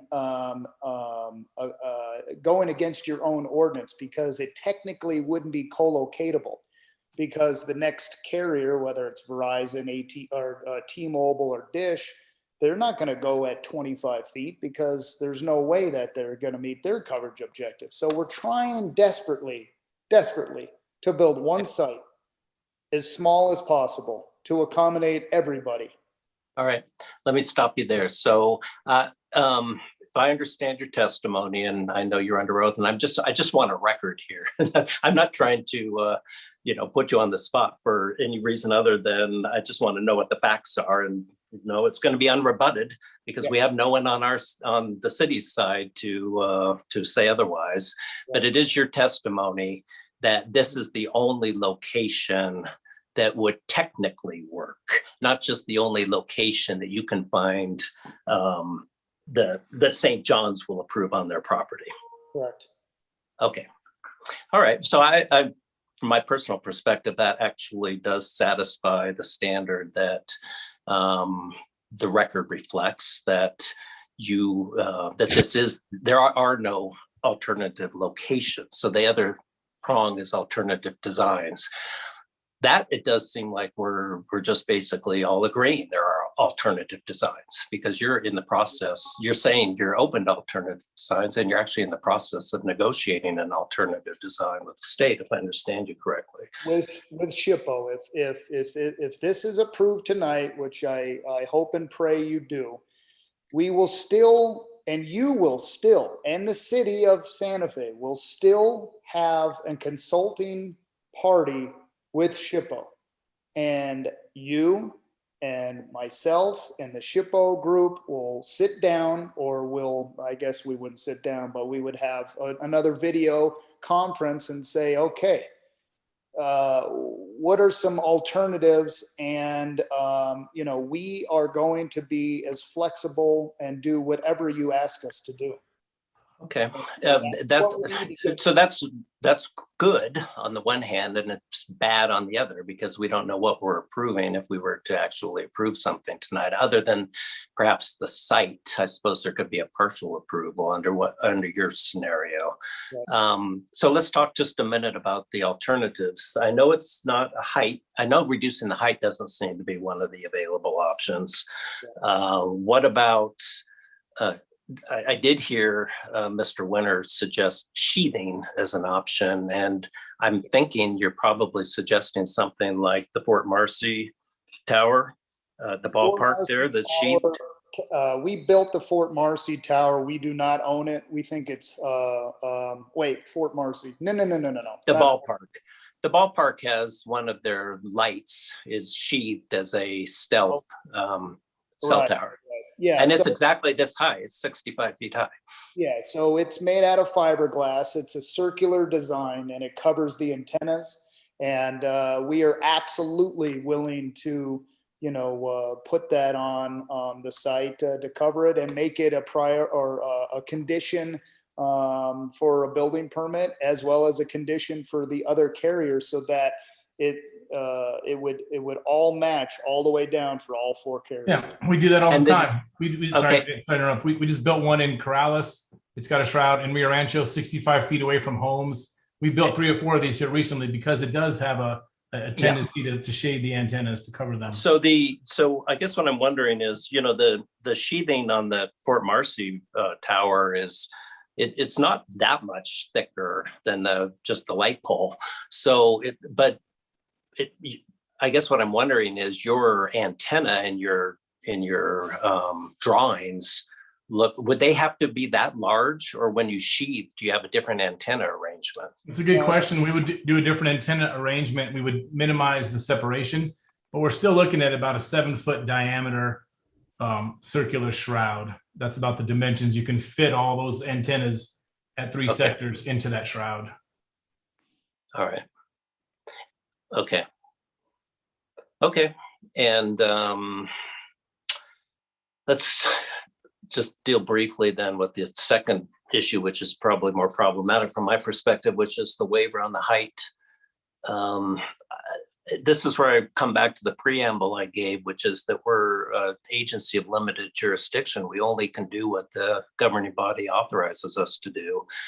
And their Telecommunications Facilities Act that's in the ordinance is very specific and doesn't really give us much room to maneuver. It says that we have to find that all of the exceptions have been conclusively demonstrated, and for a height to permit this kind of height. And I have a hard time understanding how we could ever arrive at a finding that you have demonstrated that it does not damage the character of the district was just the very first requirement when SPO was specifically said it has an adverse effect on the college. And clearly it has to have an adverse effect on the district when that's your finding. I think that's inescapable. And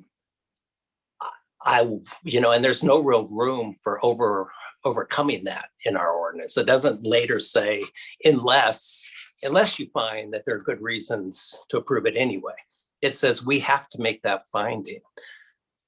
And I'm stuck on that. And I just feel that where I'm at right now is that we have to find that that requirement isn't met, even though I'm not sure that that requirement or that finding would stand up in court as against the Telecommunications Act and federal law.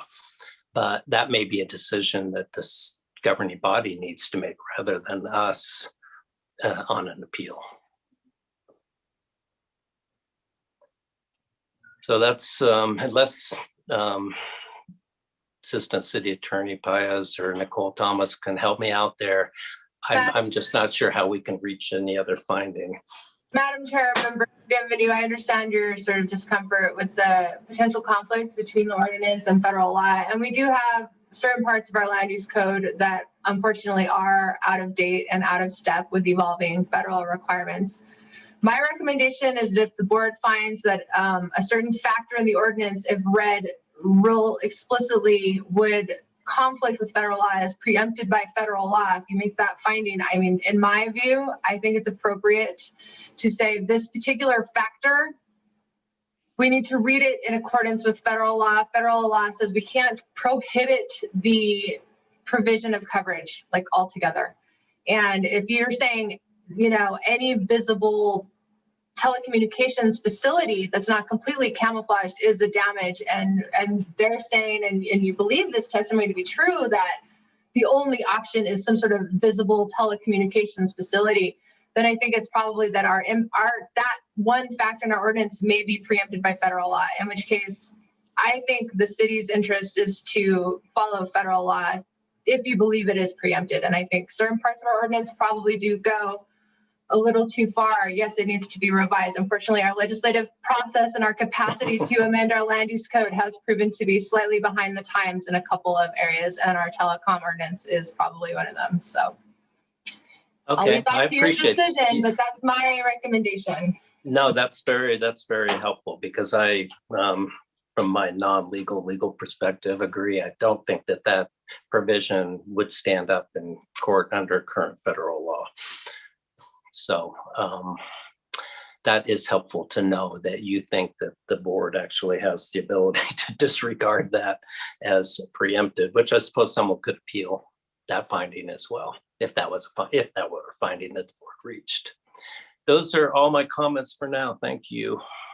Oh, John, there was also someone from St. John's College, and you said that's good. Did you have a question for them? I actually don't. I'm fine with the record as stated. But if there's someone from St. John's College that wants to address the issue that I was raising, I'm sure it would be helpful to everyone, which is, have they rejected any other locations on the campus, not for technical reasons, but for aesthetic reasons or otherwise? Mr. Meltz, is the person from St. John's College there? Christine, can you raise your hand, please?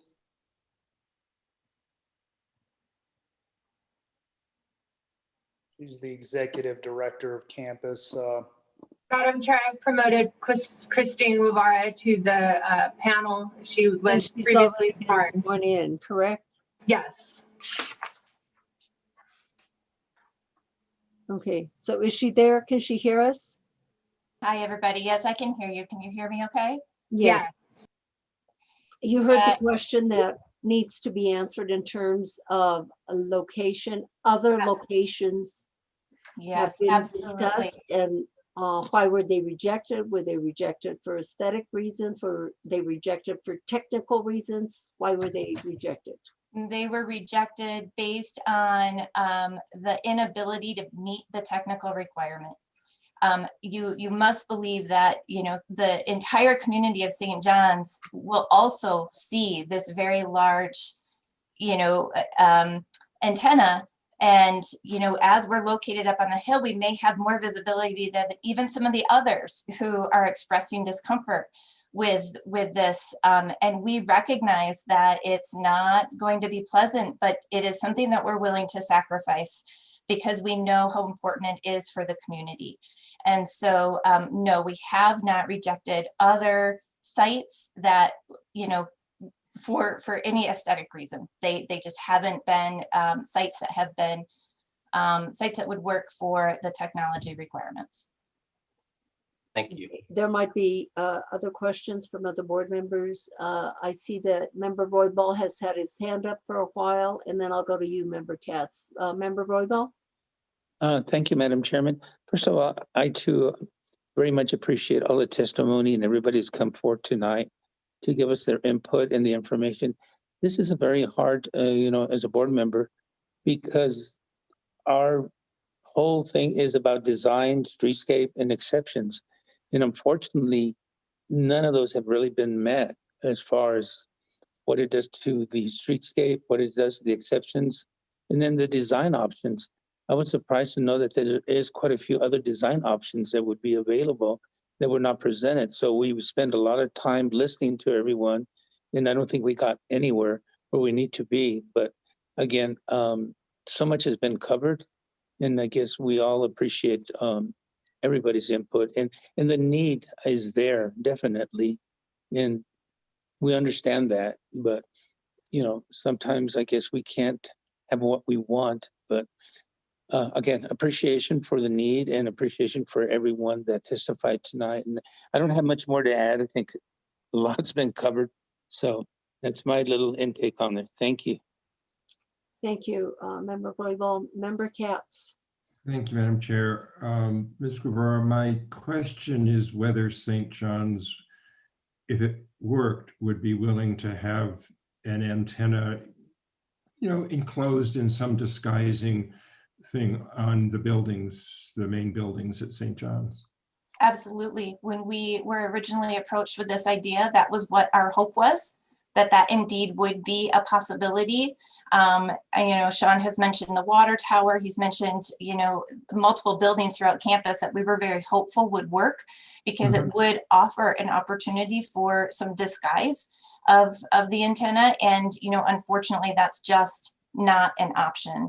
And we're just as disappointed as probably some of the other members in the community that that isn't something that would work. But again, we feel very strongly that this is important, and so willing to make that compromise. I really appreciate that, and that answer is very, very helpful. I mean, you heard comments from people saying, oh, St. John's wants to offload the ugly on us. And you're making clear that that's not the case, that St. John's would be willing to have it pretty much anywhere on the campus that would work. And that's very helpful. Thank you so much. Absolutely. Okay, board members. Are there any further questions or comments from board members? I think I asked this question, Mr. Milks. You said in the general area that you are proposing the pole, the tower, and you said you could move it around, I don't know by how much, but can you move it to where it is not as intrusive as what is being proposed this evening in the area that is being proposed? In the general area, is it, or is it worthless to even think about it? Question, I'll jump in because we were on the site walk. So right now it's proposed to be on the east edge of the parking lot, which is, you know, immediately adjacent to the street. So one of the locations we looked at, which I think would still work from a technical standpoint, because keep in mind, there's quite a bit of terrain up there. So as you go in any direction to the west, to the south, and to the east, you start to lose elevation. The gym, we looked at that location. It's 60 feet lower in elevation than the ground at the parking lot. So the locations that we looked at were across the parking lot to the south, which is only, I believe, 5 to 7 feet lower. And then also to the east, further up into the trail system and bringing access off of one of the gravel roads to the east.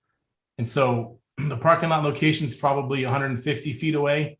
And that location to the east is probably closer to, I think, 350 feet away. But what that does, though, it effectively puts it closer to other homes. And so, yeah, I think any of those three locations, we would be able to get from a technical perspective, constructability, coverage. I think St. John's is open to them because they're still, meeting everyone's objectives. So those are the three locations that I would say are viable, but they're all within probably, a 500-foot diameter of this proposed site. Okay, that is. In previous historic sites that we've done, it's never an easy decision, and I understand that. And I can tell you, we've been most successful when we all sat down, when we all went out to the site, and we all compromised to come up with a solution. St. John's, the historic board, SHPO, the city, all of us coming to and trying to brainstorm physically on the site to try and come up with the best solution. We tried that. Kevin tried that with a lot of the landowners, and it wasn't successful. But my recommendation and what we've done in the past is the historic board approved it with conditions. One of the conditions is getting SHPO to approve it. We can't go and submit a building permit, or rather pull a building permit, if we don't have SHPO, if we don't have the section 106. And by approving it tonight with conditions, and then setting up a meeting between all 5 of us to go out, or you can invite anyone you want, and physically going to the site and be able to look each other in the face, even if it's with masks, and discuss it and come up with the absolute best solution where everyone is compromising to come up with it. That's, I think, the only way we're going to be able to get this done. So that's my recommendation, and we're willing to do anything within our power. Well, I don't know what direction the board is going to take this evening, but by your statements, the statements you just made, depending on what direction the board takes this evening, but it sounds like you're almost wanting a postponement. I know you said you can have an approval with conditions, but it almost sounds like, to me, like a postponement would make more sense because you're discussing the things in person. Yeah. And you could probably get on the agenda pretty quick on the next meeting. Let me hear from other board members what they think. Member Katz, I know this is long and going on, but I think that we need to be thorough on this and come to the right decision. Member Katz? I share your view, Madam Chair, that what Sean said was, I think, an invitation for us all to meet on the site. The question I have for the other board members is, okay, it has to be there or nearby there. Okay, it has to be 60 feet high. Are they happy with an undisguised monopole, or would they like to think of something else? I mean, I actually kind of like the honesty of the design that we presented with. I mean, we're not pretending it's anything else. It would be wonderful if it could be disguised, but I think our reaction to what was proposed before was, yeah, I mean, that it doesn't look natural, and I think there was that upset. And to me, the real problem where it's exactly sited now is that it's so close to the road. and we heard several people comment that it's right in their face. And that graphic you showed, I think it was G10J or something. I mean, it just really coming down Cruz Blanca, it just stands out awfully. And I'm wondering if moving it further east would be actually moving it away from the main campus, maybe satisfying SHPO a little bit. And yes, it would probably be more in the front of some people's homes. I understand that, and they would be less happy, but I think a whole lot of other people would be a lot more happy. And I would advocate doing what the chair said, that we postpone, go out there and look and see whether there is some other better place to sit it there. Thank you. If I just want to weigh in again on the timeline. We do have limited time to process the application. So I would request that perhaps the board consider that and try to make a decision if you can tonight, or also an alternative would be for the applicant to agree to continue tolling the timeline in writing, which would give us more time to work this out. The other thing that's a little tricky is ultimately we don't have the final say in what ends up in an MOU. So your zoning approval could certainly have a condition that we're not approving it unless the MOA says X. But that just a reminder that that's kind of an outstanding consideration. So, thank you, Sally. Member Benvenu. Thank you, Madam Chair. So a different question, but now I'll ask Sally. So I'm not sure I followed that last comment. So if we said we approve it on the condition that we agree with the final design, you're just saying the condition is an MOA has to be entered won't get us there because we have no control over what that's going to say. the current condition imposed by the Planning Commission in their approval was that the MOA must have some sort of provision to comply with our ordinance in terms of providing some sort of camouflage or stealth. And that might just be, this is the color that we think is best. This single most narrow design we think is the least obtrusive, best aesthetic choice in terms of blending in. It's going to blend in more than something else, something bigger, something bulkier, something with a different whatever. I think you could say we're only approving it if it's at this site and it looks like this. I think you could do that as a condition of approval, and we'll tack that onto the city's overall zoning approval. And if the SHPO and the MOA can't get there, they're going to have inconsistent approvals, right? They're going to have a zoning approval for this location and this look, and then you're going to have SHPO saying, no, we think in order to resolve the adverse effects on the college, it has to be a little different, a slightly different place, a slightly different look. So you could either defer to whatever happens in that MOA process. You could impose the same condition as the planning, which is pretty much what the Planning Commission did, was pretty much defer and say, we need something to try to comply with our stealth and camouflage requirements, but we'll figure it out then. You could say it's this way or the highway in terms of the city's final zoning approval. I think that would be okay. I think those are both options. But also there's the option of having of postponing, even though you indicated it probably would be best to approve or not approve.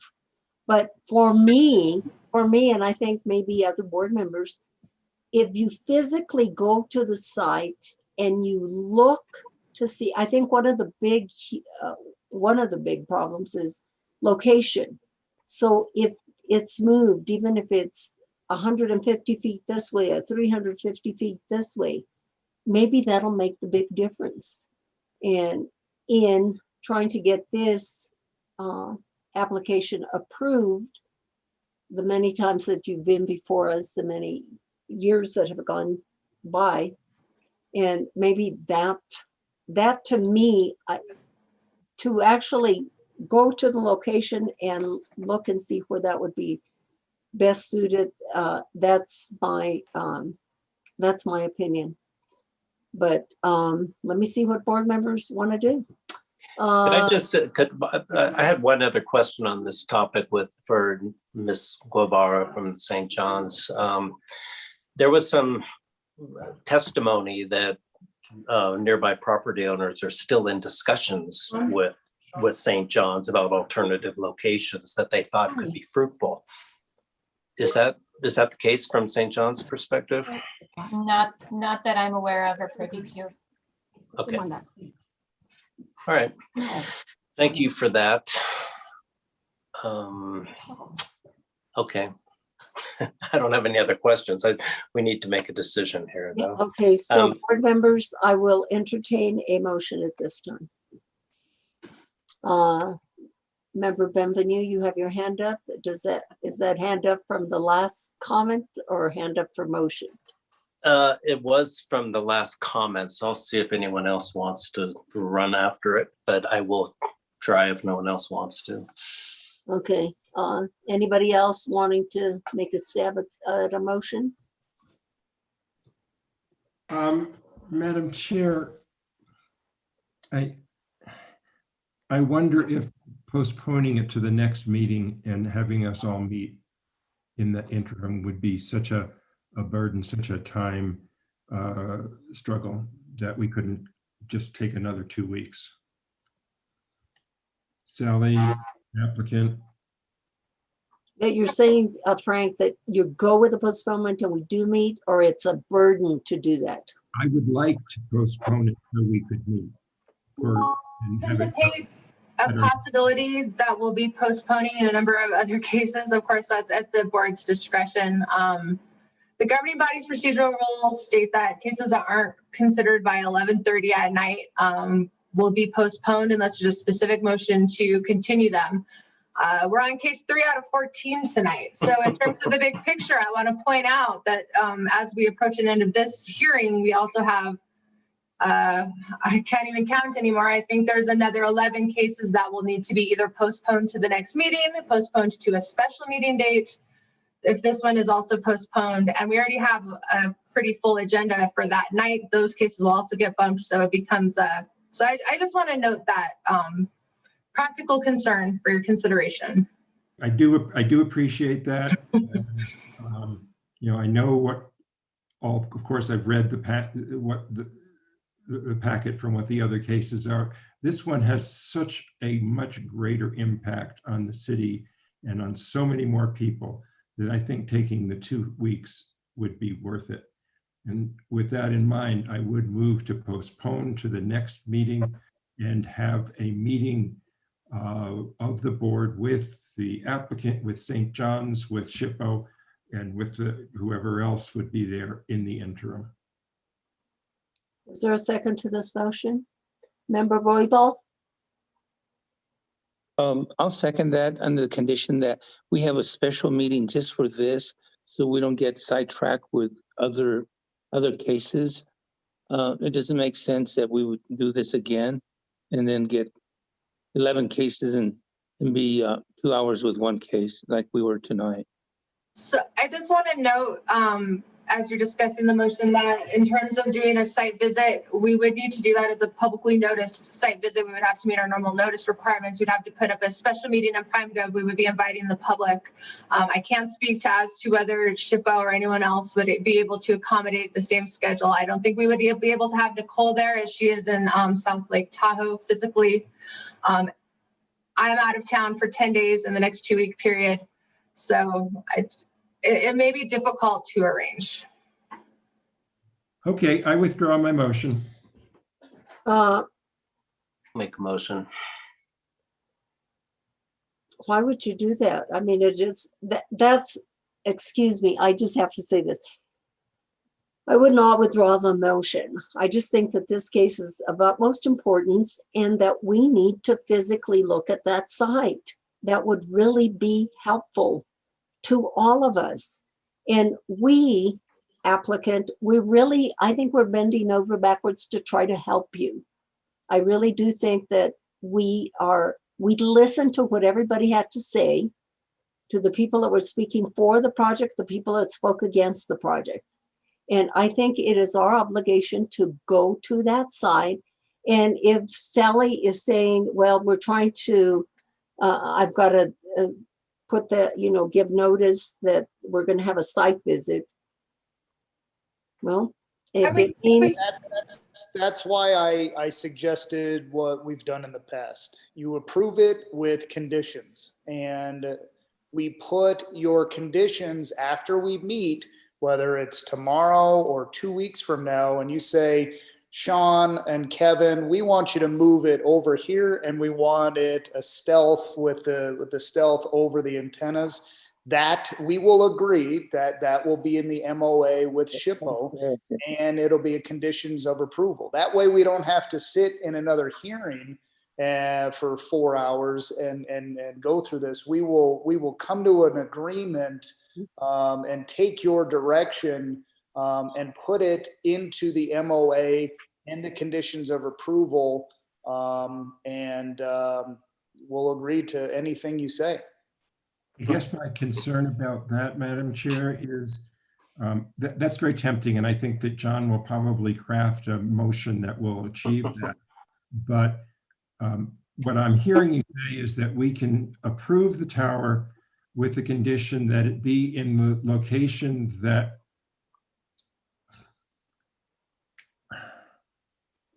I don't know, I guess the location that we agree on, and Sean can say, well, I don't agree to that, or we will show you all of the areas, and you can pick from what you believe to be the least obtrusive. It's like Kevin said, if you move it 300 feet, it's going to be closer to some other people's homes, but it'll be away from the street. That might work. I accept that. Okay. You will, I mean, that's what I was a little bit emotionally screaming about, for which I apologize, is give us the search area that we keep hearing about and let us see if there's a better place there. And I think that's what you're telling us you're willing to do now. 100%. We'll meet you. You just tell us the time and day and we'll be there. Okay, so Sally, Sally, what do you think about that option? Does that, I mean, how does that work with public meetings? May I suggest August 10th?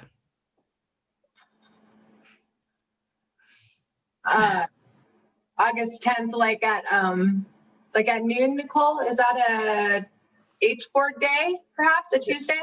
It is an H-board day. So are you suggesting are you suggesting that if there is an approval tonight, that we would schedule a site visit for August 10th that would then become part of our consultation for the MOA, and that tonight's approval would be conditioned upon there being a site visit and input from H-board members present at the site visit, communicating through city staff and the consultation process, the final site and design? Is that what's being proposed? I'm sorry, I'm starting to lose track, but. Yeah, that was more explicit than I was, my brain's getting. So, yeah, yes, that is, yeah. And it gives us plenty of time to notice. There's some other changes happening along those lines. If the board's comfortable sort of delegating that final tweak in terms of ultimate aesthetics, ultimate location, if you're comfortable enough that we can do that subsequently, and that the city can bring that forward as a consulting party and be very forceful that the city's approval is contingent on this being taken into the MOA, I'm comfortable with it. If the board's comfortable with it. It seems like a creative solution to what's kind of a tricky attempt to coordinate multiple review procedures and things in a timely way. Okay, let's see. Member Benvenu has. Well, yeah, I'm all for these solutions. I'm just having a hard time actually imagining how it would be carried out. I mean, if we have a site visit on August 10th, to see if if the condition is that we have a site visit and then decide the final details, do we then have an open meeting afterwards where we vote on whether or not the conditions have been met? How does the public have an ability to know what's being approved, and when does their right of appeal start to run? The public, I think, would have a right to appeal starting from the board's findings of fact and conclusions of law, approving it. So, I mean, it's not as certain. It lacks the same degree of certainty. It's the board approving it. It's similar to a planning commission, but it's the board approving it subject to subsequent consultation, which we're only a consulting party, right? All we can do is consult. But if if you condition your zoning approval on, as a consulting party, the H boards, I don't know, it's a little informal. I'm not sure what it looks like. I'm not sure what it looks like. And maybe doing the site visit first is good. And maybe we should request that the applicants continue to toll a little more time so that we can do that before having a vote and a final feelable decision. I think maybe that makes That's how I feel most comfortable. I think that's the only way it can be done, actually, even though I would prefer to have conditional approval given tonight. I don't really see how that could work because we don't know what we're approving and neither does the public. You don't know where exactly what the location will be. You don't know exactly What the design will be. We don't know where it's going to be located and exactly what it's going to look like.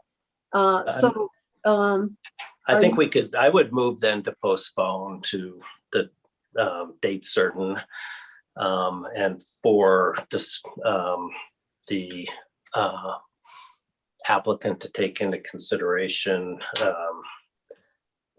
in the meantime that at least certain members of the board have indicated approval in principle for the application and interest in taking the applicant up on the offer to work together to find a mutually acceptable final location and final design that meets the requirements of the applicant as well as the board. And when you said a date certain, is Right, that so a date I that- was gonna, thank you. I was gonna ask then Nicole, which would be the date we could postpone until. So I would still, I don't know that alleviating the adverse effects per SHPO's review is possible. Like, I'm not sure that they're going to be able to move it anywhere in that radius. And so again, we get back to this like consideration of acting as the consulting party. Maybe meeting with SHPO on site is really good to be able to clearly express and in person, kind of discuss things. So I would again actually suggest that August 10th probably gives enough time to organize a trip for people to meet. It gives us enough time to notice. It's not unreasonably long for the applicant to be asked to wait. And so I think that maybe that's also it's a regular board hearing day. We could do it like a field trip, arrange it as a field trip and notice it as a field trip.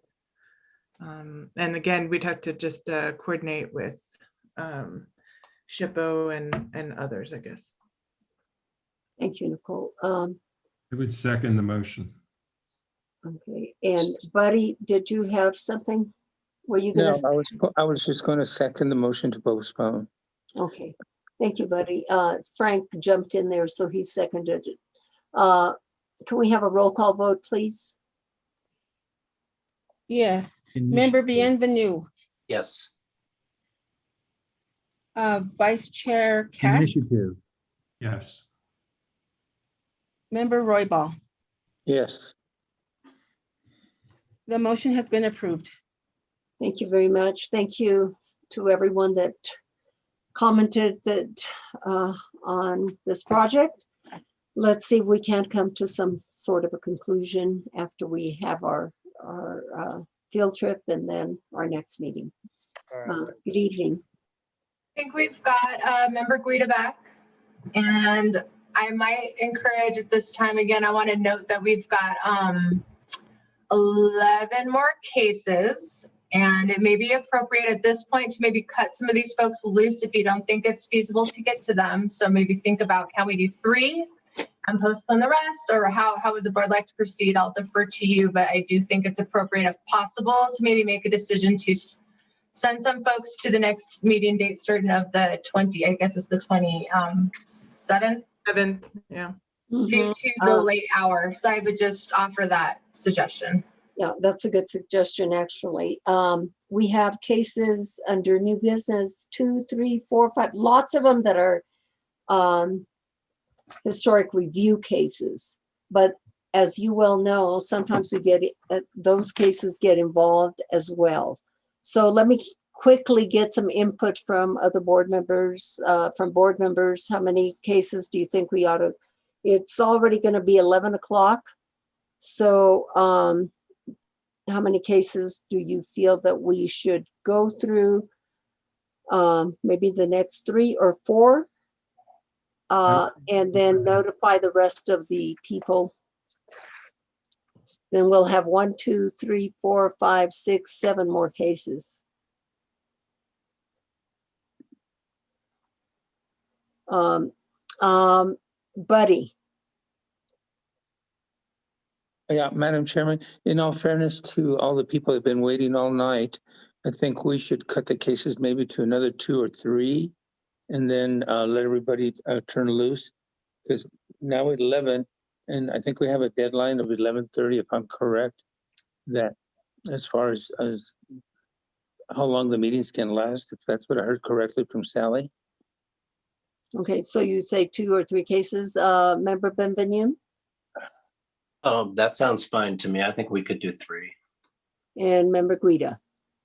I think we should do no more than 1 and not go past 11:30.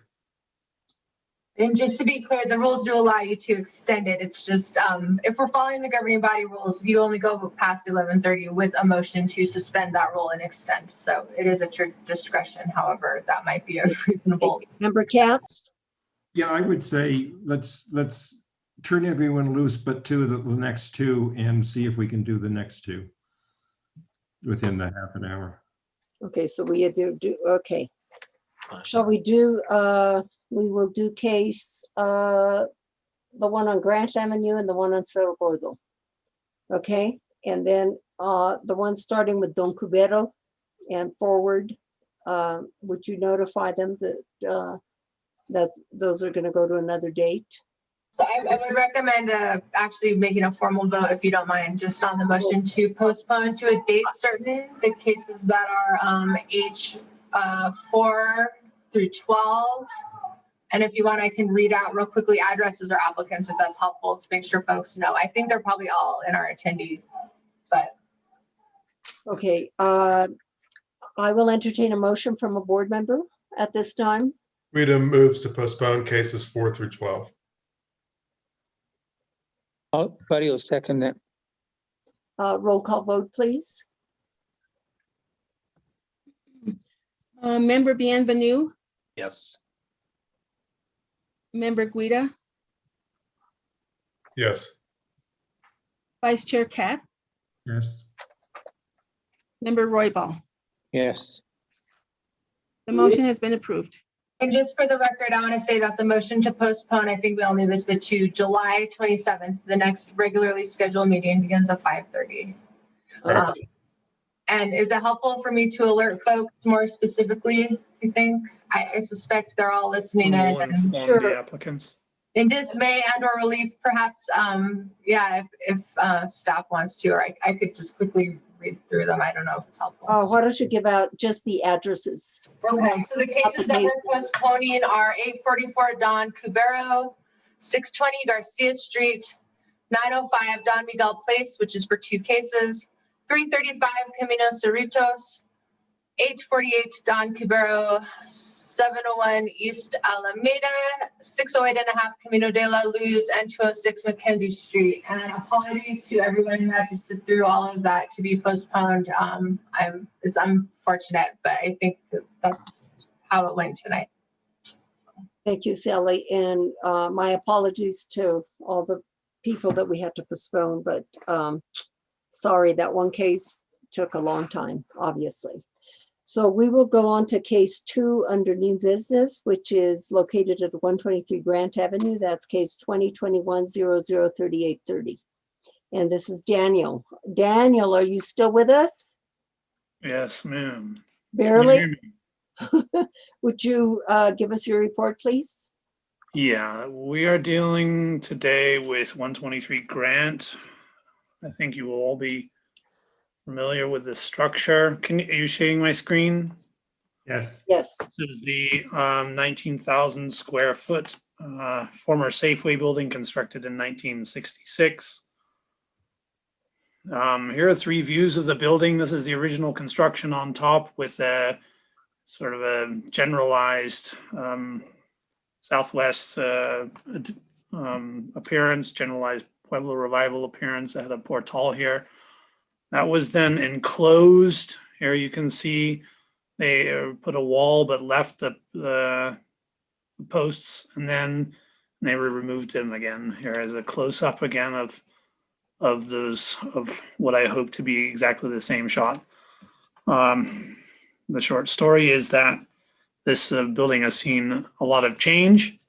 It can't be said to have the integrity of the original structure. These smaller structures are from 1993. Here's the rear of the building. Here again, you can see there have been changes to openings and the general appearance. The whole history is detailed in the HCPI, and the recommendation is that the status be retained as contributing. I stand for questions. It's non-contributing. Oh, that's what I was gonna, okay. So the HICP says not contributing, correct? That's right. Okay, thank you. Board members, any questions for Daniel at this time? Appears not. Could we swear in the applicant? Uh-oh, see, you're losing who is me. the I know. Who is the applicant, Daniel? My apologies. I didn't bring them over. Probably it's John Lauren, Murphy. it would be Lauren Trick. Lauren Trick. Lauren, my apologies, Lauren, for bringing you over late, and thanks for hanging in there. There's Lauren. You'll just need to unmute.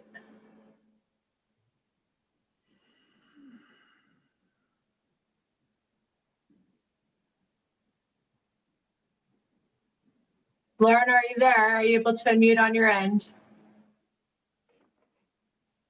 Okay, Thank you. All right, please be sworn in.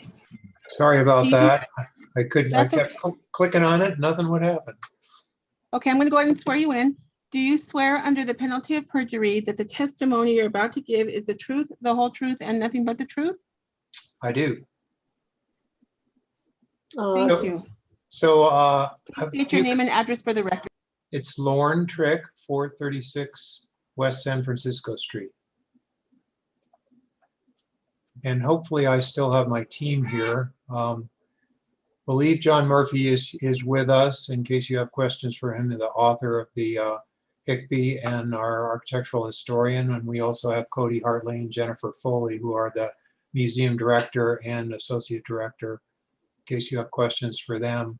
I just wanted to make a couple of clarifications to Daniel's accurate and concise summary there.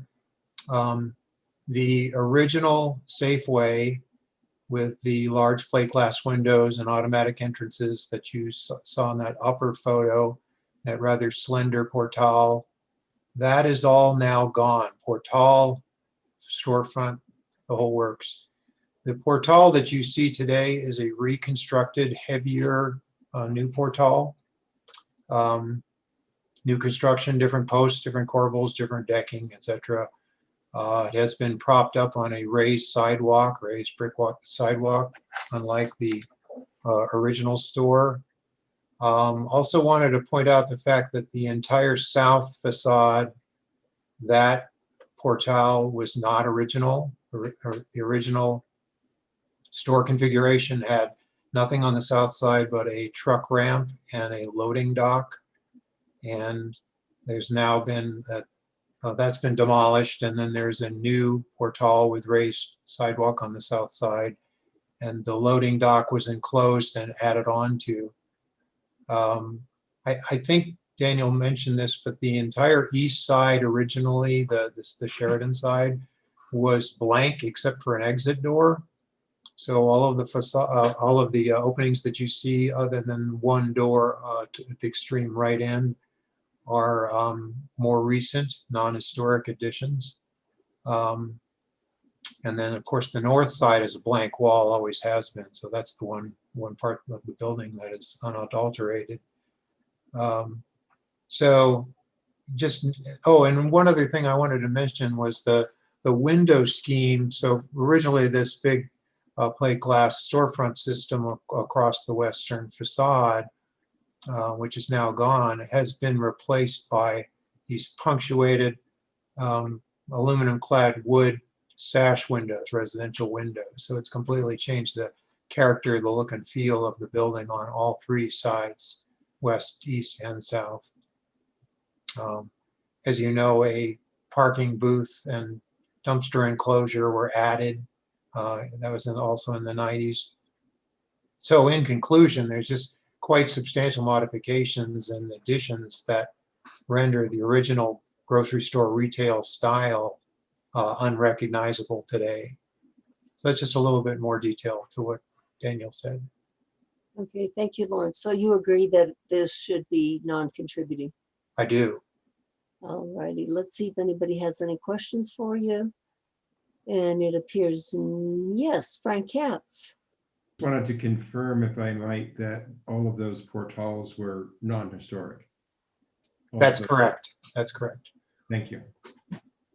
Okay.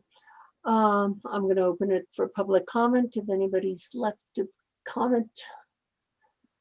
Let's see. I don't see anyone from the public raising their hand. So I will go back to board members and I will entertain a motion. Member Roybal. Thank you, Madam Chairman. I'd like to go ahead and move in case number 2021 003830 HDRB 123 grant, go with staff approval of making this building continue as a non-contributing structure. Wait a second. Roll call vote, please. Member Bienvenue, Yes. Member Guida, Yes. Vice Chair Katz, Yes. and Member Roybal. Yes. The motion has been approved. Okay, thank you. And thank you, Lauren. Thank you all very much. Okay, we'll go to the next case, which will be the last case for this evening. It's located at 1302 Saddle Road, case number 2021-003829. Daniel, it's also your case. Can we hear this? Thank you, Madam Chair. 1302 Cerro Gordo is a single-family house located up here on Cerro Gordo Road. It's located on this elongated lot. It was built in 1961 in a ranch style and has seen some minor changes, which I've described in the report. Here, I'm just going to show you some photos that show this is the original plan. The roof here over the portal has been changed. It appears the window openings are slightly different. You can see this is quite close to the roof line. The windows probably have been moved down. Here, a new vent. The roof has been altered from the original plan so that the angle is different. Solar panels were added and screened with plywood. And this corner, which was originally open, was enclosed during the 1990s.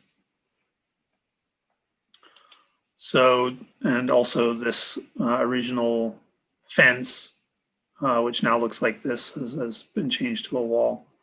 So it has seen some changes during the 1980s and 90s. It does retain its general character, but the recommendation is that it be maintained as a non-contributing structure. Thank you, Daniel. Daniel, was the original a pitch roof, and does it still have that pitch roof? Or is it, it's hard to tell. Okay, It looks like it was, yes, this a pitch here, and then this was a separate pitch for the carport. You see, it was a long structure here, a long pitched roof. So the roof is significantly different now in its structure and its form. Okay, but the footprint remains. The footprint remains except for, as I said, in this corner originally here in the rear, the top right, that was kind of an open portal. If you look at this floor plan, you can see, sorry, this is the front of the house, this is the rear of the house, and this was a so-called terrace that was enclosed. So the floor plan is mostly unchanged except that the terrace has been enclosed. Thank you. Daniel, any other questions, board members? Appears not. Let me see if anybody from the public wishes to comment. Anybody from the public wanting to comment? Looks like everybody went home. Okay, Member Katz, do you have a question or did you want to make a motion? I have a comment, which is just because it's 50 years old doesn't mean it's historic and should be preserved. And I would move to continue the non-contributing status. Chair, do we hear from the applicant? Oh, I'm so sorry. Moving right along. If I could just ask that we defer the motion for one I moment. so apologize, applicant. Can I believe we? we have Maverick Loeb here and perhaps Christina Costa. We could swear them in and see if they have anything they'd like to add before we wrap this up. Well, I love the neighborhood and I'd love to preserve the historic. Sir, I need to swear. Okay. Oh, yes, of course. Yeah, you need. Okay, do you swear under the penalty of perjury that the testimony you're about to give is the truth, the whole truth, and nothing but the truth? I do. Thank you. Please state your name and address for the record.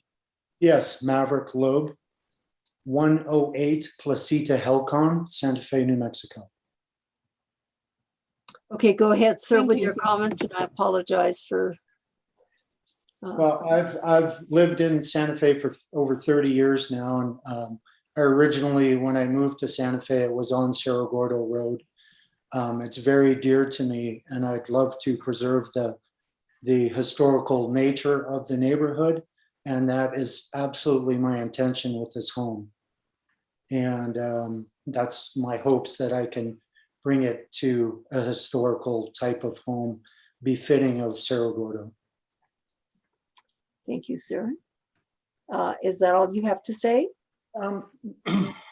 Yes. Somebody else, is there anyone else that wishes to speak as part of the applicants? Daniel Schwab was, I'm sorry, John Murphy was presenting. He prepared the application. I'm just wondering if he has any comments. John, are you around?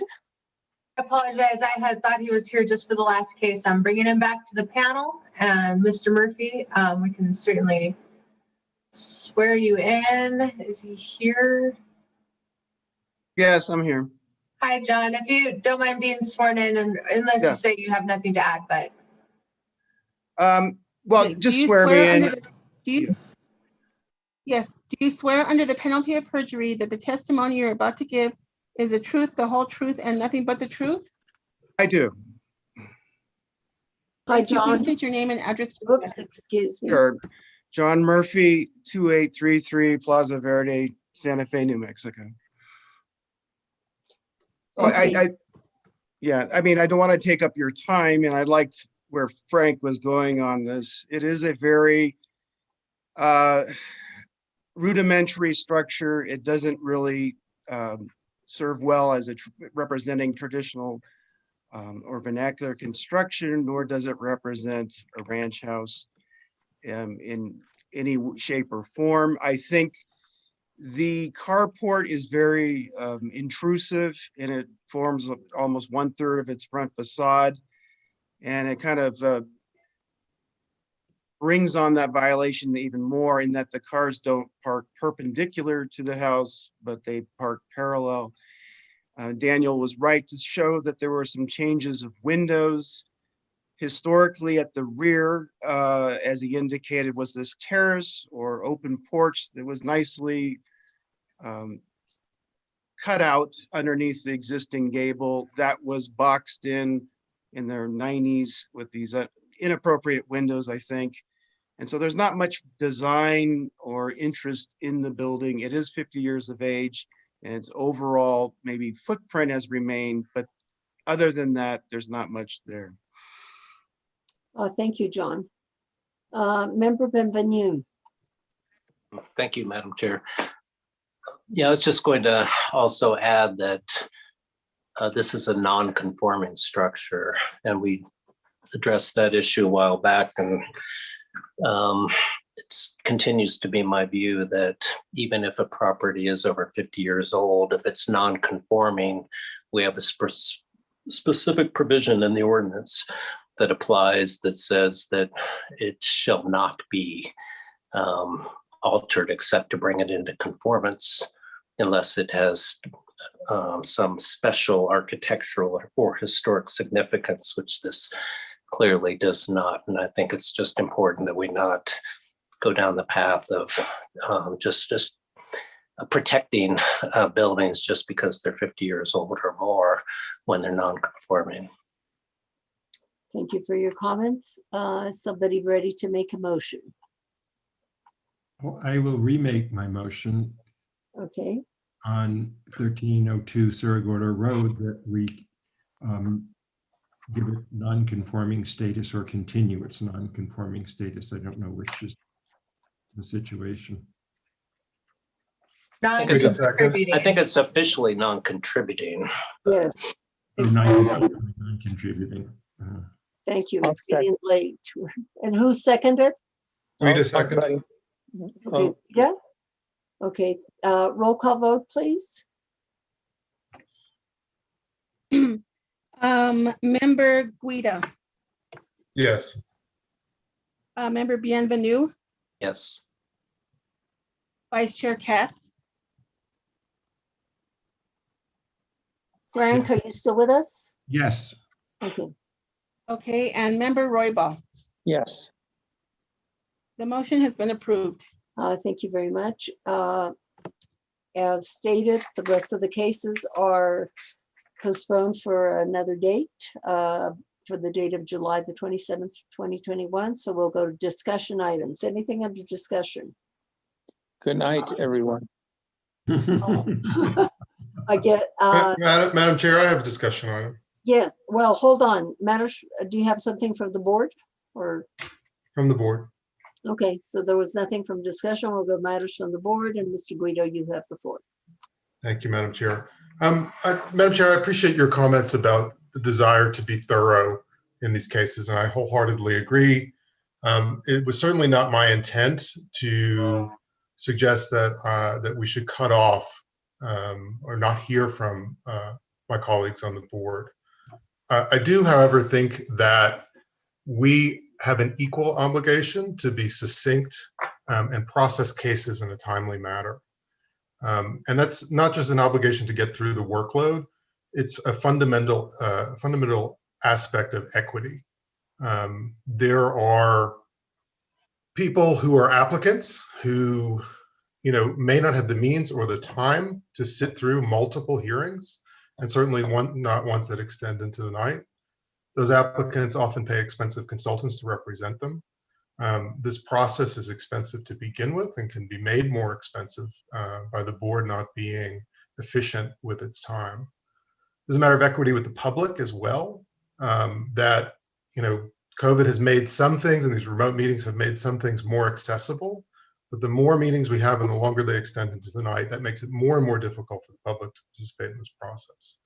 And I would say that equity issue also extends to the board, that we hope to have qualified people serving on this board and giving of their time, not just people who have the time to do so.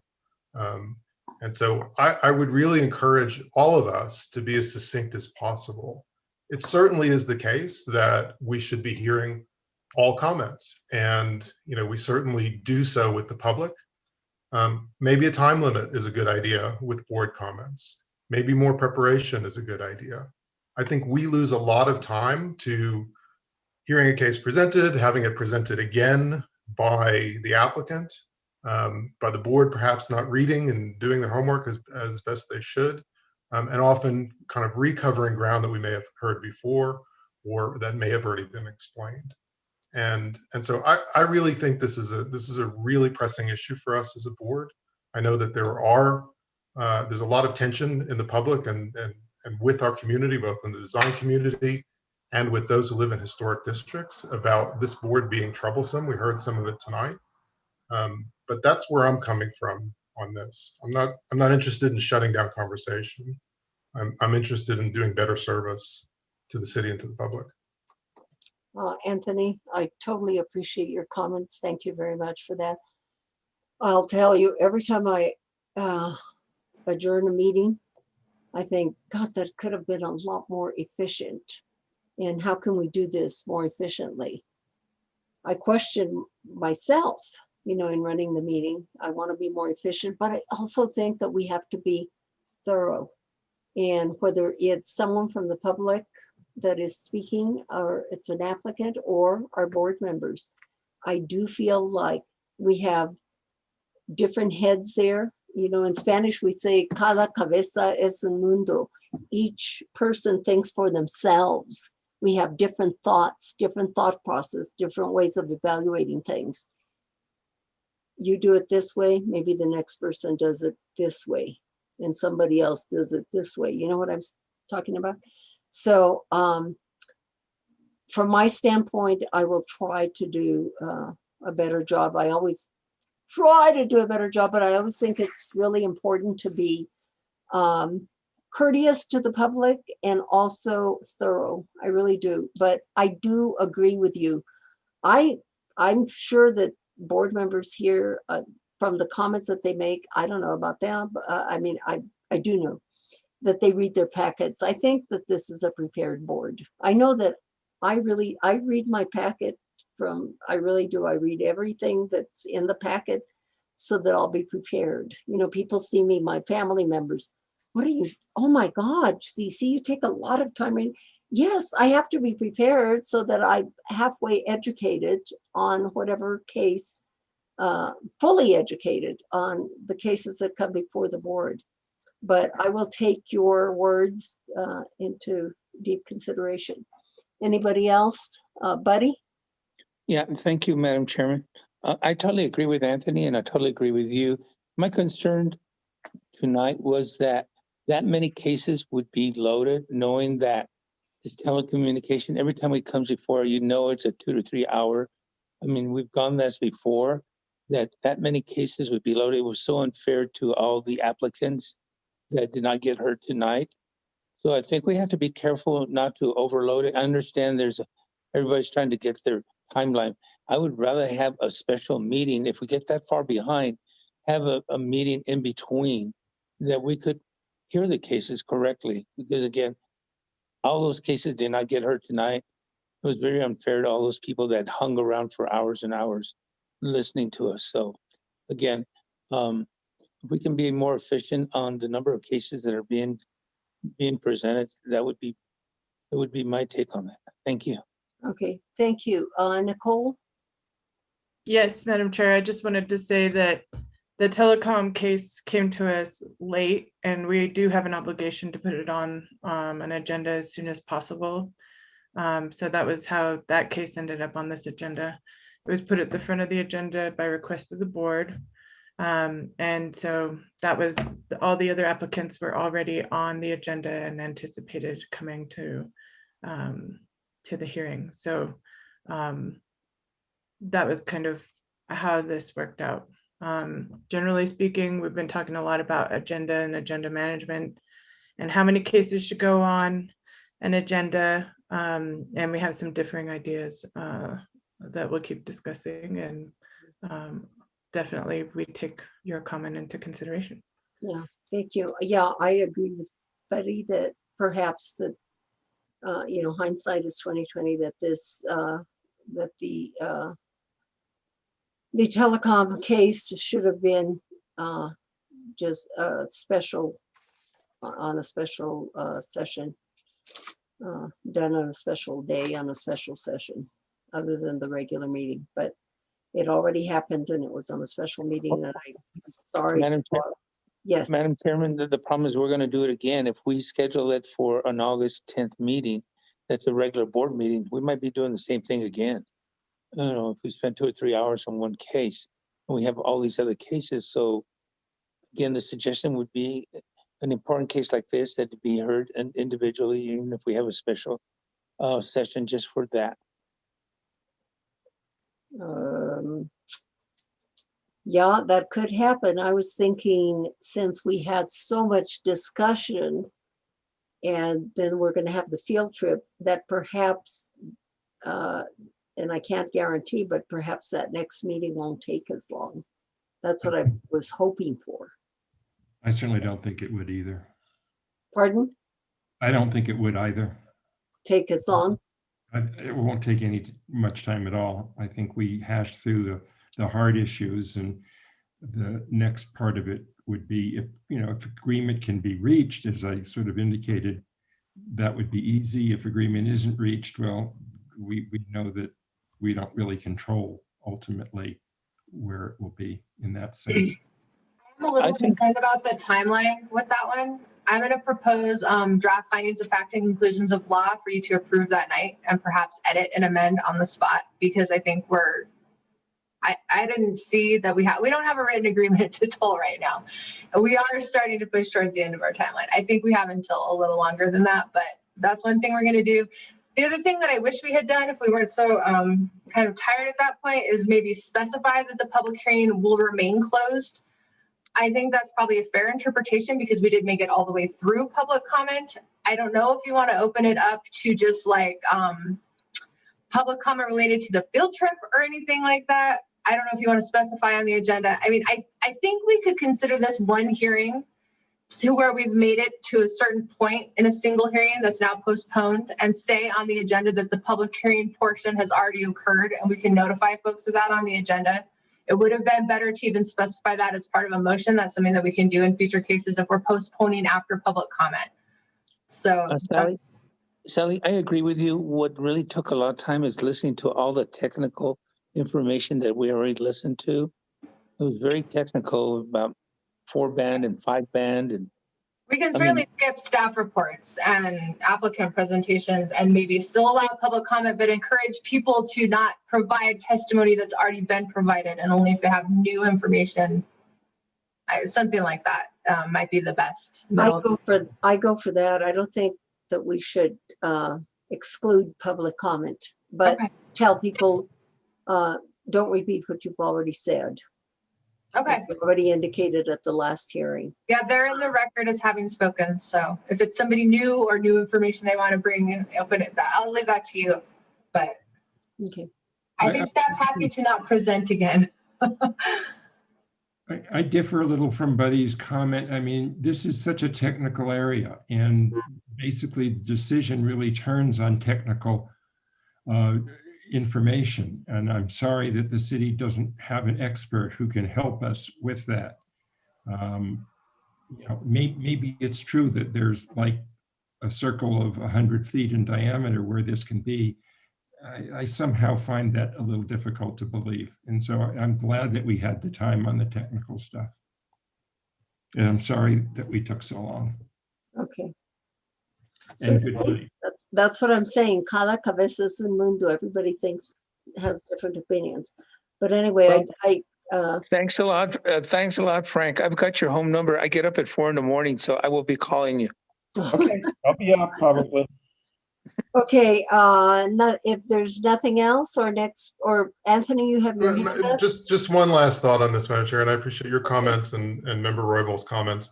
It certainly is the case that we had a special case, and we do have them every now and then that do kind of derail us.